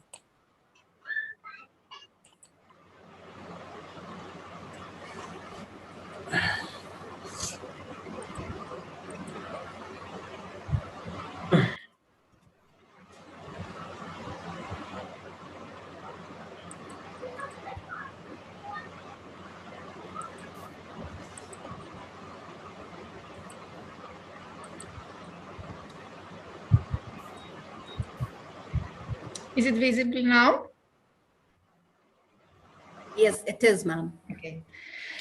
So we are in the age of the fourth industrial revolution. Because before showing you that, I want to show you that I'm a multi-award STEM instructor. I have so far 74 international awards for my STEM projects, and my achievements include innovation, project research, space volunteerism, teaching to vulnerable groups, such as refugees, students with special education needs, the students in the Gological Hospital. And I was elected also as global icon this year. So we are in the age of the fourth industrial revolution, and the fourth industrial revolution is changing the world around us, as previous speakers have already talked about. Artificial intelligence, big data, Internet of Things are the new tools. And the main challenges are related to the exponential growth of digital tools that includes robots, connected object communication systems. So the impact on jobs and industry that these tools are creating is huge, and present also huge opportunities to tap, because we need highly skilled, flexible, but at the same time, socially and emotionally intelligent manufacturing professionals that can solve tomorrow's problems already from today. So at the same time, we are in the post-COVID era, and this demands curriculum redesign, curriculum reorientation, blended learning, hybrid learning, and lifelong learning, because long-studied literacy such as reading and writing are not sufficient anymore. We need new literacy such as data literacy, because children are bombarded every day by an ocean of data. We need, of course, technological literacy, but the most important of all is human literacy in order to survive and thrive in the uncertain world of the new normal. So futurizing education for building a workforce for enterprise 4.0, we need a more robust professional framework. Education, of course, plays an important role in ensuring the skill readiness of the labor force. General education, as well as vocational education, have a critical role to play, making the labor force industry ready. And to take advantage of the opportunity created by advanced technology, we need to make a similar revolution in education. So we talk about curriculum 4 or education 4. Unfortunately, in most schools and colleges, we are still teaching subjects in traditional ways with same old content. Any discussion of the future of work should go hand in hand with discussion of the future of curriculum, and also about those who eventually will deliver it. So we are faced with the challenge of redefining a functional foundation education, a new curriculum to keep up with the evolution of skills required to solve problems, innovate, and succeed. So far, as a society, I believe that we are failing to meet the challenge, and consequently, we are failing to adequately prepare the next generation for the future. So moving this toward paradigm of lifelong learning, educational institutions also need to evolve and occupy new roles in the ecosystem. Here, I want to say that we are at the same time at the threshold of the fifth industrial revolution. All the experts of the fourth industrial revolution tell us that the fourth industrial revolution has failed because we have ignored human factor. So we need now human who should go along with machines. So teachers who should maintain human characters while working with machines. This is the main principle of the fifth industrial revolution. So we need, as we move towards a paradigm of a lifelong learning, we need to evolve and occupy new roles in the ecosystem. We have the emergence of new collaboration patterns. And what is that? We need to further increase university-industry collaboration in terms of both volume and diversity of collaboration forms, such as internships, apprenticeships, mentoring, think tank competitions, summer schools. We need to acknowledge the role of industry partners as education, research, employment partners, and we need to create more opportunities for exchanging experiences with other educational institutions via joint platforms or thematic networks, facilitate peer-to-peer learning, create effective learning ecosystems that engage all key stakeholder groups, including education training providers. And as the content is concerned, we need, of course, to upgrade the technical side of curriculum to accommodate the new generation of robotics, additive manufacturing, smart materials. But at the same time, we need to incorporate non-technical disciplines into the curriculum, such as arts, marketing, communication, project management. We need also to pay special attention to the questions of ethics, social inclusion, diversity, sustainability. So we have to incorporate SDG in our curriculum, offer a holistic view of education, and of course, teaching students and workers, it's very important to acquire knowledge, as we said before, from the notion of data. Of course, apply problem-based learning, stimulate creativity, divergent, we talked about this, divergent thinking, create culture that accepts potential failures and mistakes, offer, always when we talk about STEM, we talk about real life, real world problems, working experiences, collaborative learning, and stimulate technology-enabled learning. Here, the fourth industrial revolution learning can be taking place anytime, anywhere. Learning will be personalized to individual students. Students should have a choice in determining what they want to learn and should be taken into consideration in designing and updating the curriculum. They need to be exposed more to project-based learning, to hands-on activities through field experiences, such as I said before, mentoring projects, collaborating projects, and of course, we have many innovative assessment methods.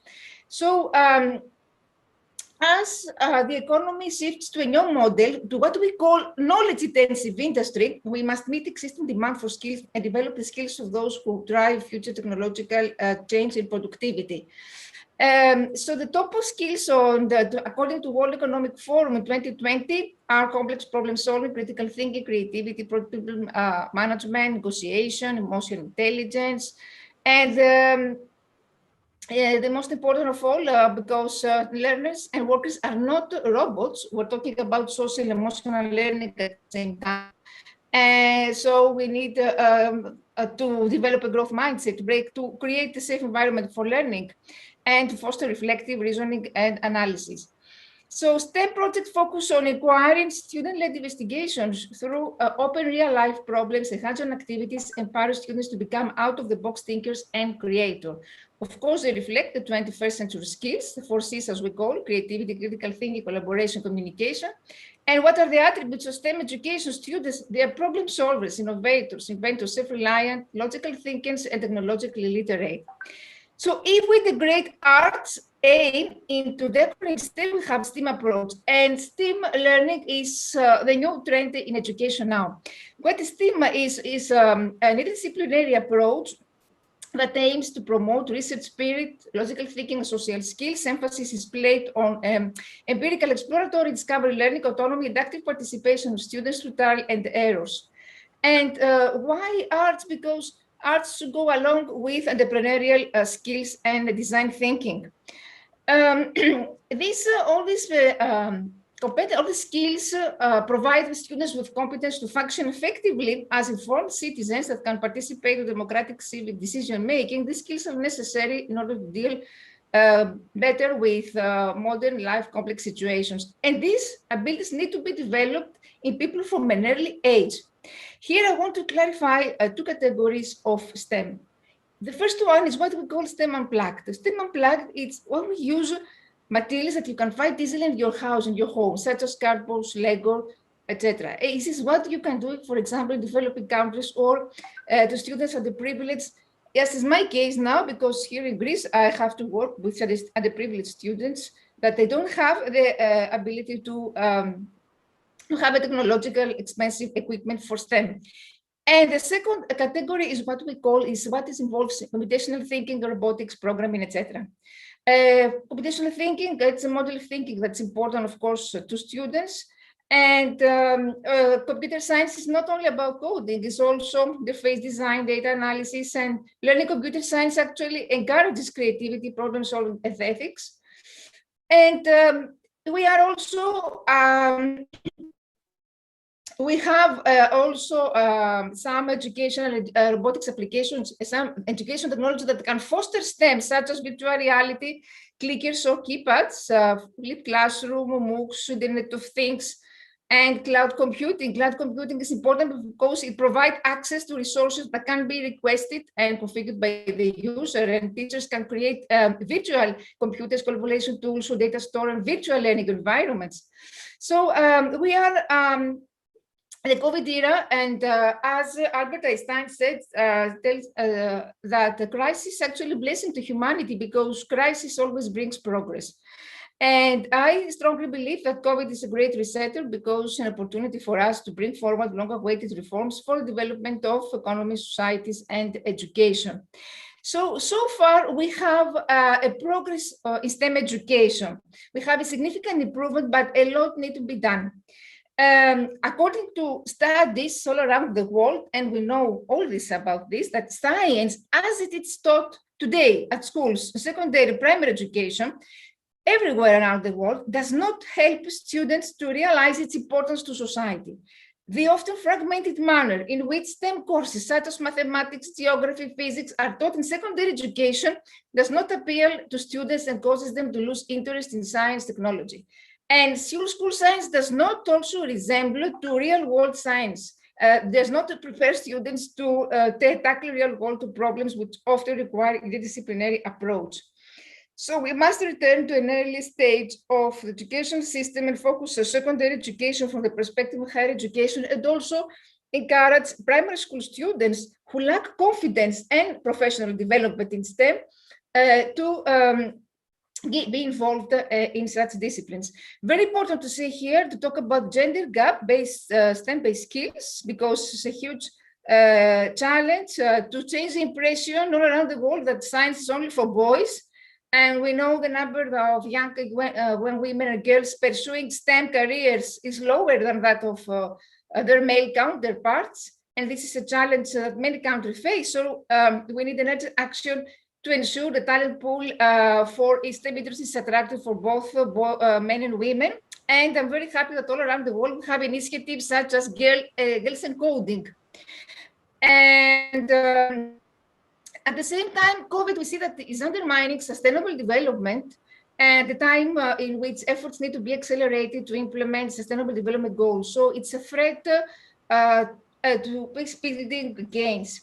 So we actually here we need at the same time peace education, because peace education was utmost importance, and it's holistic. It embraces the physical, emotional, intellectual, social growth of children, is skill building, and also it tries to inculcate higher human values in our children. So as I said before, I'm the founder of 8 innovative international projects that are implemented mostly in Africa and Asia. The first one is called Water, Life, Given, and Threat.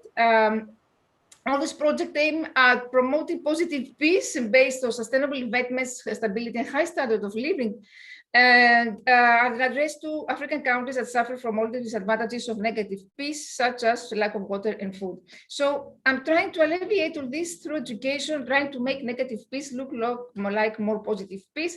The first one is called Water, Life, Given, and Threat. It aims at raising water awareness among children to teach them how to sanitize their water, to create opportunities for them to appeal to the benevolence of sponsors and private citizens.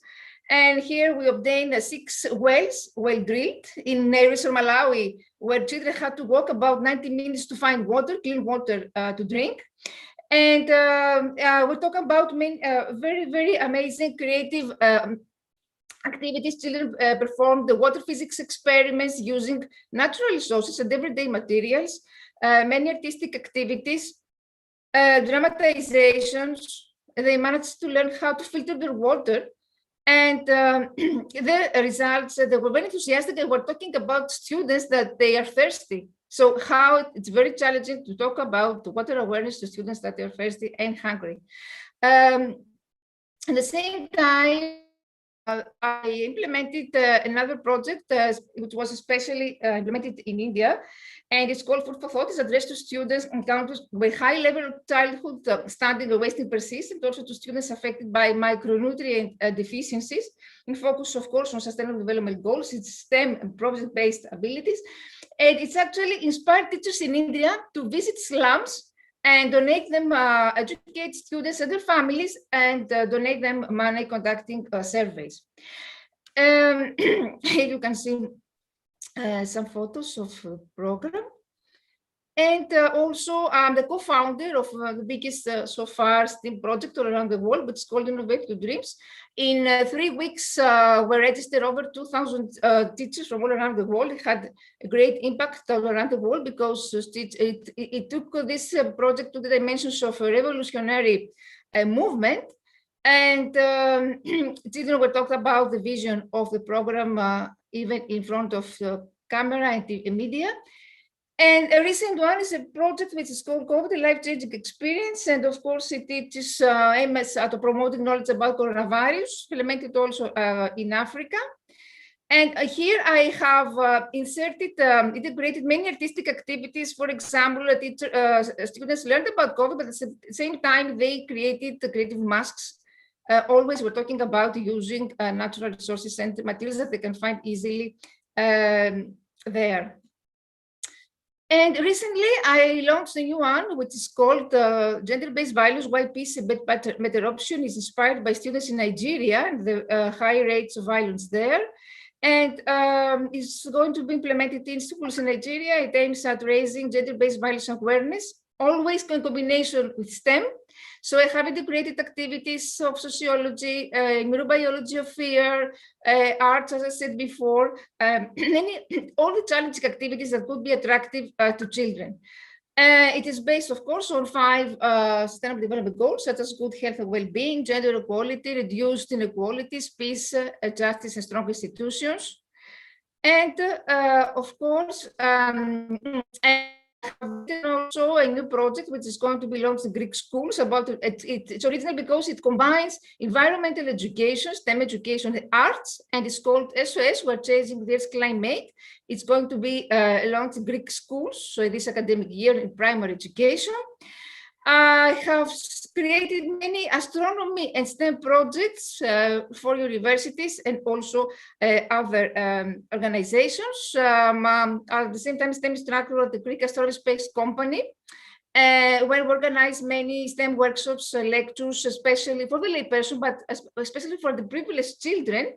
And here you can see some examples so far for adults and children. With Hellenic Physics Societies, you can see how you can use simple material.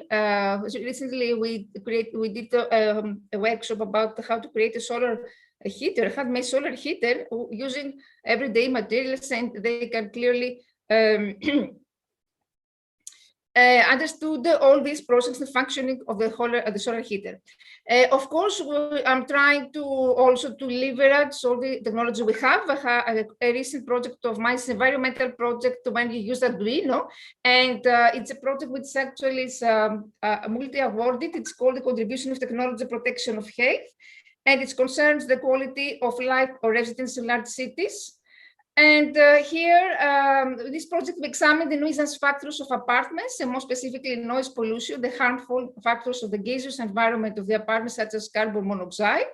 And we created a miniaturized model of apartments, sound detection sensors, as well as carbon monoxide detection sensors with Stalinite. Here you can see some examples. And also I had the opportunity to participate as a flexible zone teacher in a very innovative pioneer program, which is organized by CERN, the European Organization for Nuclear Physics, for nuclear research. And the originality of this project is that it has to teach, I had to teach physics, modern physics, and especially particle physics to primary school students. So I had students from 6 years old to 11 years old. Of course, the objective here is not to teach them physics, but actually to make children love science at an early age. This is the goal. We did amazing creative activities that gave us a lot of awards. You can see here some examples, many simulation of CMS experiment. CMS is the particle detector, which is located at CERN.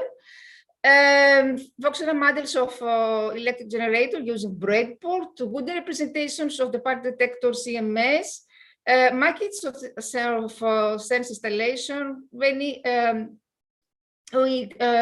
used many digital tools and applications that we can find free. We created augmented reality apps on mobile and tablets, virtual realities, models of the particle detector using techniques, shadow and light, 3D printing, models of 3D printing, 100, this lasted 100 hours and 100 hours for assembling.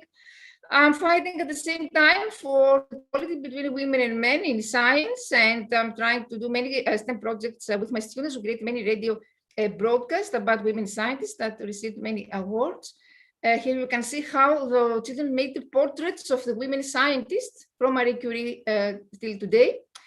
And this all will be presented in the European School Radio. And also I am among the first educators on a global level that introduced them in foreign language teaching. I organized last year an innovative lesson plan addressed to English language teachers that combine physics experiment, Lamont battery, with English grammar, sociology, phenomenon of bullying, and arts and theater at the end. Last year, I had the opportunity also to participate in a continuous professional development in Zambia, in London, where I had to create activities with STEM mathematics, including, but they told me that here they have no children, they have no school supplies. So imagine and write STEM activities for these students that they don't have blackboard, they don't have chalk, they don't have anything. So we have to be realistic. Of course, we're talking about technology and artificial intelligence, but we need to take into consideration all these students and the privileged students in developing countries and elsewhere that do not have this possibility.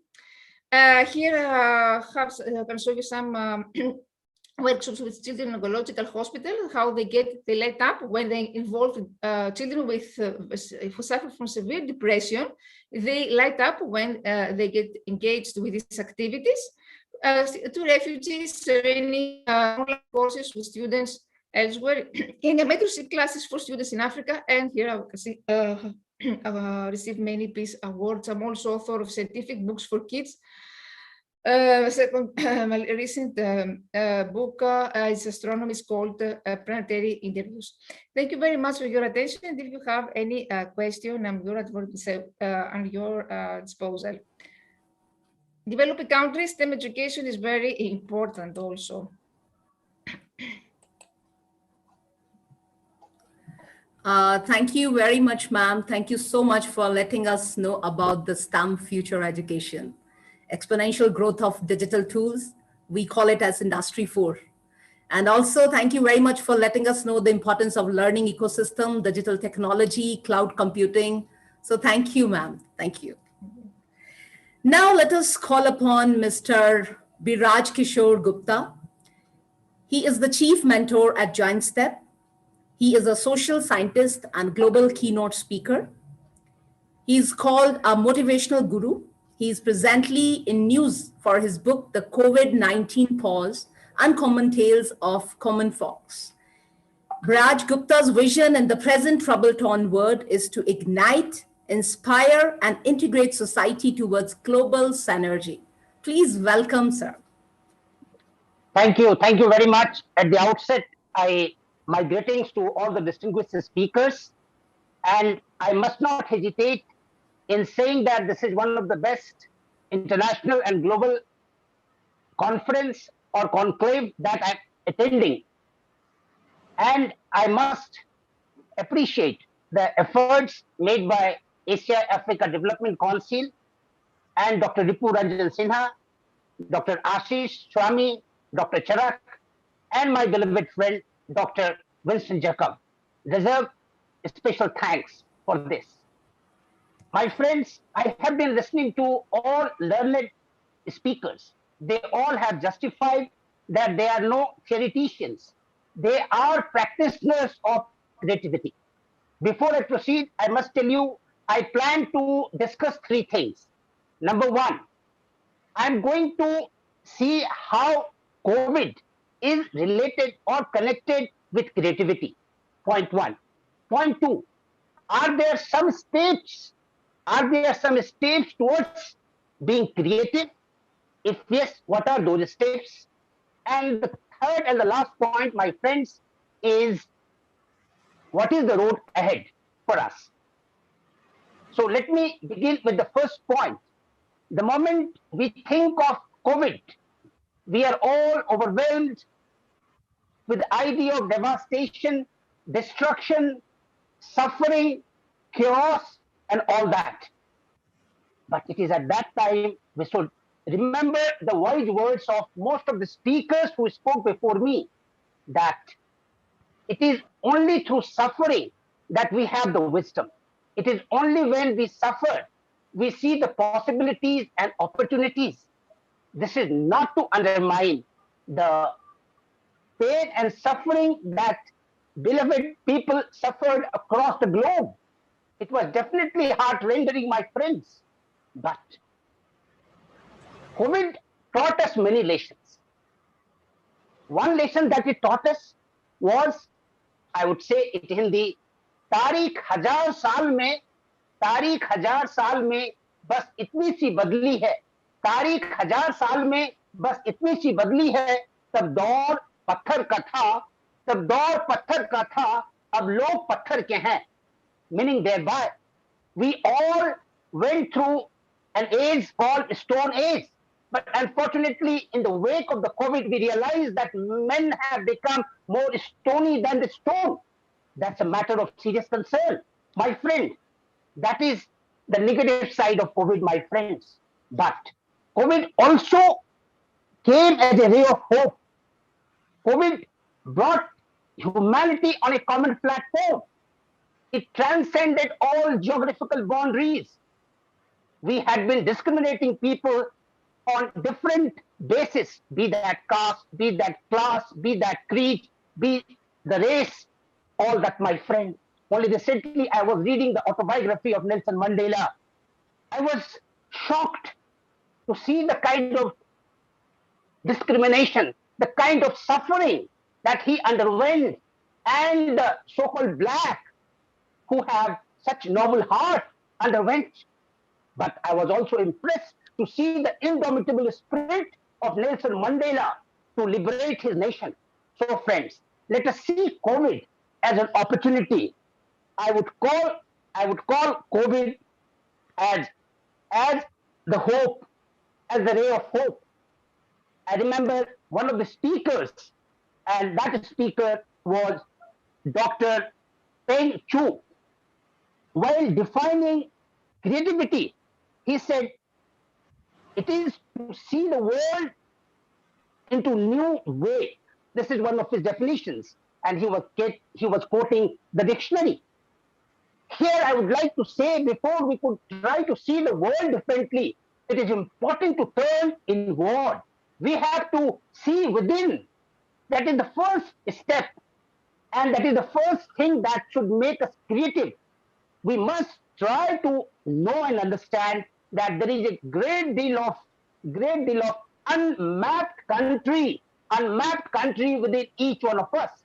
Unless and until we try to discover the world within, we will not have the eyes to see the world outside. My friends, we must also understand that man is no more dependent on nature or on fate, because man is the co-creator of destiny. Situation and circumstances might play some role, but you and I can always contribute and make a difference. So that is point one, my friend, that I see as a step towards moving to having creative outlook in life. Point two, we must also feel the creator within. We must feel the creator within and his creation outside. It's a privilege for all of us. And this platform is a classic example that we are all from different walks of life and sharing the common platform today. Similarly, it's a great privilege for all of us to be walking on the planet, on the earth together today. Let us see it as a privilege and build and develop a greater bonding. Bonding for what? Why should that bonding be there? So for that, I have the third point, and that is he who stops being better, he who stops being better, stops being good. Friends, creativity is all about innovation. Creativity is all about possibility. Creativity is all about seeing what common people cannot see.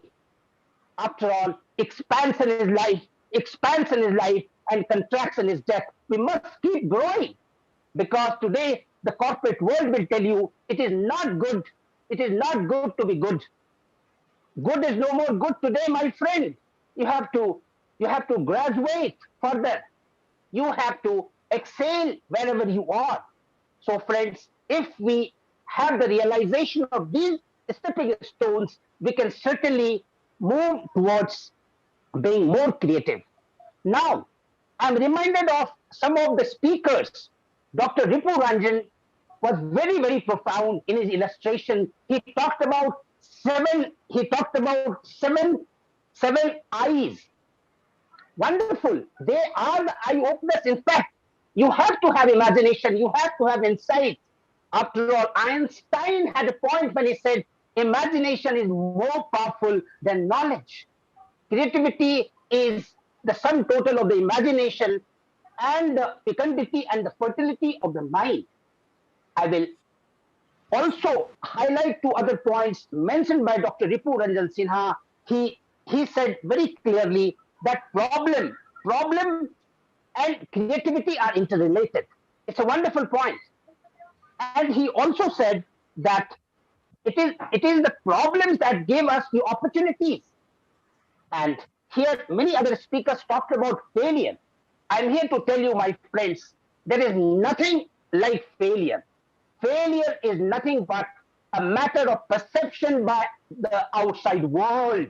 It's your choice to accept or reject the perception of others. It's your perception that matters more than anyone else. And apart from Dr. Ripu Ranjan Sinha, I would go back to Professor Pang Chu. He made a beautiful statement towards the end of his presentation, beautiful presentation, and he said, more you give, the more comes back to you.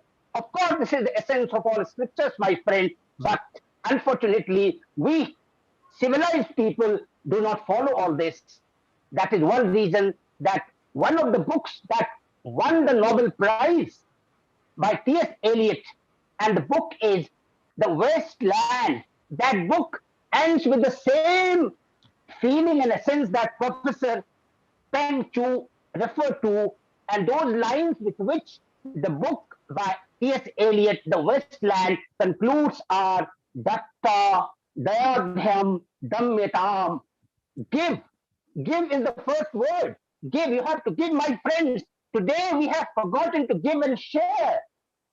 It is not fair, my friend. We must have the milk of human kindness. So we must give. Only then will we receive, my friends.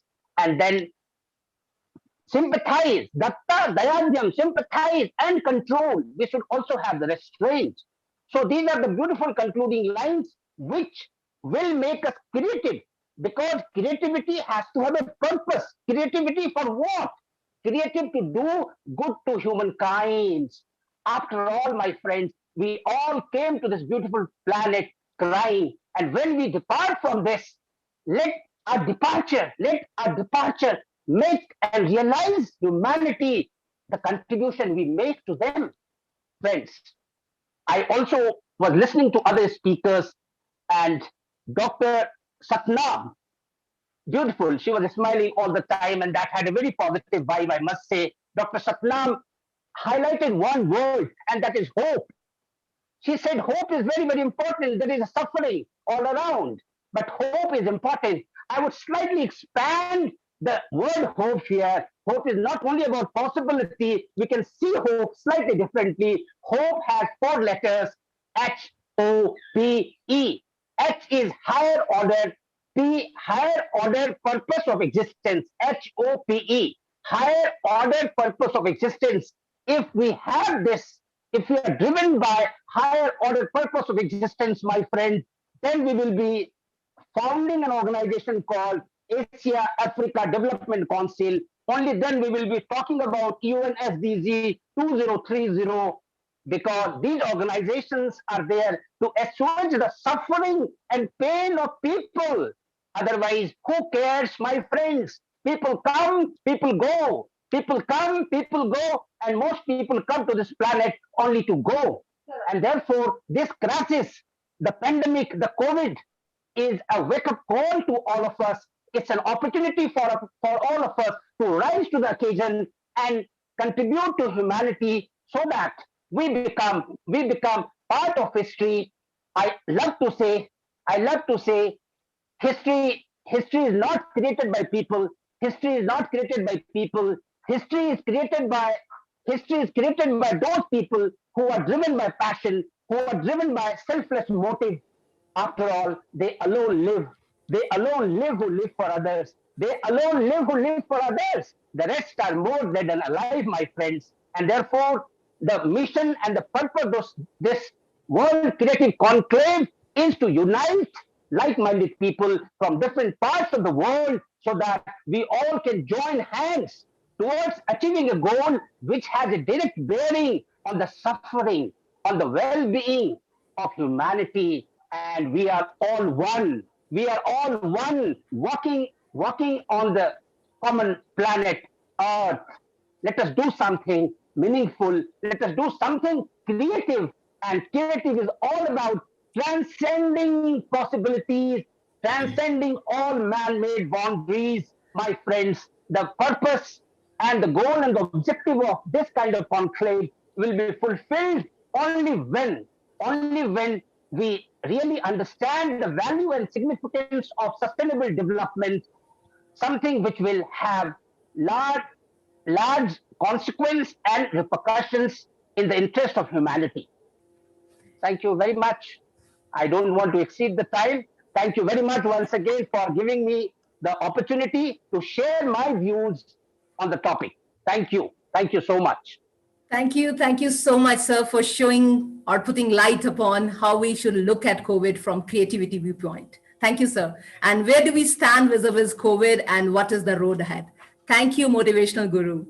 And I would like to say, yes, Ripu Rajan, sir, rightly said problems create opportunities. It is on us how we will grab it. Thank you, sir.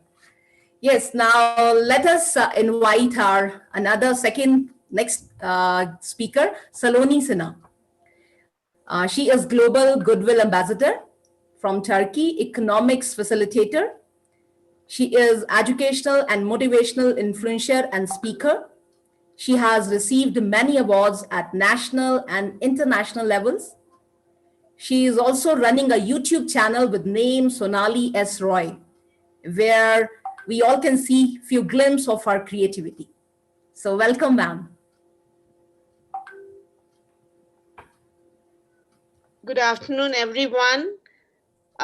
It's a long day and I don't know. That's the reason I decided not to speak, but then listening to you all, I was so motivated that I thought I should also speak something and I should also share something with you all.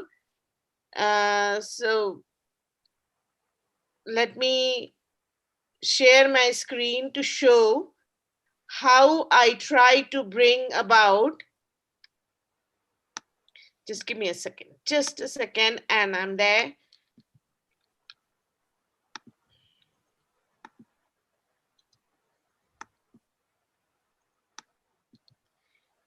Okay, so I hope you can see my screen. And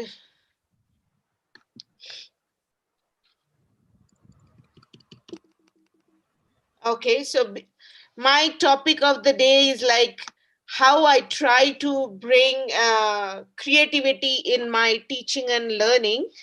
And as we all know nowadays, that we have moved from face to face to remote teaching. So, is there a need for a paradigm shift in our teaching and learning? So what I thought is I'll just try to show one or two instances that I did while I was teaching economics.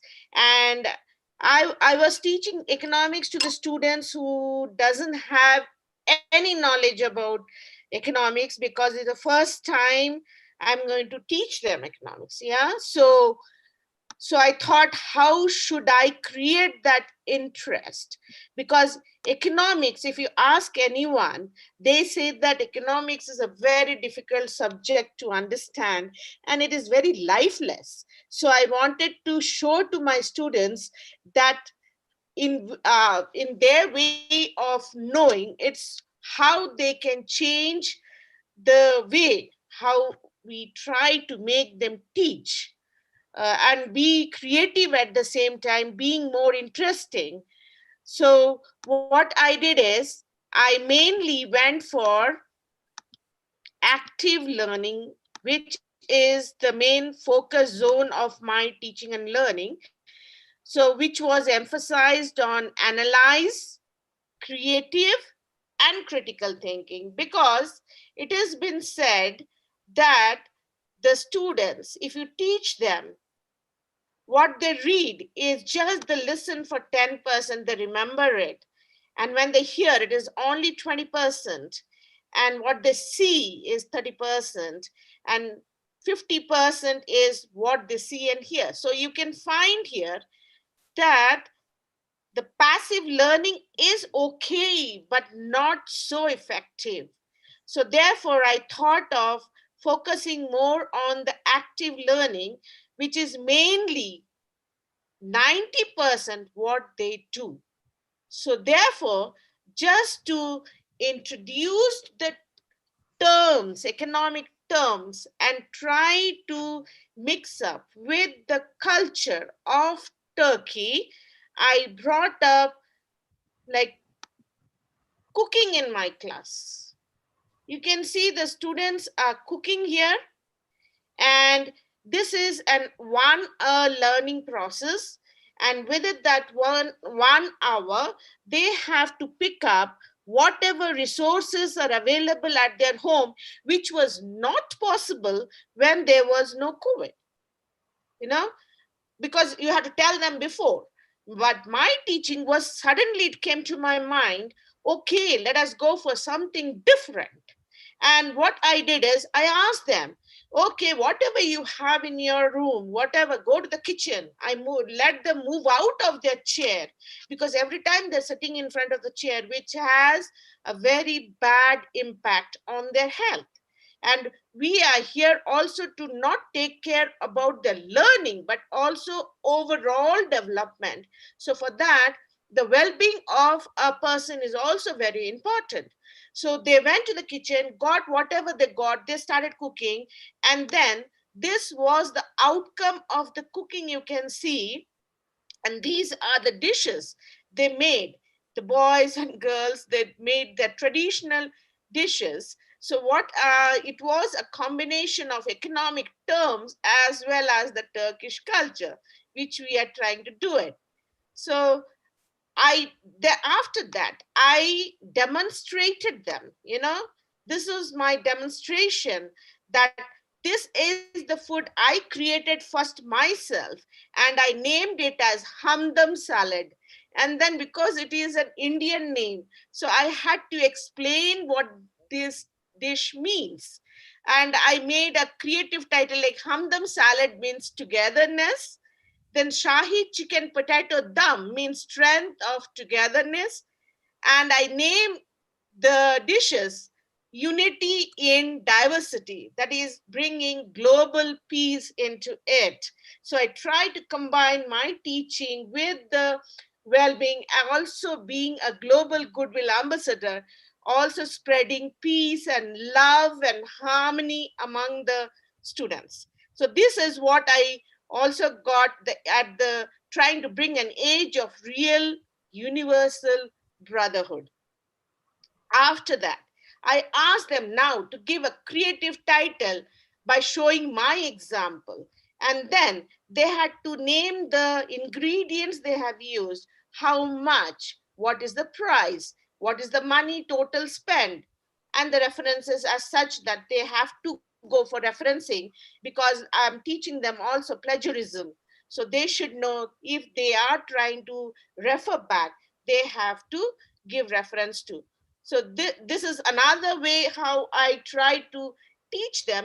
And this is about the diminishing marginal utility, where through experiments, they are trying to show how when they're drinking water without any gap, a time comes when they cannot drink any more water. So in that way, instead of telling them, I'm demonstrating by the way, making them do the work. So it is first they do it, and then they themselves will decide what is the theory from it. So I'm trying to teach them a backward learning process rather than teaching them. I'm trying to facilitate them. So this is another way which I'm trying to do is through virtual international conference. This was I myself registered, and during my class hours you can see the students were listening to person they may not have imagined if it was a face-to-face conference. So I thought, why not give the opportunity to the students to listen during my classroom? Then on not only this, during my teaching also, I'm trying to use the Zoom platform as a poll in progress, trying to find out, like putting them some questions, getting them the answers, and this becomes a feedback or reflection for me that what I should keep in mind when I'm planning my lesson for the next time. So the feedback they give and how much they understand, then in between I give them a break and do the like that. So this is how I'm trying to get the feedback at the same time. And what impact? You won't believe the impact was tremendous. It was as learning by doing, and because I'm teaching IB now, so the pass percent was 100% pass, and grade 7 to 5. This is the, we have grade 1, 2, 3, 4, 5, 6, 7 in IB, and my students all got from 7 to 5, 100%. The class average was 78.1. The grade average was 6.4. So I had all students above, that is all good achievers. And this year also the same thing. So if you have any question in your mind which is coming across, I am here to answer you. So let's start with a new beginning. That remember, as long as you are breathing, it is never too late to start a new beginning. And I would like to take this opportunity to thank all my listeners, because I will conclude by saying listening skills leads to a creative and critical thinker. And why? Because they start questioning. And 4S I have concluded: smart listening, smart thinking, smart act, and smart move. Thank you, everyone, for giving me this opportunity to reflect my whatever experience I have gained throughout this life. Thank you, everyone. Thank you. Thank you so much, ma'am, for a short, crisp, and clear message for all of us about remote teaching environment, passive, active learning. And as you showed the percentage scale, that was one wonderful, ma'am. Thank you. And really, thank you so much for Humdum Salad Picks. And it was almost the time for snacks, I think. Thank you, ma'am. You're welcome. Yeah, now I would like to call Rajvi Chandana. She is young, talented, energetic podcaster, graphic designer, social media marketer. She is running a budding company, Cropers. So I would like to call my friend Rajvi. Please, Rajvi.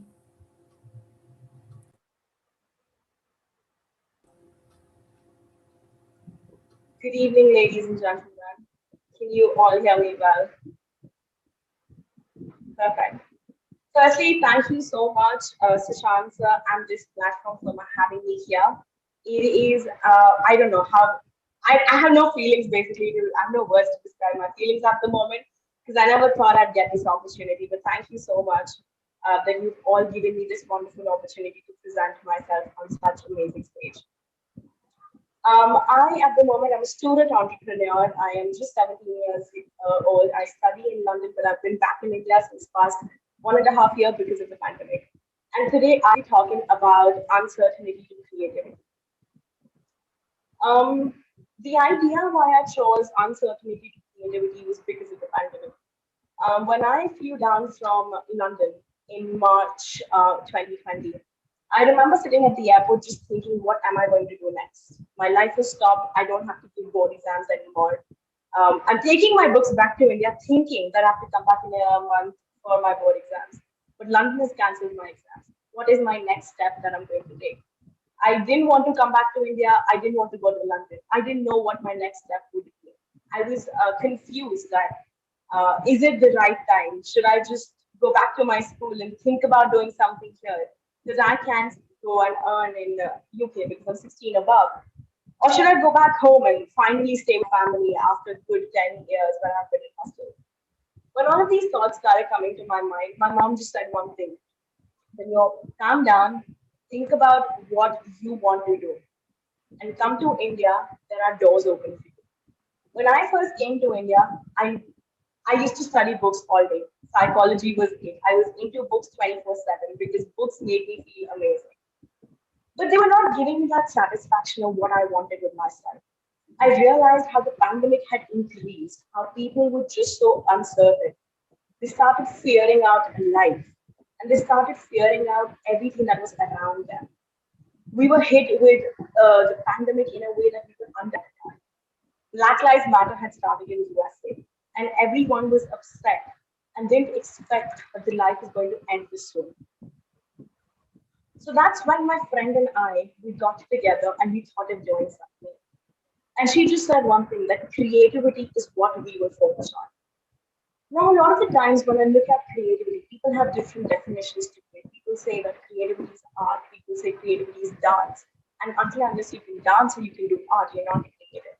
But according to me, I really feel creativity is more than just art.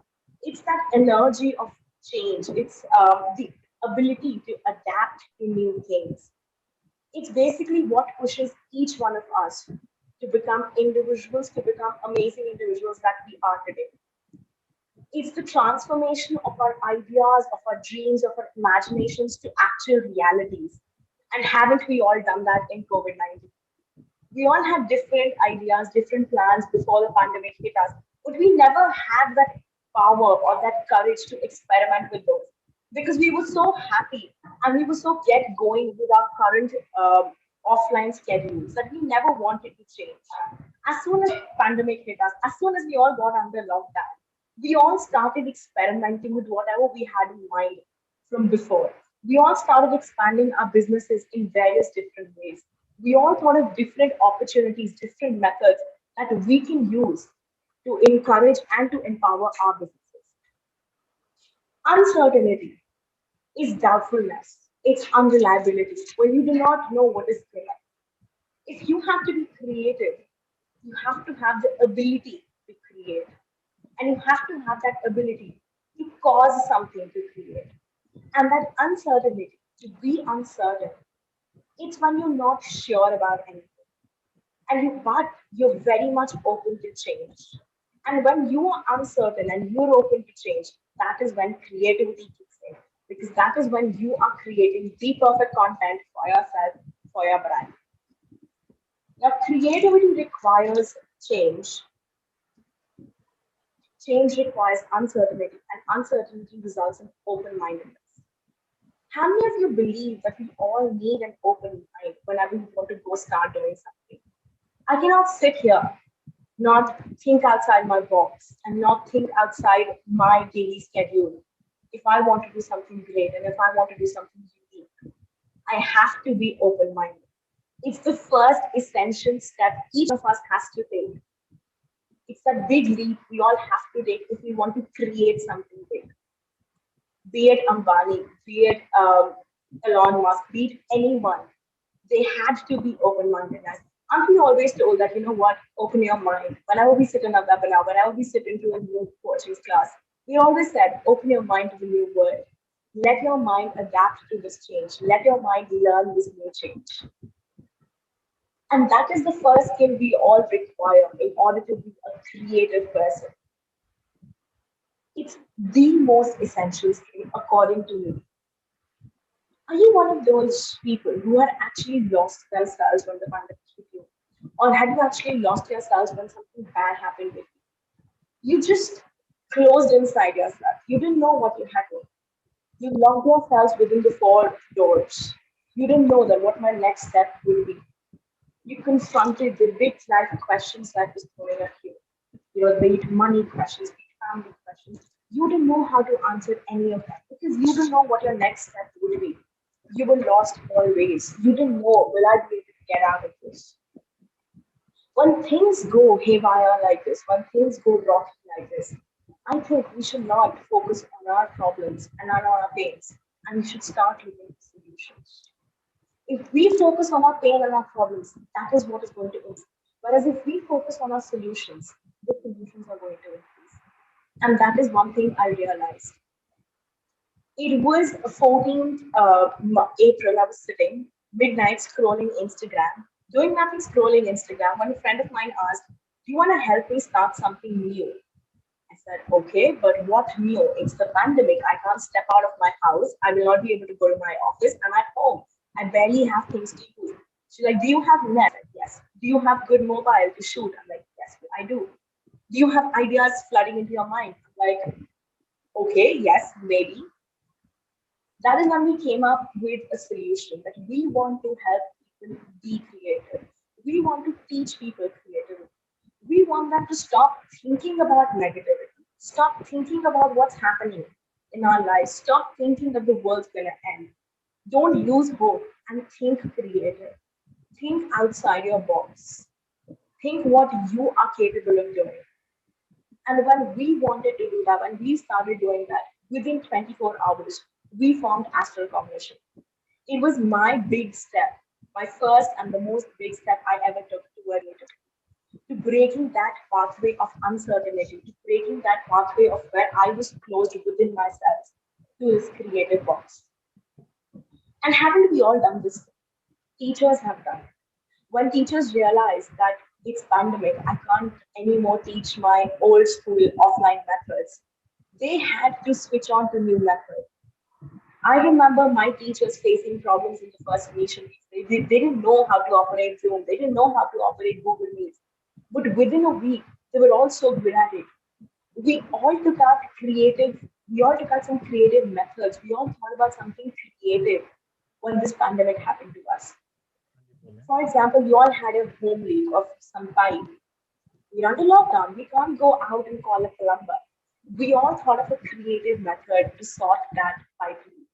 Why? We have to sort it, but we cannot go out. And that is when creativity kicks inside each one of us. It's there within us, it's there everywhere. The scientists are daily creatively finding ideas, creatively finding cures for all our problems. Entrepreneurs are on a daily basis creatively getting up new solutions to daily problems. Isn't this creativity? We all have creativity amongst us. It's what we focus on. If today I say I'm going to focus on bad things that are occurring into my life, then creativity is not going to come inside you because it needs that space to breathe. It needs that good amount of space where it can think, it can explore. And when I started Astral, I wasn't too sure if this is what I wanted. I've just started it. 24 hours, we had our Instagram running. We had our first YouTube video out there. And I remember when the first YouTube video went outside, I was scared. How will people think about me? Will I be rejected? Again, I was thinking about problems. Again, I was focusing on my pain. I forgot that I'm trying to help the world. I forgot that I was trying to help people heal by teaching them creativity. Rather, again, I started focusing on my problem. That is, will I be rejected from the world? And when that kicks in, again, you flow into that, you go into that box where you stop thinking. And I think that once we go inside that box, it is tough for an individual to come out of it. So the best thing to go ahead always would be do not think about the negativities coming around you. Do not think what the world is telling you. Just think about what you can do. And that is what I focused on. I focused upon my skill. I focused upon my power. And that is when I realized I could help people. Astral was the position. It gave me some different confidence inside me that I can do it. I remember bunking my classes because I wanted to create for my astral cognition. And within a month, we had a blog running. We told people that, okay, you're creative, you're scared of showing your work, come submit to our blog. Be it art, be it drawing, be it music, be it dance, be it anything. Just come and show it and put it on our blog. When you put it out there, people are going to get encouraged by your creative work. It is social media at the end of the day. You are going to become a diverse and an influencer creator. And when we did that, within a month, we had people follow us. We had people requesting us to do things that I never imagined myself to do. It was some next level of confidence that I got within myself.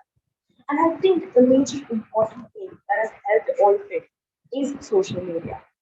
We've all social media has actually changed the way creativity has been for us. And I would say that social media has helped us and has encouraged creativity in four very important ways. Firstly, it's helped me break out of my daily routine.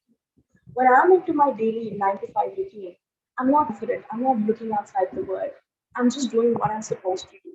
But when I go on social media and look across, I get new ideas, I get new influences, and that inspires me to do better in my today's world. I come across unique ideologies. I might not know something existed in my same field, but out there on social media, I've been taught that. And when I started realizing that social media is helping me so much, I'm coming across different opinions, I am laughing.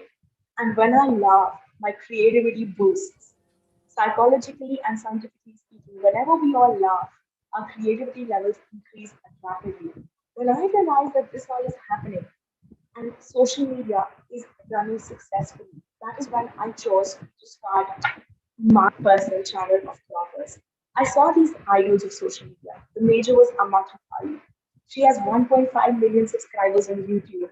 A lady who was so shy to even look at anyone has 1.5 million subscribers.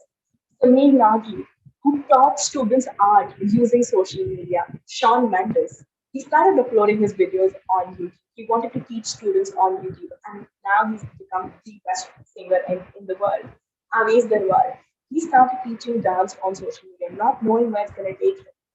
But it's the creative idea he had inside himself. They all wanted to create that creative block with the something, and social media helped them do that. Now, when we're on social media, we're always boosting our creativity levels. It is always pushing to better because we see the amount of work coming in. And we get that complex inside us that if he can, I can. And that push is super, super necessary to become that creative version of you. When I started Croppers, I believed that I want to create a cultural environment that fosters creativity and innovation. I initially started by becoming a social media marketer and a graphic designer for various individuals or various companies.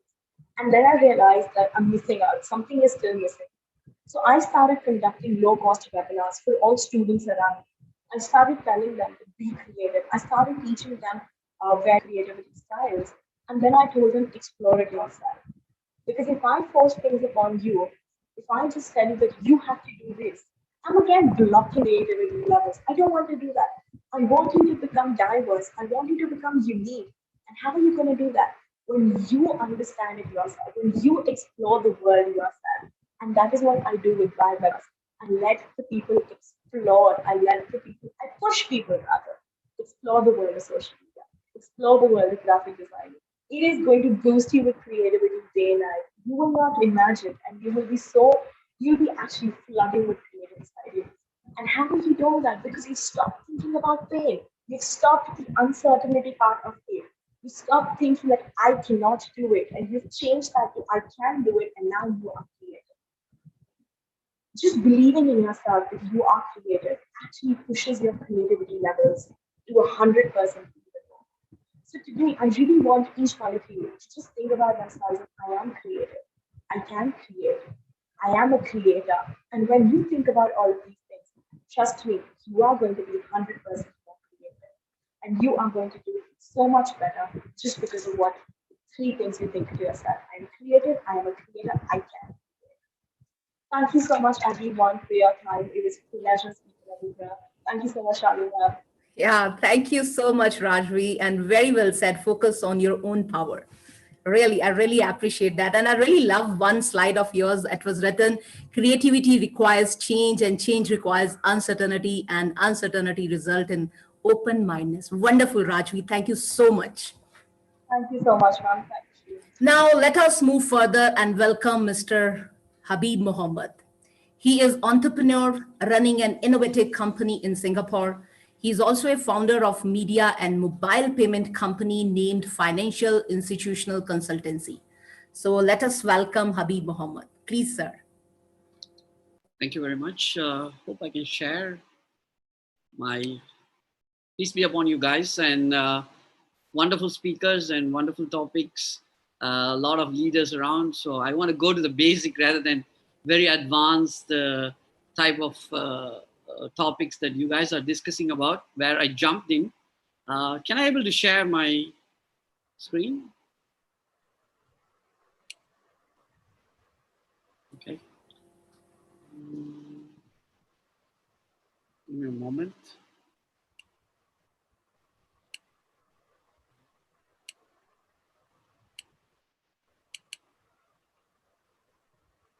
You guys can see it? Okay. Yes, sir. Visible. Just about ideas. I just want to go to some of the basic, even though a lot of people talk about the advanced stuffs about. So let's have some ideas about idea. Okay. So usually people say good, bad, and ugly. So let's change that to mine and yours, you know. So what you guys thought about, because I want to make it like interactive, but the time constraint that has been given to me is very short. So I will just quickly go through, okay? So let's think about some idea for an idea. So normally, what is an idea? It's a thought, it's a plan, right? Or a suggestion or something that you imagine or picture in your mind, okay? So that idea is a unique future of the human, okay? Where that idea, that cleverness, that ability to execute that idea so that humans can design tools that led them to the increasing domination over this planet on which we live. So these increasing dominations without balance created a havoc right now. So that's what I was bringing that to the basic, where the idea that made us to execute, which brings us a lot of birth of tools. Okay. So first of all, the idea we have to think about whether it's a good or bad. So the idea which supposed to be good or bad based on their intention. Okay. I just want to quote some of the things from the Prophet Muhammad says in Arabic called Innamal Aman bin Niyat, which is indeed all actions are based on the intentions. So intentions is very important to decide that idea is good or bad. Okay. So ideas is the one that made the human to create tools. So where the tool has bring it to the next value to it, to bring that that tool brings goodness or badness based on the intention of the creation of the tool. So basically what I thought, each of the ideas has an intrinsic value, whether it's an internal or external, but it has an intrinsic value in both sides, internal. So ideas intrinsic value, normally we can calculate based on good intrinsic minus the bad intrinsic. And at the end of the day, whether it's a negative or positive, that makes it whether it's a good value or it's a bad value. So that is how I calculate this basically. So sometimes people say, you should think about all the ideas from their shoes, okay, from other people's shoes. Some people say a politician or somebody took a decision. People always think that, okay, I was in that position, so I took an idea. So even now in the pandemic, I don't know all of you agree or not, but this pandemic, everybody is looking into the solutions of an idea based on the medical experts, which is, I don't think so. Somewhere we made mistakes, and again we are making mistakes. The value that we have to bring to the human society is something that psychological need.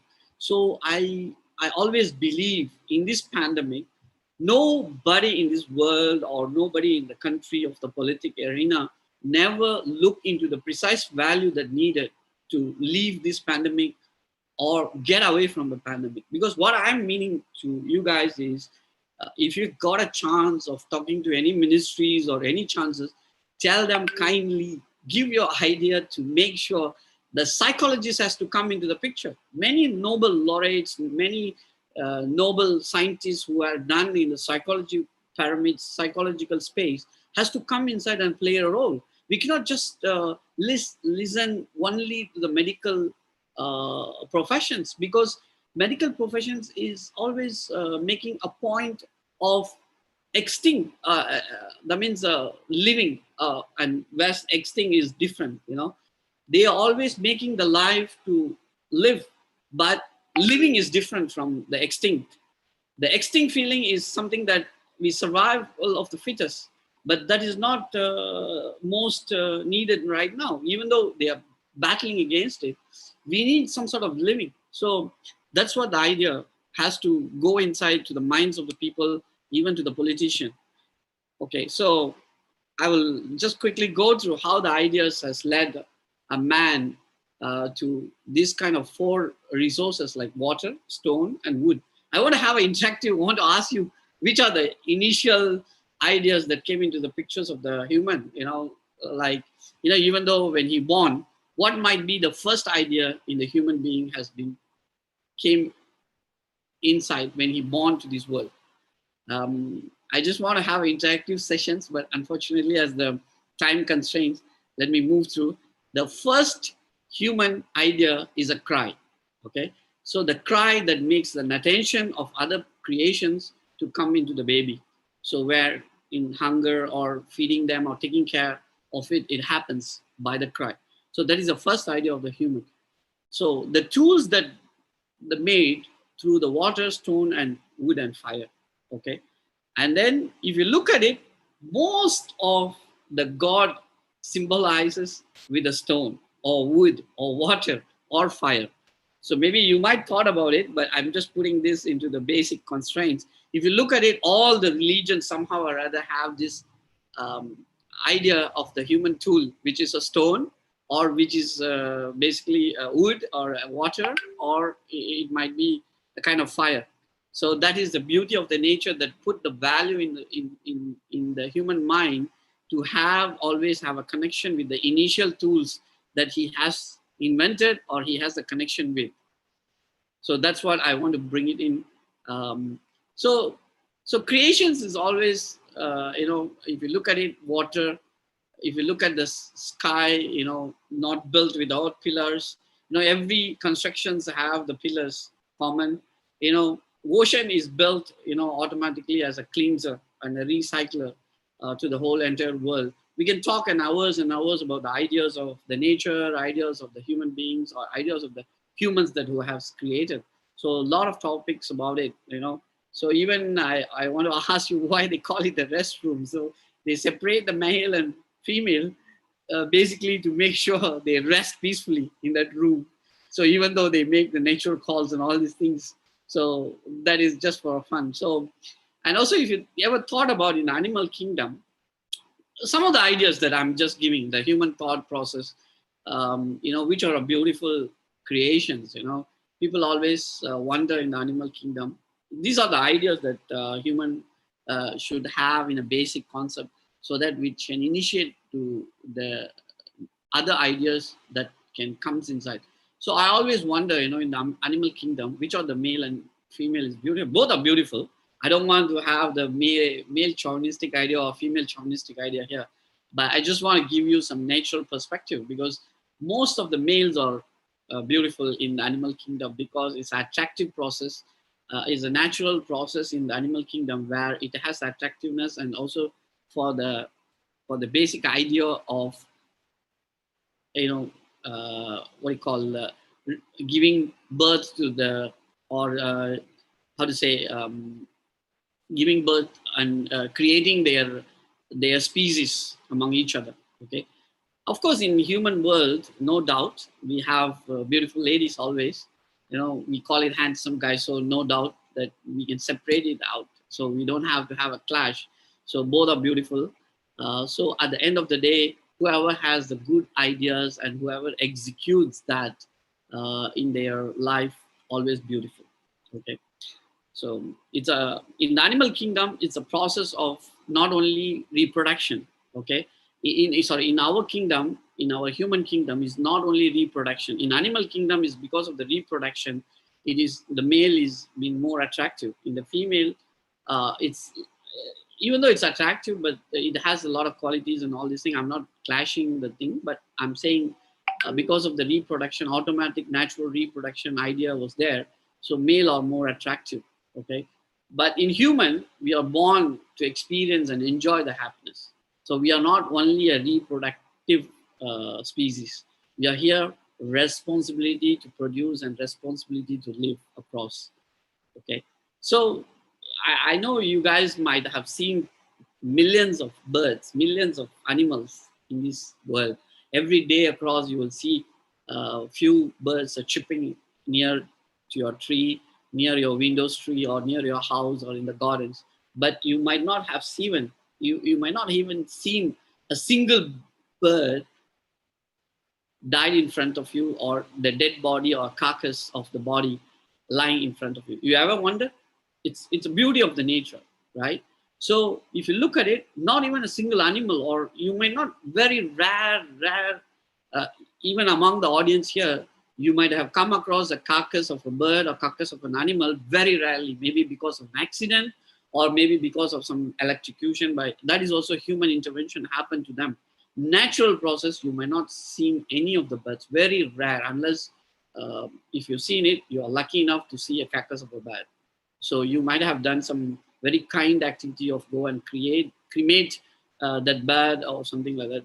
But most of the people might not have come across a carcass of a bird or dead body of the bird or an animal, very rarely. So this is also some of the things you have to think about, because why? Nature has its own way of balancing. The other creation or other species inside that kingdom will always bury them most of the time. So we are the human. We are the one who has created a lot of imbalance. So we wish to show off, leave a trace by greed, forgot the original idea. We have to live together, coexist together. We completely forgot. So other animals, other species all come into this world very quietly, very nicely live together, very harmoniously live together with the other creations. And then without disturbance, or without leave any greed, or without leave any proud mark, they leave the territory and then leave the space. But only humans wish to show off, leave the trace, and buy greed. And this session also, I want to have some interactive, but unfortunately, again, for the very fast running, if you look at it, tiger normally runs about 49 to 65 kilometers per hour. The deer, which is runs about 90 kilometers per hour, but yet low speed tiger catches the fast deer. Why? Okay, so it is because of most of the time the fear that inculcate inside the deer, which even though runs faster, it always have a fear that something will catch me up. So it will always turn back and it slows down the speed. where even though you can say tiger runs because of the hunger and all these things, but still, as per the logic, it is 60 kilometers, it is 90 kilometers, far ahead, but still it catches because of the fear that inculcates inside the deer, which makes it slow down, and the tiger can able to prey on that. So if you allow me, lot of good ideas. If I ask you, what is the good ideas? What is the good inventions? You guys can think about. You can name a lot of things. At the same time, if I ask you what are the bad ideas, I can ask you. You can say a lot of things about bad ideas, but right or wrong is a different story. But the intention that has been created to make the value, intrinsic value, positive, and make sure it helps the human being, helps the humankind, and also coexists with other people is very much more important. And also, I want to give you a final shot, a small shot about the mind. Mind can imagine future only in the context of present feeling. So always be happy. So always, whenever you are now and present, be happy. That decide the future. So please use the knowledge to create a happiness and love among each other, and then bring it to the next life. So here we do a lot of crisis management in Singapore. So we even recently come to the second wave. We even proposed to the ministries about how to tackle on all these things. So I want to quickly how we created a lot of ideas in the crisis as well. And also we supported a lot of crisis management issues to the ministries as well. And we also given in the second wave to the ministries saying that why we have to circulate the pandemic traveling people in the Yakon circulated Changi Airport. So we are trying to think about go back to the basics of using the steps, which is the airway steps, and then bringing to the quarantine areas and all these things. So such crisis management and many things in the crisis management, I have a big topic, but I just jumped in whatever the PowerPoint I have, I just created. Previously, I just jump and give you some of my ideas to initiate and also share the thought in the pandemic that we need a lot of psychological, we need a lot of love, we need a lot of help to give to the people. And at the end of the day, best idea is always to give away how much money you make. You have to give away. That gives you happiness. So that is the best idea to give back. So you can see a lot of top foundations which has been created by billions, but at the end of the day, they have to give back. So that where I stop here and give you other opportunities for other great speakers around to talk about. I'm here just to give you a snapshots on the ideas, good ideas, bad, and take out the ugly rather than instead of yours and mine. So let us keep going ahead and then help people in this pandemic and then bring a lot of great initiatives. Thank you. Thank you. Thank you so much. Yes, sir. Each idea has intrinsic value. When the value is positive, it always gives good results. And really, I like it. Ideas, good, bad, mine, yours. Wonderful, sir. Thank you so much, sir. Thank you very much. Thanks a lot. Yeah. Now let us invite Major Niti CJ. She is an Indian Army veteran, a second generation officer with 10 years of military experience and awarded with General Officer's Commendation Card for her contribution during service. Now she is a certified graphologist. Her venture, The Ink, assists the people to repurpose their handwriting into a self-assessment tool. Now she is stepping into assisting companies with graphological assistance, like she has already joined Brain Rhyme Singapore. I request Major Niti to take hold of the mic now. Please, ma'am. Thank you so much, Dr. Shalu. So kind of you to have introduced me. I'm really overwhelmed with the introduction part, and I consider it as a matter of proud privilege to be on this international forum with such immensely great and expert speakers. Thank you so much. Thank you so much, Dr. Sushant sir, for this opportunity. I'm really overwhelmed with the whole thing. I'll quickly move on to the topic today I'll be discussing, that is creativity as a therapy during COVID times. So I'll request Dr. Shalu if I could have the share rights. Nidhi, please check it out. Maybe it is with you, or please, I request. Yeah, it is there with you. Thank you so much. Thank you so much.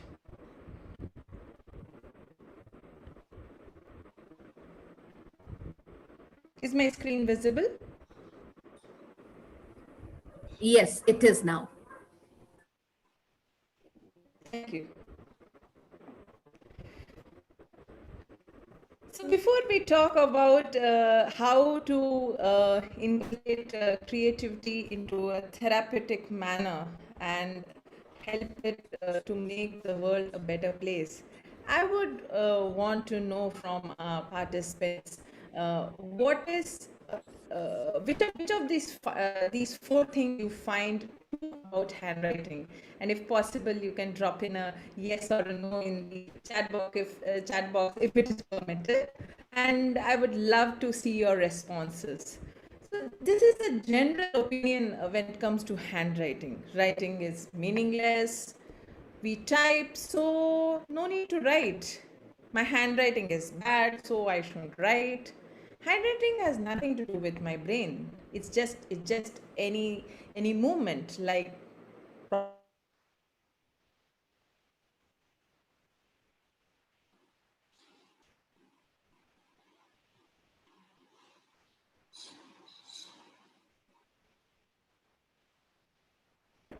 apologies for the technical glitch. Uh, Staying in an area where nature is at its best, it does happen sometimes.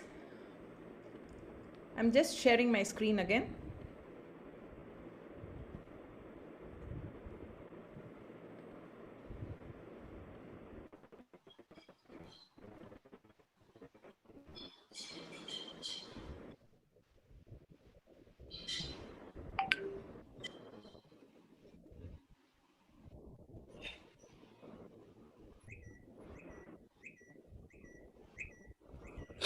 Okay, is it visible?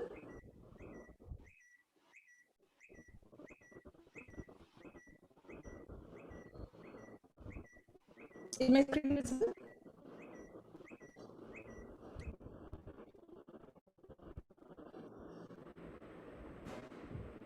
I'll request somebody if they can confirm. Yes, it is visible. Thank you so much, ma'am. So this is the general opinion when we talk of handwriting, that it holds no meaning, and is it really an activity which needs so much of emphasis? And before I move further, I would like to share that a very simple experience of mine. It was my first day post commissioning, and I reached my office, and my senior was having my handwritten official letter in his hand. And he said, "Okay, Lieutenant Nidhi, please sit." He saw the handwritten paper, and he was like, "I'm impressed that in today's era you have a handwritten note." And it was really nice what he said later. He said, um, this shows how much the organization means to you, how serious are you about what you're doing. So dear all, there is a small little point here what I want to convey.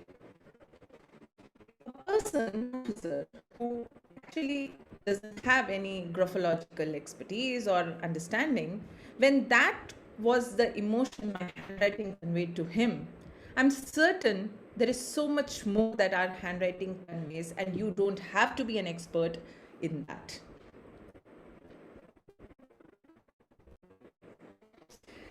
So how important is handwriting?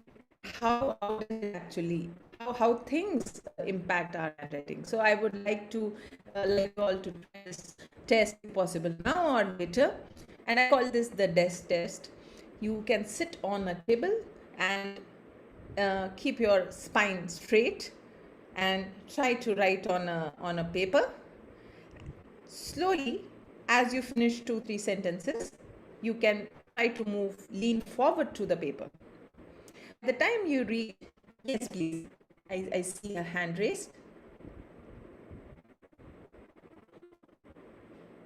Okay. So if you go closer to the pitch, you will realize that your focus becomes blurred and it becomes difficult to write. Once you have done this exercise, you will notice a distinct difference in all the different little paragraphs which you would have created at different angles of your eye position. What does this imply? There are so many aspects of the human body that play a role in writing. It's not just our brain, it's the entire neural network. And as it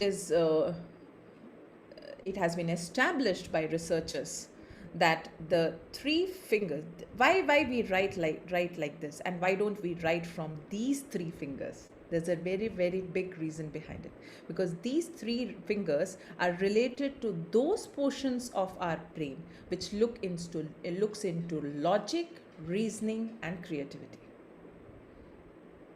So now going back to what I had asked in this slide, I would like to know your opinion.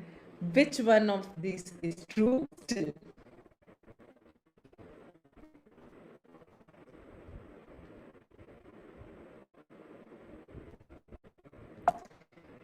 Okay.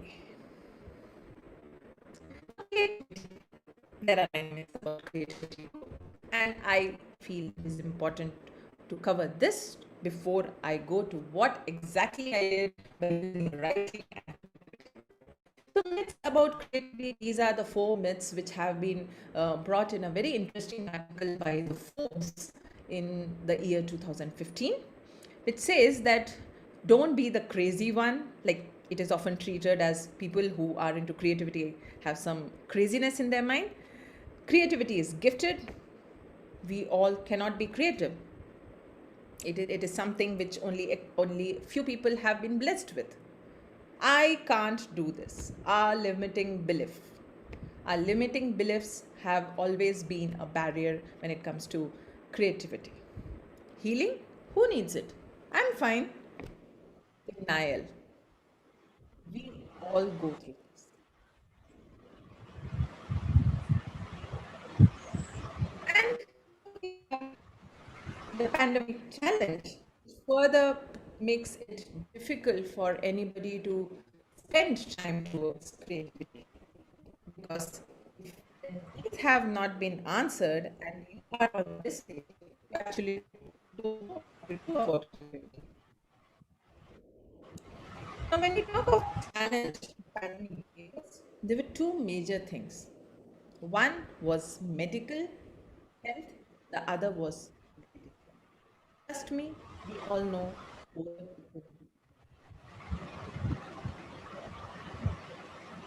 So I thought to put these 2 perspectives into the same funnel, and I said, okay, why not create something, some format where we can keep people using creativity. And trust me, the first responses were, you can't do this? Is it really possible? Why I have to do this? These were the responses. I started the Heal with Ink Daily Free Activity Initiative a month back, on 25th of April to be precise. And I thought, why not bring together the different aspects of therapy? I did my little research and found out that these days, writing practices, doodling, calligraphy, mindful art are some excellent practices which could be even conducted online. Because again, the virtual platform was also a challenge. How do I use it? All this was the feedback on all this was taken by our call therapists to the Major Nidhi, participants. sorry to disturb you. Major Nidhi, sorry to disturb you. There is a voice break. We are not able to hear you properly. Sir.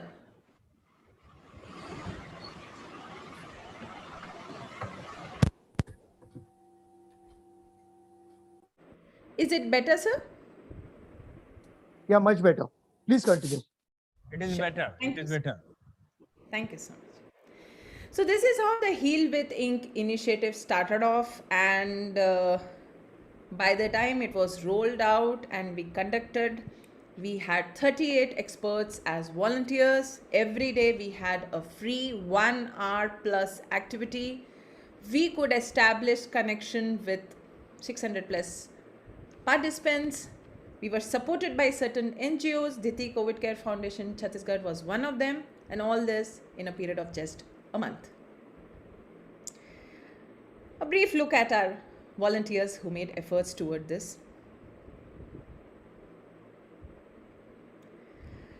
I played my role in the best possible manner as the creator of the ink. Then we had the calligraphy therapists who every morning and evening created handwritten affirmations for gratitude as well as to affirm before the participants go off to sleep. And over a period of 1 month, we could see a big change in perspective of our participants. And as we progressed in this initiative, we realized it is not just the patient who is fighting COVID. It's every person on this planet who's fighting COVID in some or the other way. The lockdown, a doctor, everybody. I mean, everyone is suffering from it. And that's why we expanded it. We took it to as many people as we can reach through this initiative. We had experts with us, medical experts who suggested that yes, you can go ahead with this. This will definitely help the mental health of our participants. This you should avoid. All these parameters were taken care of.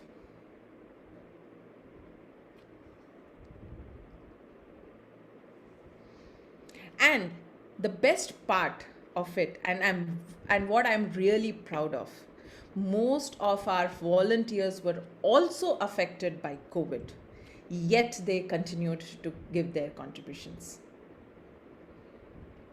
And I don't know if it wasn't art, what else can bring people together like this? Beyond their dimensions, beyond their capabilities, beyond their beliefs, we all came together.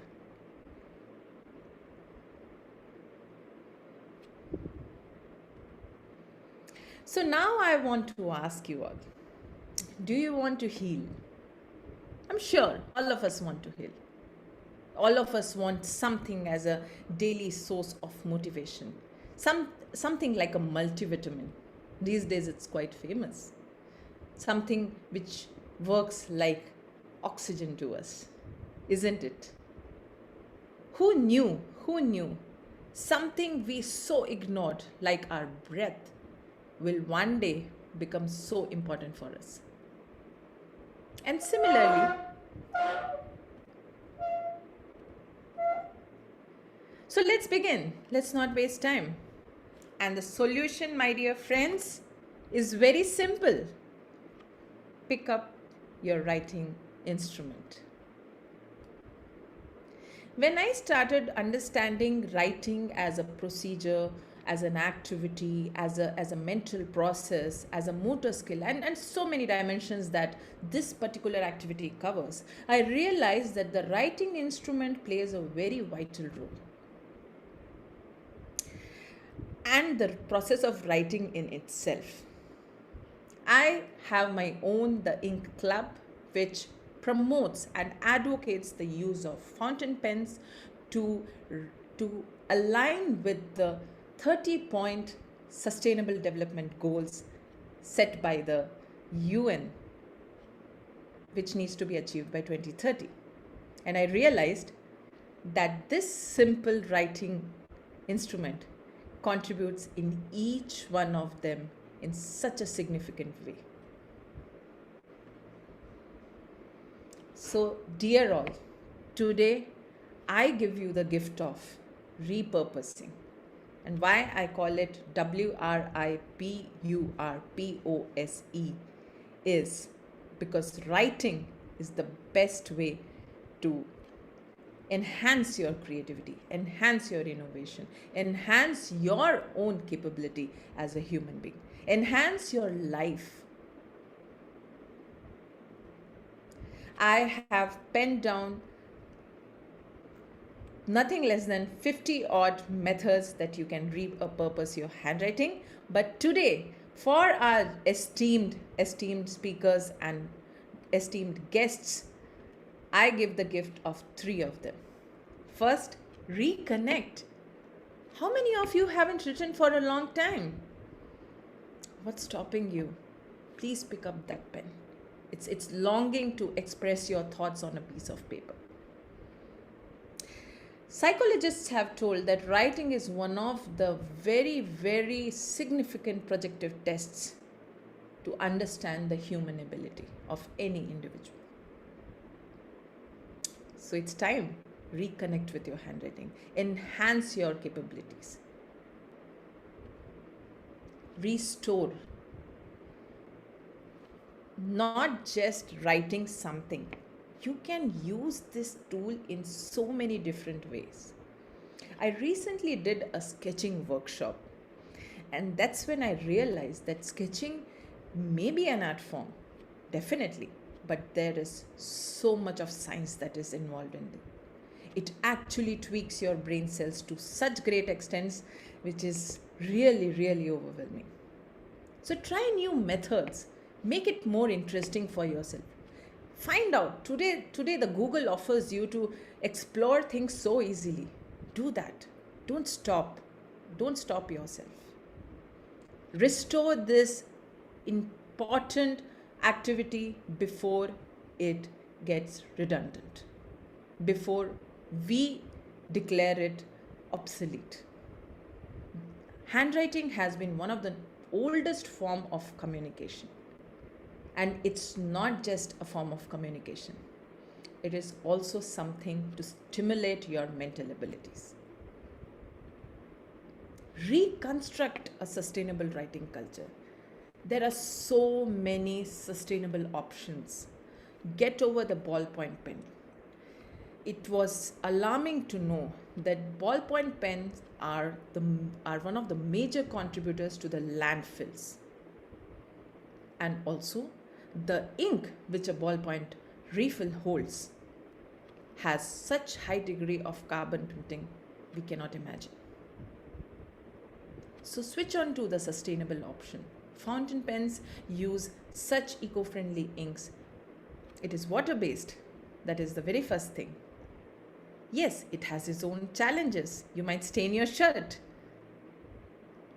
But do you want to stain is staining the shirt more important than harming our nature? We have to give a thought to that. So these 3 things, reconstruct, restore, and reconnect. And trust me, you have repurposed your handwriting into a very, very potent tool for yourself. It's something you can give as a gift for your coming generations. And before I wind up, I want to leave you all with a thought. I don't have a bad handwriting. I'm just using my own font. Celebrate the uniqueness of being you through your handwriting. The magic of a typed message is nothing in front of the magic of a handwritten note. Try it out. Today, just write a handwritten note. Say thank you, or I love you, or I care for you. I'm blessed to have you in my life. Write a note and share with your family, friends, and loved ones. Trust me, they will see you in the handwriting. They'll see your warmth in the handwriting. I often say this to people. Whenever I see a handwriting, as a graphologist, I am supposed to analyze handwritings. Whenever I see a handwriting, I see the person. I meet the person. And that precisely is the power of your handwriting. It's like a biometric print of your finger. Maybe more unique than that. Celebrate your uniqueness. Don't let it fade away with technology. Thank you so much for your patience. I'm really, really happy to share this forum with such extremely intellectual people. I take this as a uh, one in million kind of opportunity. Thank you so much, Major Niti. Thank you so much. I never thought that our handwriting can tell us so many things. So next time when I'm going to write something, definitely I will look at my handwriting with another angle. Thank you. Yeah. Let me invite our next speaker, Mr. R. Rajkumar. He's an Indian author, journalist, and a researcher. He is the Vice President of International Association of Sports and ICT. He is well known for his book, India 2030, for which he was awarded as one of the 100 inspiring authors of India in 2018. He has published bio-inspiring learning style chat bot inventory using brain computing interface to increase the efficiency of e-learning, along with Vilappa, Ganpati, and Plot e-learning system. Next generation learning system with MK Ahmed. He believes that multi-talented students are real-time achievers, and the story is published in India Startup 360. So I welcome R. Rajkumar. Please, sir. Thank you, Shalu, Dr. Shalu. And really, I'm immense pleasure to be part of this conclave. And I just, due to the various reasons, I will finish within 5 minutes. That's a promise. Thank you so much. Actually, sir, because we are really constrained with time now, so I request you for the same. Thank you, sir. Okay, thank you. So I'm the faculty working in SRM. So I have three major roles apart from my family. I have three major roles. Just I've observed from this conclave, which is a writer. I have written a book called India 2030 about Abdul Kalam's dreams, and as a teacher and as a visionary. Why I call as a visionary means I will always think about the future of India and future of the world. So that's what I call this. And the creativity is not a single thing we can live with that. So we need to have a lot of things along with the creativity, like empathy, emotional intelligence, creative and critical thinking and adaptability and everything. So due to this COVID-19, so introvert and extrovert both are affected. They need to have the creativity for the sustainability as well as the improvement themselves, as well as to save our life. So that is the need of the hour in this, especially this crisis. And there are some kind of innovations, especially in before 2019. The completely this kind of devices are used only for the agriculture and surveillance purpose. Now it is used for disinfecting kind of purpose also. So that's the COVID-19 is actually Sinha has told that Dr. Singha has told that World War II is the promising thing for creativity for the world. But actually in the COVID-19 also another kind of revolution model for giving a good creativity in digital world. So, and also you can see that there is a face wash at 2019, the same bottle, same size. Now it is, now it is hand wash. That is, I don't know whether they have mixed something else, but they changed, face wash to hand wash, the same size, same bottle. So due to the pandemic, they have taken the business model. Only the creative, business can be sustained, this kind of stuff. So only whenever we have a creativity, only and that is a need of the hour. The creativity is the even for individual as well as a business world. Everything we need to be creative. That's a need of the hour. And you could see this helmet. This helmet also the same 2019, and now it is like a face glass. So not the creative. Even they have used as existing business, whatever the objects they have used, and they have created the new one. So that's the creative business. And even I have created something in this pandemic 2020. Many of the scholars in the same forum, they have attended inauguration of the small humanoid to make an accessibility in the pandemic. So we can control the robot anywhere from the world.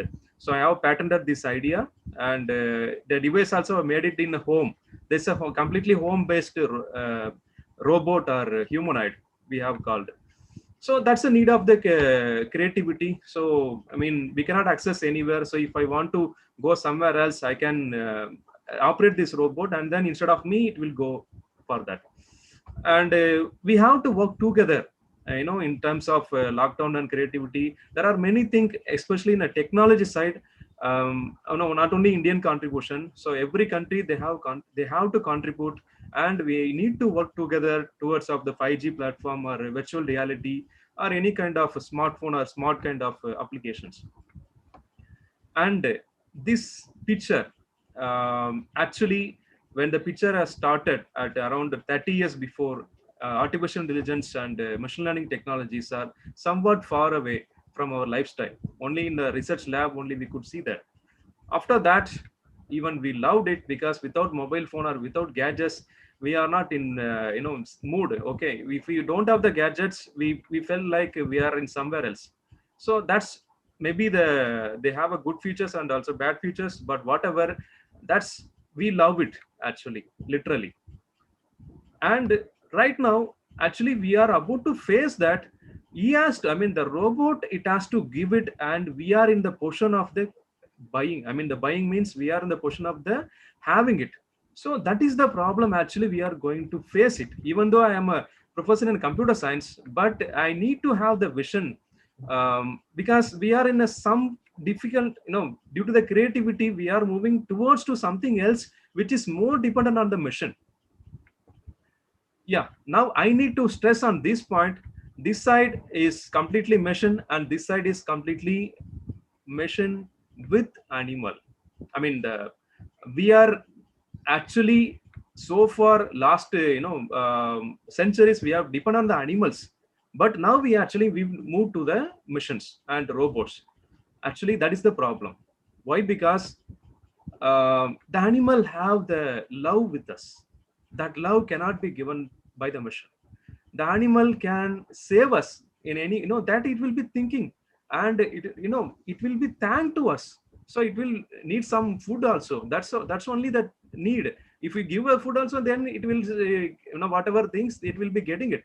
But this kind of things is actually in real danger. Only in the military kind of applications only we can create, or we can use our creativity for to do this kind of missions, for to save the human, not only for our domestic purpose. So if you just see that, so which is a very one cute, the left side or the right side. So always we have to love the nature. If we really love the nature, you can see this. The world is not only for human. The human is actually a killer. He is killing for nearly 440,000 species is killing per year. It is this world, we thinking that, due to the, you see, I'm just giving a small example. If this COVID-19 is spreaded by some other animals, maybe the mouse or maybe cow or dog, whatever may be, whether this human actually will kill all the animals, whatever the spreading by that kind of animal, he will kill all the animals. So that's kind of selfishness. Even I have it.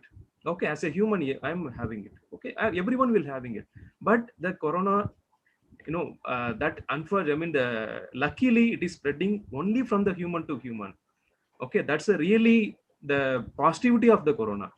Okay, if it is spreading from the animal, that is really our world is completely strategy. I mean, the tragic, something like that, some different things may happen. So the world is not only for human. That is what, if you actually accept it, and if you are actually looking forward, and if you are thinking and creative, these kind of things, surely we will achieve the 2030 goal of the UN, which is prescribed for us. Not only in India, not only in your country, for the world, we can achieve for this. So this is my message, and also some kind of thought process. So this is my small message also. The world is the biggest community. We will thought that our apartment is the community, our country is the no. The world is the biggest community. the stakeholders are even the animals also stakeholders, because we need a ecosystem for a eco-friendly system. All animals are part of it, and we cannot, if we cannot do great things, we can do small things in the great way. So that's my small request, and also it's my conclusion. Thank you. Beautiful, beautiful. Thank you so much, sir.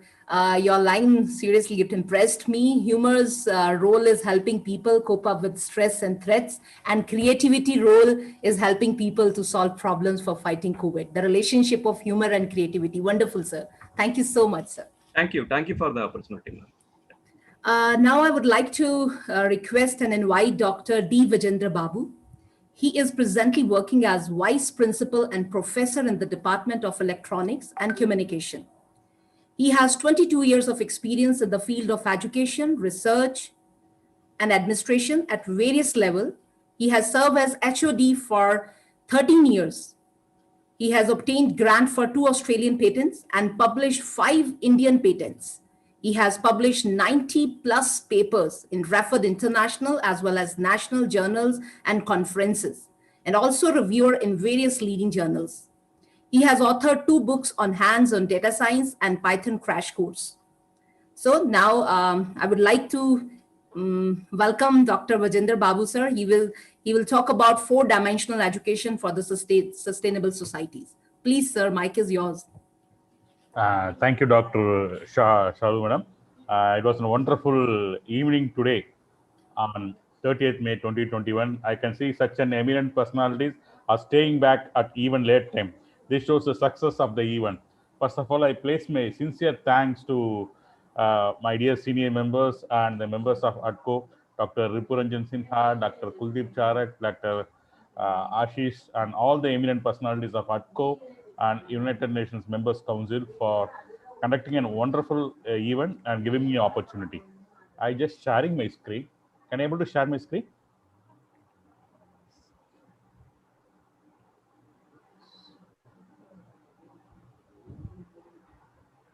Yes, sir. Now your screen is there on Yeah. computer. Yes, ma'am.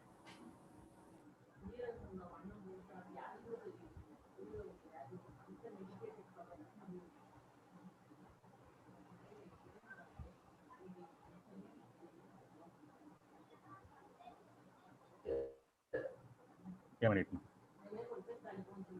I hope you can able to see it. Yes, sir. Yes, madam. Good evening to all of you.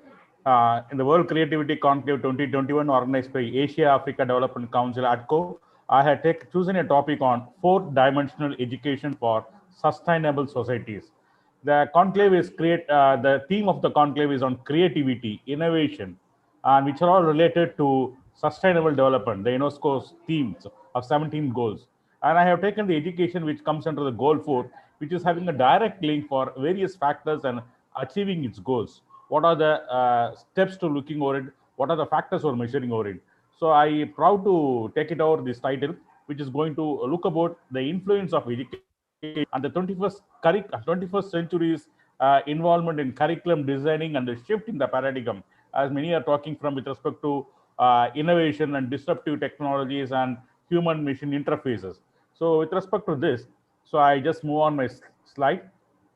So this is my flow, which I'm going to talk about the UNESCO's and sustainable goals and sustainable development, the components, the thrust areas, and the role of education, the 4 dimensions of 21st century curriculum, and the critical parameters, what we call KSA, that is knowledge, skills, character, and about meta learning, which we are going to focus more about it. That's going to the 4th dimensional, then about the references for all those events. So we have been come across so far with respect to the evolution of education system. So earlier it was only a teacher-centric education, but now it is going to be student-centric, or it is going to be flexible curriculum. We can see that it is going to be evolution. We can see that the concept of sustainable development was popularized in 1987 with the publication of the Brundtland report, which says that with respect to the development, meet the needs of the present without compromising the ability of future generations to meet their own needs. So our focus is on to the future without compromising on the existing natural setup. That's a basic thing. The sustainable development, we can have a diagram which having 3 significant parameters. One is on social, second is an economic, third is an environment, which are one hand in hand together. So which is a combination of bearable, viable, equitable, and as a whole, it is going to be sustainable. The parameters are displayed like society, economy, environment. So when you take about the society, it covers about the welfare, equal opportunity, the social cohesion, economy, and environment. So that's we have been focusing about the sustainable development, what we call SDG, Sustainable Development Goal. Okay, so sustainable United Nations Council has given about the 17 goals for it. We are discussed about all those goals across various presenters who have discussed about. Goal number one with respect to no poverty, zero hunger, good health and well-being, quality education, which we have been focusing on. The quality education, what is its impact directly or indirectly to remaining goals too, like gender equity, cleaner environment, affordable clean energy, decent work and economic growth, industry innovation, innovation in infrastructure. So all those 17 goals, we are going to take it with the whole concept of the focus towards the quality education. So I'll be sharing some few slides with respect to the 17 goals in the current scenario with the effect of the COVID. What happens with respect to the COVID-19 in 2020 and what is the impact in the next 10 years? Because we were focusing about 2030, the goals of SDG 2030. So I can see that I'm just sharing the screen that. So goal number one, before COVID-19, that's about the goal one, end poverty in all forms of everywhere. So the world was attacked to end poverty by 2020, but the COVID-19 causes the increases the global poverty 3 decades. So it is a very drastic implication. Similarly, with respect to food, food insecurity was already on the rise. The pandemic is an additional threat to food system. So there is a survey which has been created that has been posted on the UN website. I can just share it over for it with respect to healthcare. The healthcare disruptions could reverse decades of improvements with respect to inclusivity and equitable education, which we are focusing about, and promote livelihood learning opportunities for all. Because due to this pandemic situation, very many students are not able to utilize their online versions, e-classes. With respect to facilities available, the connectivity, as I said, the world is fragmented today. The inclusivity and equitable, there's a making is a big gap in it actually. So 200 million children will be still out of school in 2013, which is an alarming issue, which will be focusing on to overcome all those things. And the closure of schools and employment statistics. And at last, it says that remote learning remains out of reach for at least 500 million students. This is which is going to be hidden goal for us. And we're also looking for its opportunity to have an holistic education, creativity. That's the thing which are going to look it over in next level. And with respect to various goals like achieving gender equality, with respect to prevention of water and sanitation for all. So effects of COVID has been shared for you. So I'm just sharing over it. The implications of COVID-19. Okay, so as I said, we'll be discussing about the three significant parameters: society, environment, economy. So basically, it is going to be about democratic and participatory system with respect to definition of environment. So we're going to achieve a holistic and balancing all those three factors with respect to improve the quality of life. So we call about ESD, Education for Sustainable Development. It talks about values with respect to the center, respect for others, including the present and the future condition. So that inclusivity, which is a very good phenomenon, because our country are not only a country diversified population, unity in diversity, which takes care of it. It's not only a development in one sector or one area. A development should be a holistic approach. So that's the thing. And with the effective utilization of resources, how it is to be enabled to be converted to the next level. So that's a basic thing. So education plays a major role in taking an influential approach over it. Okay, so it's about the social environment with respect to exploration of the resources and with respect to utilization of all those disruptive technologies. Okay, so next we'll be discussing about the significant role which we are discussing about now. So it is directly relating to implementation, decision making, and which is going to lead to the quality of life. So this is about the tool of education which we are going to see. So as I said, we have three characters, three parameters. That's about implementation, that's about decision making and the quality. And we can see that's moving beyond and extracting with respect to agriculture, economy, the quality of life. So we can see that raising the economic status of families. We know that once the child is getting educated, the quality of the life of the family is getting shifted up. Okay, so it improves life condition, lowers infant mortality, and improves education attainment of the next generation. So it is about next generation, NXG. We're looking over it, and this list about what are the skills needed for an educational sustainable development. That's about envisioning critical thinking. So many have been discussing about various presentations about innovation, critical thinking and reflection, systematic thinking, building partnership. That's about networking, getting connectivity, exchange of ideas, building partnership, and participation in decision making. So critical ideas which are all been listed over here, which shows about, which has been taken reference from Tiburi and Wardman and 2004 article. And UNESCO's role says that respect for others, respect in present and future generation, and utilization of the resources. That's the thing. DEST, United Nations Decade for Sustainable Development. So it has been focused about, and which is giving about the schemes and the promotion. That's about interdisciplinary holistic. As you know, that interdisciplinary approach is the only thing which is going to help us in this regard. So interdisciplinary focuses more about this characteristic because it is going to be a future of this thing. Value-based learning and multi-method approaches. As I said, many presenters are looking about not only about technology or mathematics or social or science, it's about the arts, which plays a major role in it. So that is going to be a major factor which is going to be looked over it. So that's about the multi-method approaches and participatory decision making and with respect to local relevant information rather than national. And the thrust areas with respect to development of sustainable education development, it's about improving, reorienting, development and training. So we will be discussing about it. And we are discussing about what are the key action themes for it. Key action for it: gender equity, health promotion, environmental, rural development, cultural diversity, and sustainable consumption. So we'll be discussing about environmental awareness. All those parameters are listed here. And when you're getting for what are the tips for the educators, what are the tips for the classroom teaching or for teaching learning process? Okay, acknowledge the key role of the cornerstones and understand the cross-cutting and multidisciplinary. It's a multidisciplinary approach, and avoid overloading the curriculum solely linking to and more on interdisciplinary. So it is to be a holistic approach and be open for diversified learning strategies. As Madam was saying about, and with respect to cooking arts and just taking it as economics with respect to them, see, various approaches are to be looking over it, not a traditional approach to looking, as we are following the Bloom's taxonomy, and our focus is from OBE and just shifting over to the outcome based, and we'll be looking for various adoption of technologies. It's about student centric learning. And with respect to the teaching practices in the classroom, as I said, value-based learning, learning to transform, the transformation, because now we are going to measure the outcome. It's going to be a lifelong learning. It's not only with respect to the marks, what we score about, and whole school approach and holistic approach, not only about the curriculum. Now, even the government of India has given more priority for outreach program. So not only about NSS or NCC, it is going to be service to the humanity, service to the society. What back you are going to be, either the innovation or technology transfer, whether the regional, local members, how they are getting benefited. So that's the effectiveness about these things. Either we talk about all those things of a technology transfer, this is going to be plays a major role in it.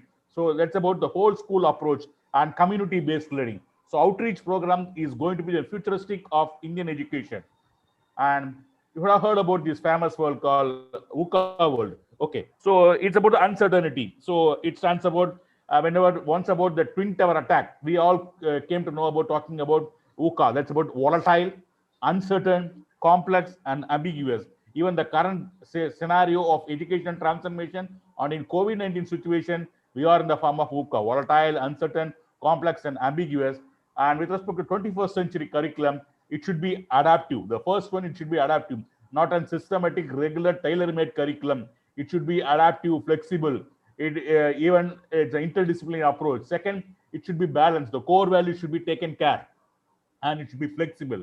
These are the three priorities which looks about adaptive, balance, and flexible. So when I discussing about my topic, which talks about 4 dimensions of this educational network for sustainable development goal. So we all know that there was knowledge, a factor, KSA, knowledge, then about the skills, then about the character, then about the 21st learner century, it's about meta learning. So we learn about knowledge, it's about what we learn, what we know, and what we understand. That's why in the Bloom's taxonomy, it starts from the basics like remember, understand, analyze.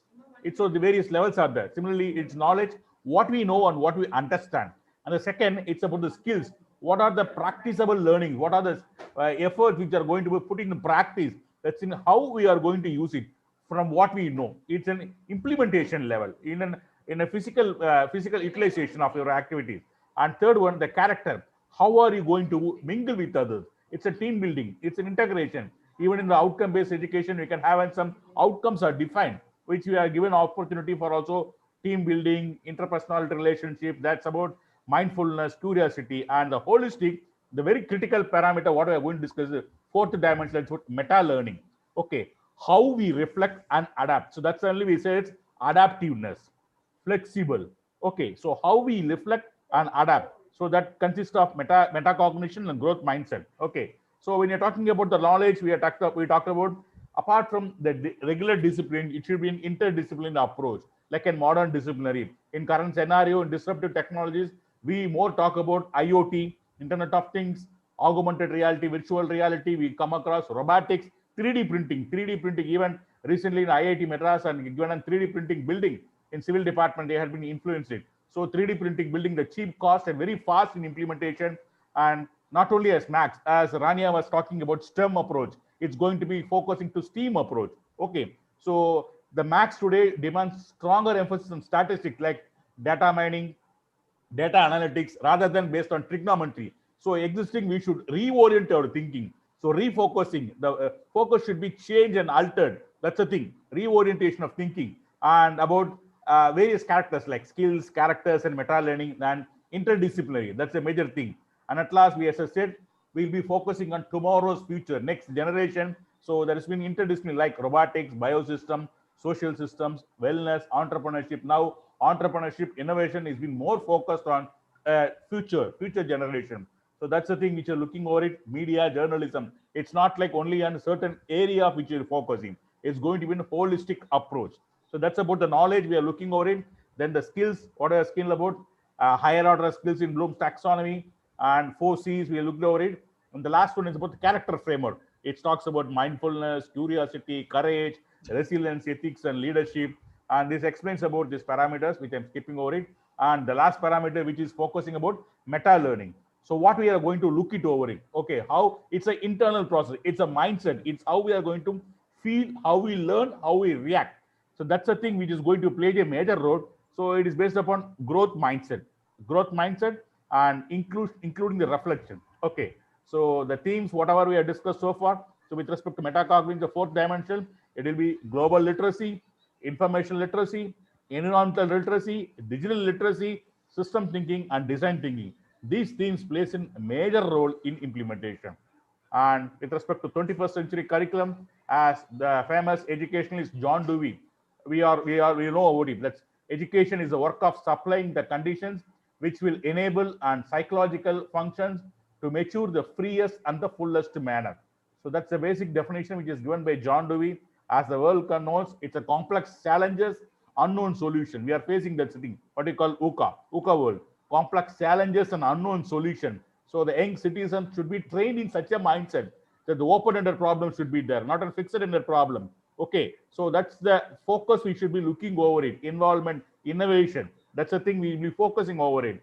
And influencing of the global trends. So imparting the global trends, the current trends, that should be imparted in the curriculum too. And redesign the core structure. That's a major thing. Okay, then it should be with respect to meaningful learning, not only for the part of syllabus completion or getting a degree or a mark. It should be a meaningful learning. Okay, that holistically develops the character. Okay, so that's about enabling the 21st century curriculum today for sustainable tomorrow. So these are my references for a kind reference. Thank you for the opportunity. And this is my details for future contacts. I hope I had kept time and I had made justification in sharing my knowledge about 4-dimensional or education sustainable objectives. Thank you. Thank you so much, sir, for giving your 4-dimensional education areas, and especially those 17 pointers that you gave to sustain in this world for the development. And thank you so much, sir, for keeping the time. Thank you. Now I request Dr. Shanmug Nathan. He is a member secretary, International Association of Sports and ICT. I request, sir, for giving the vote of thanks. I request, sir, you to come on the platform, please. So, mic is yours now.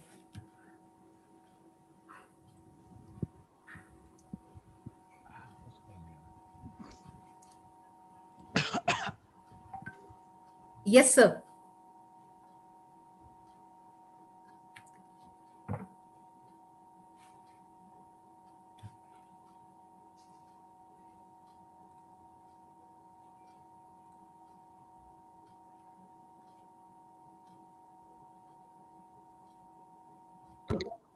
Sir, sorry to interrupt you, Shanmugathan, sir. Please unmute yourself.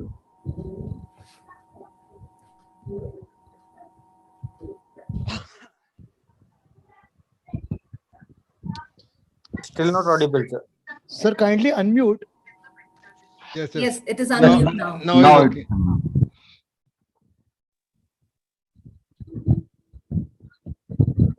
No sound so far. Sir? Sir, we are not able to hear you. We are not able to hear you.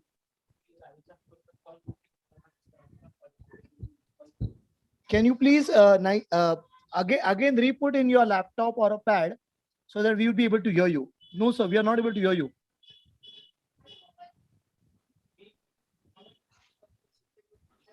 Disconnect and again connect. So kindly reconnect. Kindly reconnect. You may remove the earbuds and speak.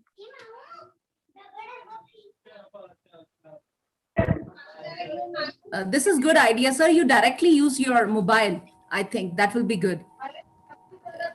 Sir, you have to take out the wire from the mobile. Unmute yourself, sir. Ask Dr. Shanmugathan. Yes, yes. Can somebody give a call to Mr. Professor Dr. Now DS? you can listen, sir. You can speak loudly. I think the host can unmute him. No, I can just ask him to unmute. Yeah, please give a call.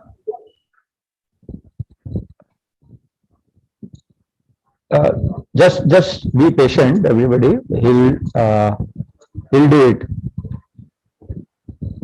He's expert in all these areas in domain area, and he will going to make it. Definitely, sir.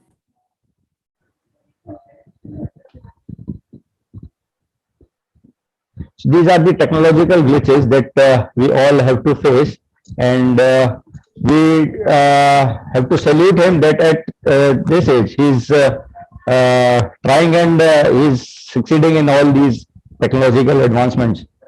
No, is it audible now? Yes, perfect, sir. Perfect. Okay. Let me continue now. Yes, sir. Continue, sir. Yeah. So, my dear friends, good evening to every one of you. People have become strangers to themselves due to COVID. Under such extraordinary circumstances, the World Creativity Conclave is planned by our eminent friends, Dr. Sinka, Dr. Asiswamy, and the eminent educationist, Professor Sarak. And dear friends, almost it is a marathon event, right from 3 to 9. So more than 6 hours is completed. Thank you very much for giving me an opportunity to join with you towards the end of this prestigious event. And first of all, I should appreciate that host Archana Madam and Salu. They are very kind enough and they are very magnanimous enough. They gave the speakers as long as the speakers want to speak.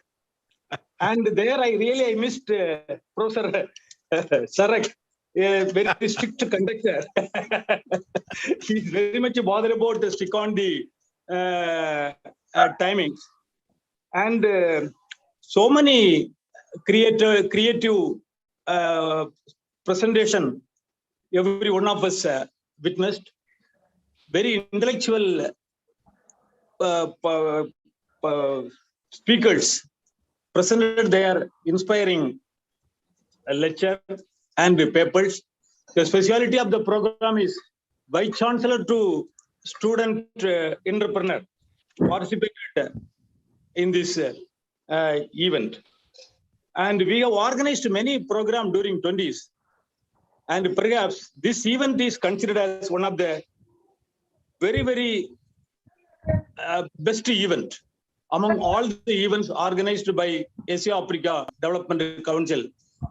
conducted by Professor Sinha, Professor Sarak, and Professor Asis Swami. Because today creativity is a key driver in global economy.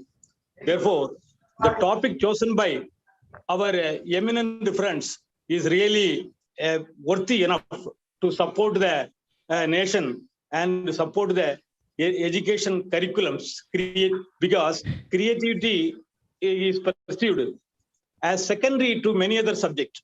Unfortunately, students leave school without knowing how to create and innovate, and consequently, they will be underprepared for the challenges that our society and economies are facing today. Very outstanding speakers. I cannot list out all the speakers, but still,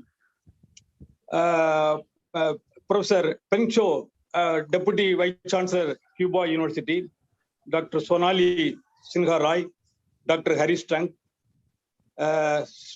Kostaki, Pro Vice Chancellor, Professor Ujjwal Chaudhary, Mr. Habib, Mr. Habib, Dr. Raghuraman, Professor Satnam, Dr. Arun Subramaniam, Mr. Raju, an eminent artist, Madam Ranja Lambu Greece, Rajkishore Gupta, Rajvi Chandra, Major Nidhi, Professor Rajkumar, SRM University, Dr. Vijayendra Babu. This program was opened by the usual opening batsman, Professor Saurak. He's an outstanding personality to conduct the online event like this with all international character and global input. The team consists of Dr. Sinha, Dr. Asis Swami, Professor Sarak. I bow my head to them for coming forward with a very, very meaningful program, and they have planned well, they organized well.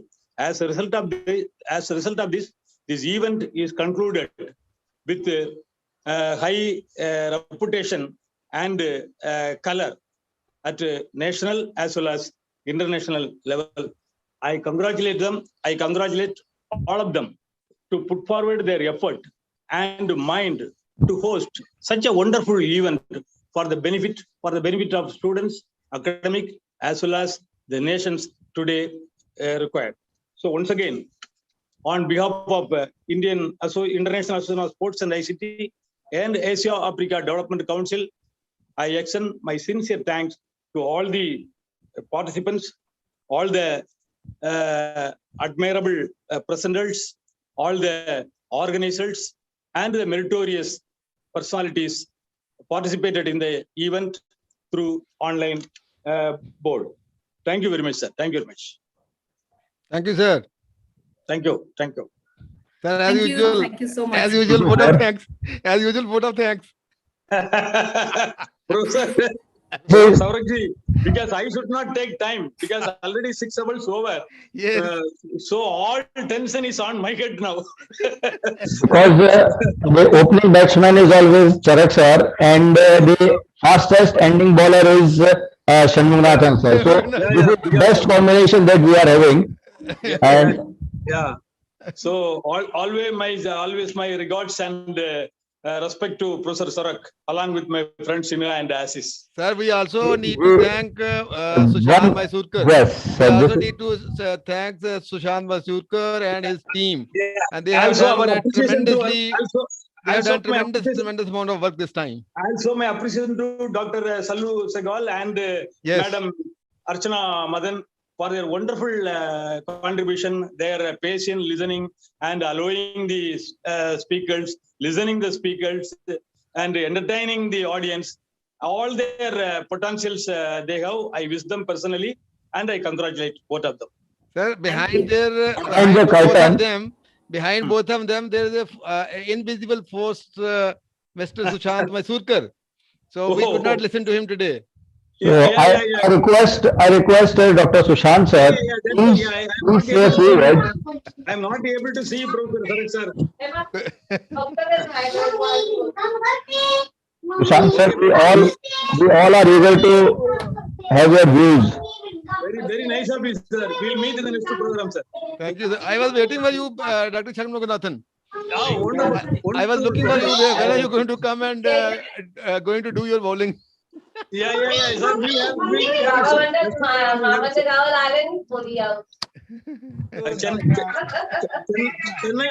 Chennai or Kanyakumari will have it, sir. Are you permitting me to say something? Are you permitting me to say something? Yes, sir. आपका ये time अभी. Correct, sir. Good evening. Good evening, sir. Good evening. Sir, can we have a photograph, sir? The thing is that the World Creativity Conclave, the World Creativity Conclave 2021, given the pathway to all creativity lovers and shared by all creativity mentors from the worldwide presence. We prop up the mission of global innovation, peace, prosperity, and sustainable development. We prop up the mission United Nations Sustainable Agenda 2030, African Development Agenda 2063, Uganda Development Agenda 2040, and India Growth Index, India at 75. I personally like to thank and congratulating to all the participants, speakers, mentors, motivators, and moderators, speakers, and worldwide leader, as well as the MC coordination members from the association with all the organizations. As a professor, pro-chancellor at the Commonwealth Vocational University, promoter of the global innovation, peace and prosperity development, I, we are ready to host you all and support your all missions and achievement with our projects, events and practices and principles. So be creators, adorn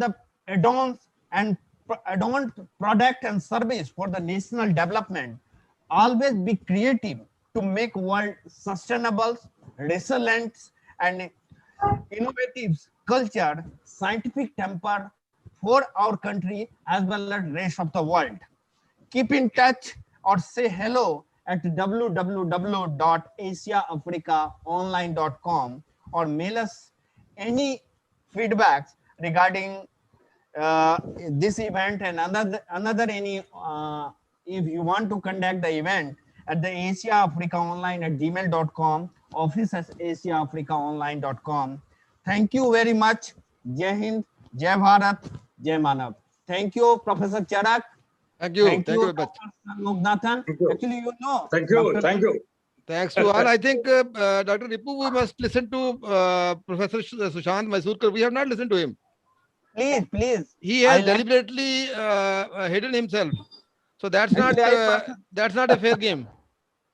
No, sir. No, it's my privilege to be on the platform and working with such dignitaries and vice chancellors from not only India but global platform, and the speakers which had diverse areas, and the way they have put forward the creative aspect from different perspectives, not only in what exactly creativity is, but through demonstration. So it was a wonderful from 3:30 to I think if it would have gone for another 1 hour, we all would have loved to be hearing to all those dignitaries.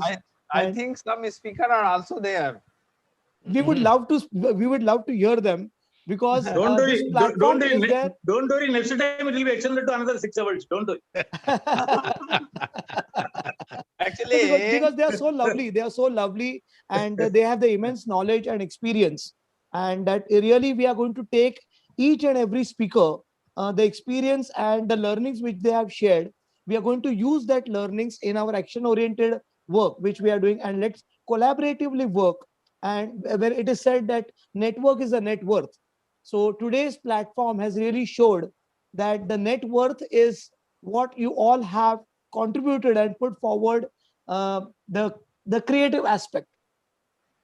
Thank you very much for giving me this opportunity. And I would like to thank Dr. Ripuranjan ji, Dr. Kuldeep Charak ji, Dr. Ashish ji, and all my team, Archana Madhusudan, Dr. Shalu, Rajvi, Neeti, who had been really very participative and have come forward and taken this opportunity, and really they have done wonders.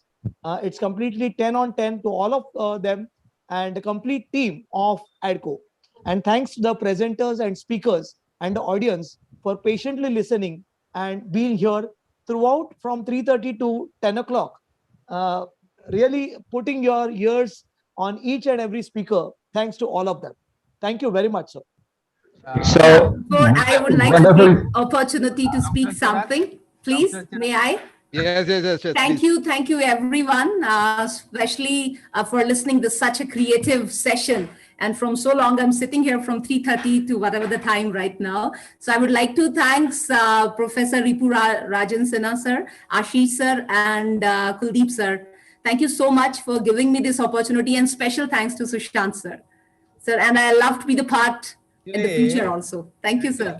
You did a very good job. And Dr. Charak, sir, you have to give some announcement regarding that, which types of we are going to provide the certificate and other things. And before that, I personally like to see the good friend Lakshman Tripathi. I think he is available. But he's available, but he has not kept his video on. Why? I spoke to him. He is not in a position to switch on. Professor Sarak sir, Professor Sarak sir. Now you have two more supporting moderators. Yes. Madam Archana Madhusudan and Dr. Salu. Yes. The only thing is, which I have to emphasize with them, the moment they find somebody is jumping the timeline, they have to immediately intervene. Otherwise, we cannot maintain the discipline of the timing. So that is very painful for me. I don't know. I somehow hate somebody not. Kuldeep sir, even I tried so many times, but the words didn't come in my mouth to stop other person. But the next time, if the next time instructions are there, you are not objecting. You are following the discipline. To follow the discipline, nobody minds. Yes, Ashish sir reminded me so many times, but most of the time I stop myself to interrupt. Next time, Madam Salu will keep stick on schedule. Professor Charak. Hello. Yeah. Professor Charak. Yes, please. Sir, let me please now stop the recording, YouTube recording. So sure. Recording will go later on.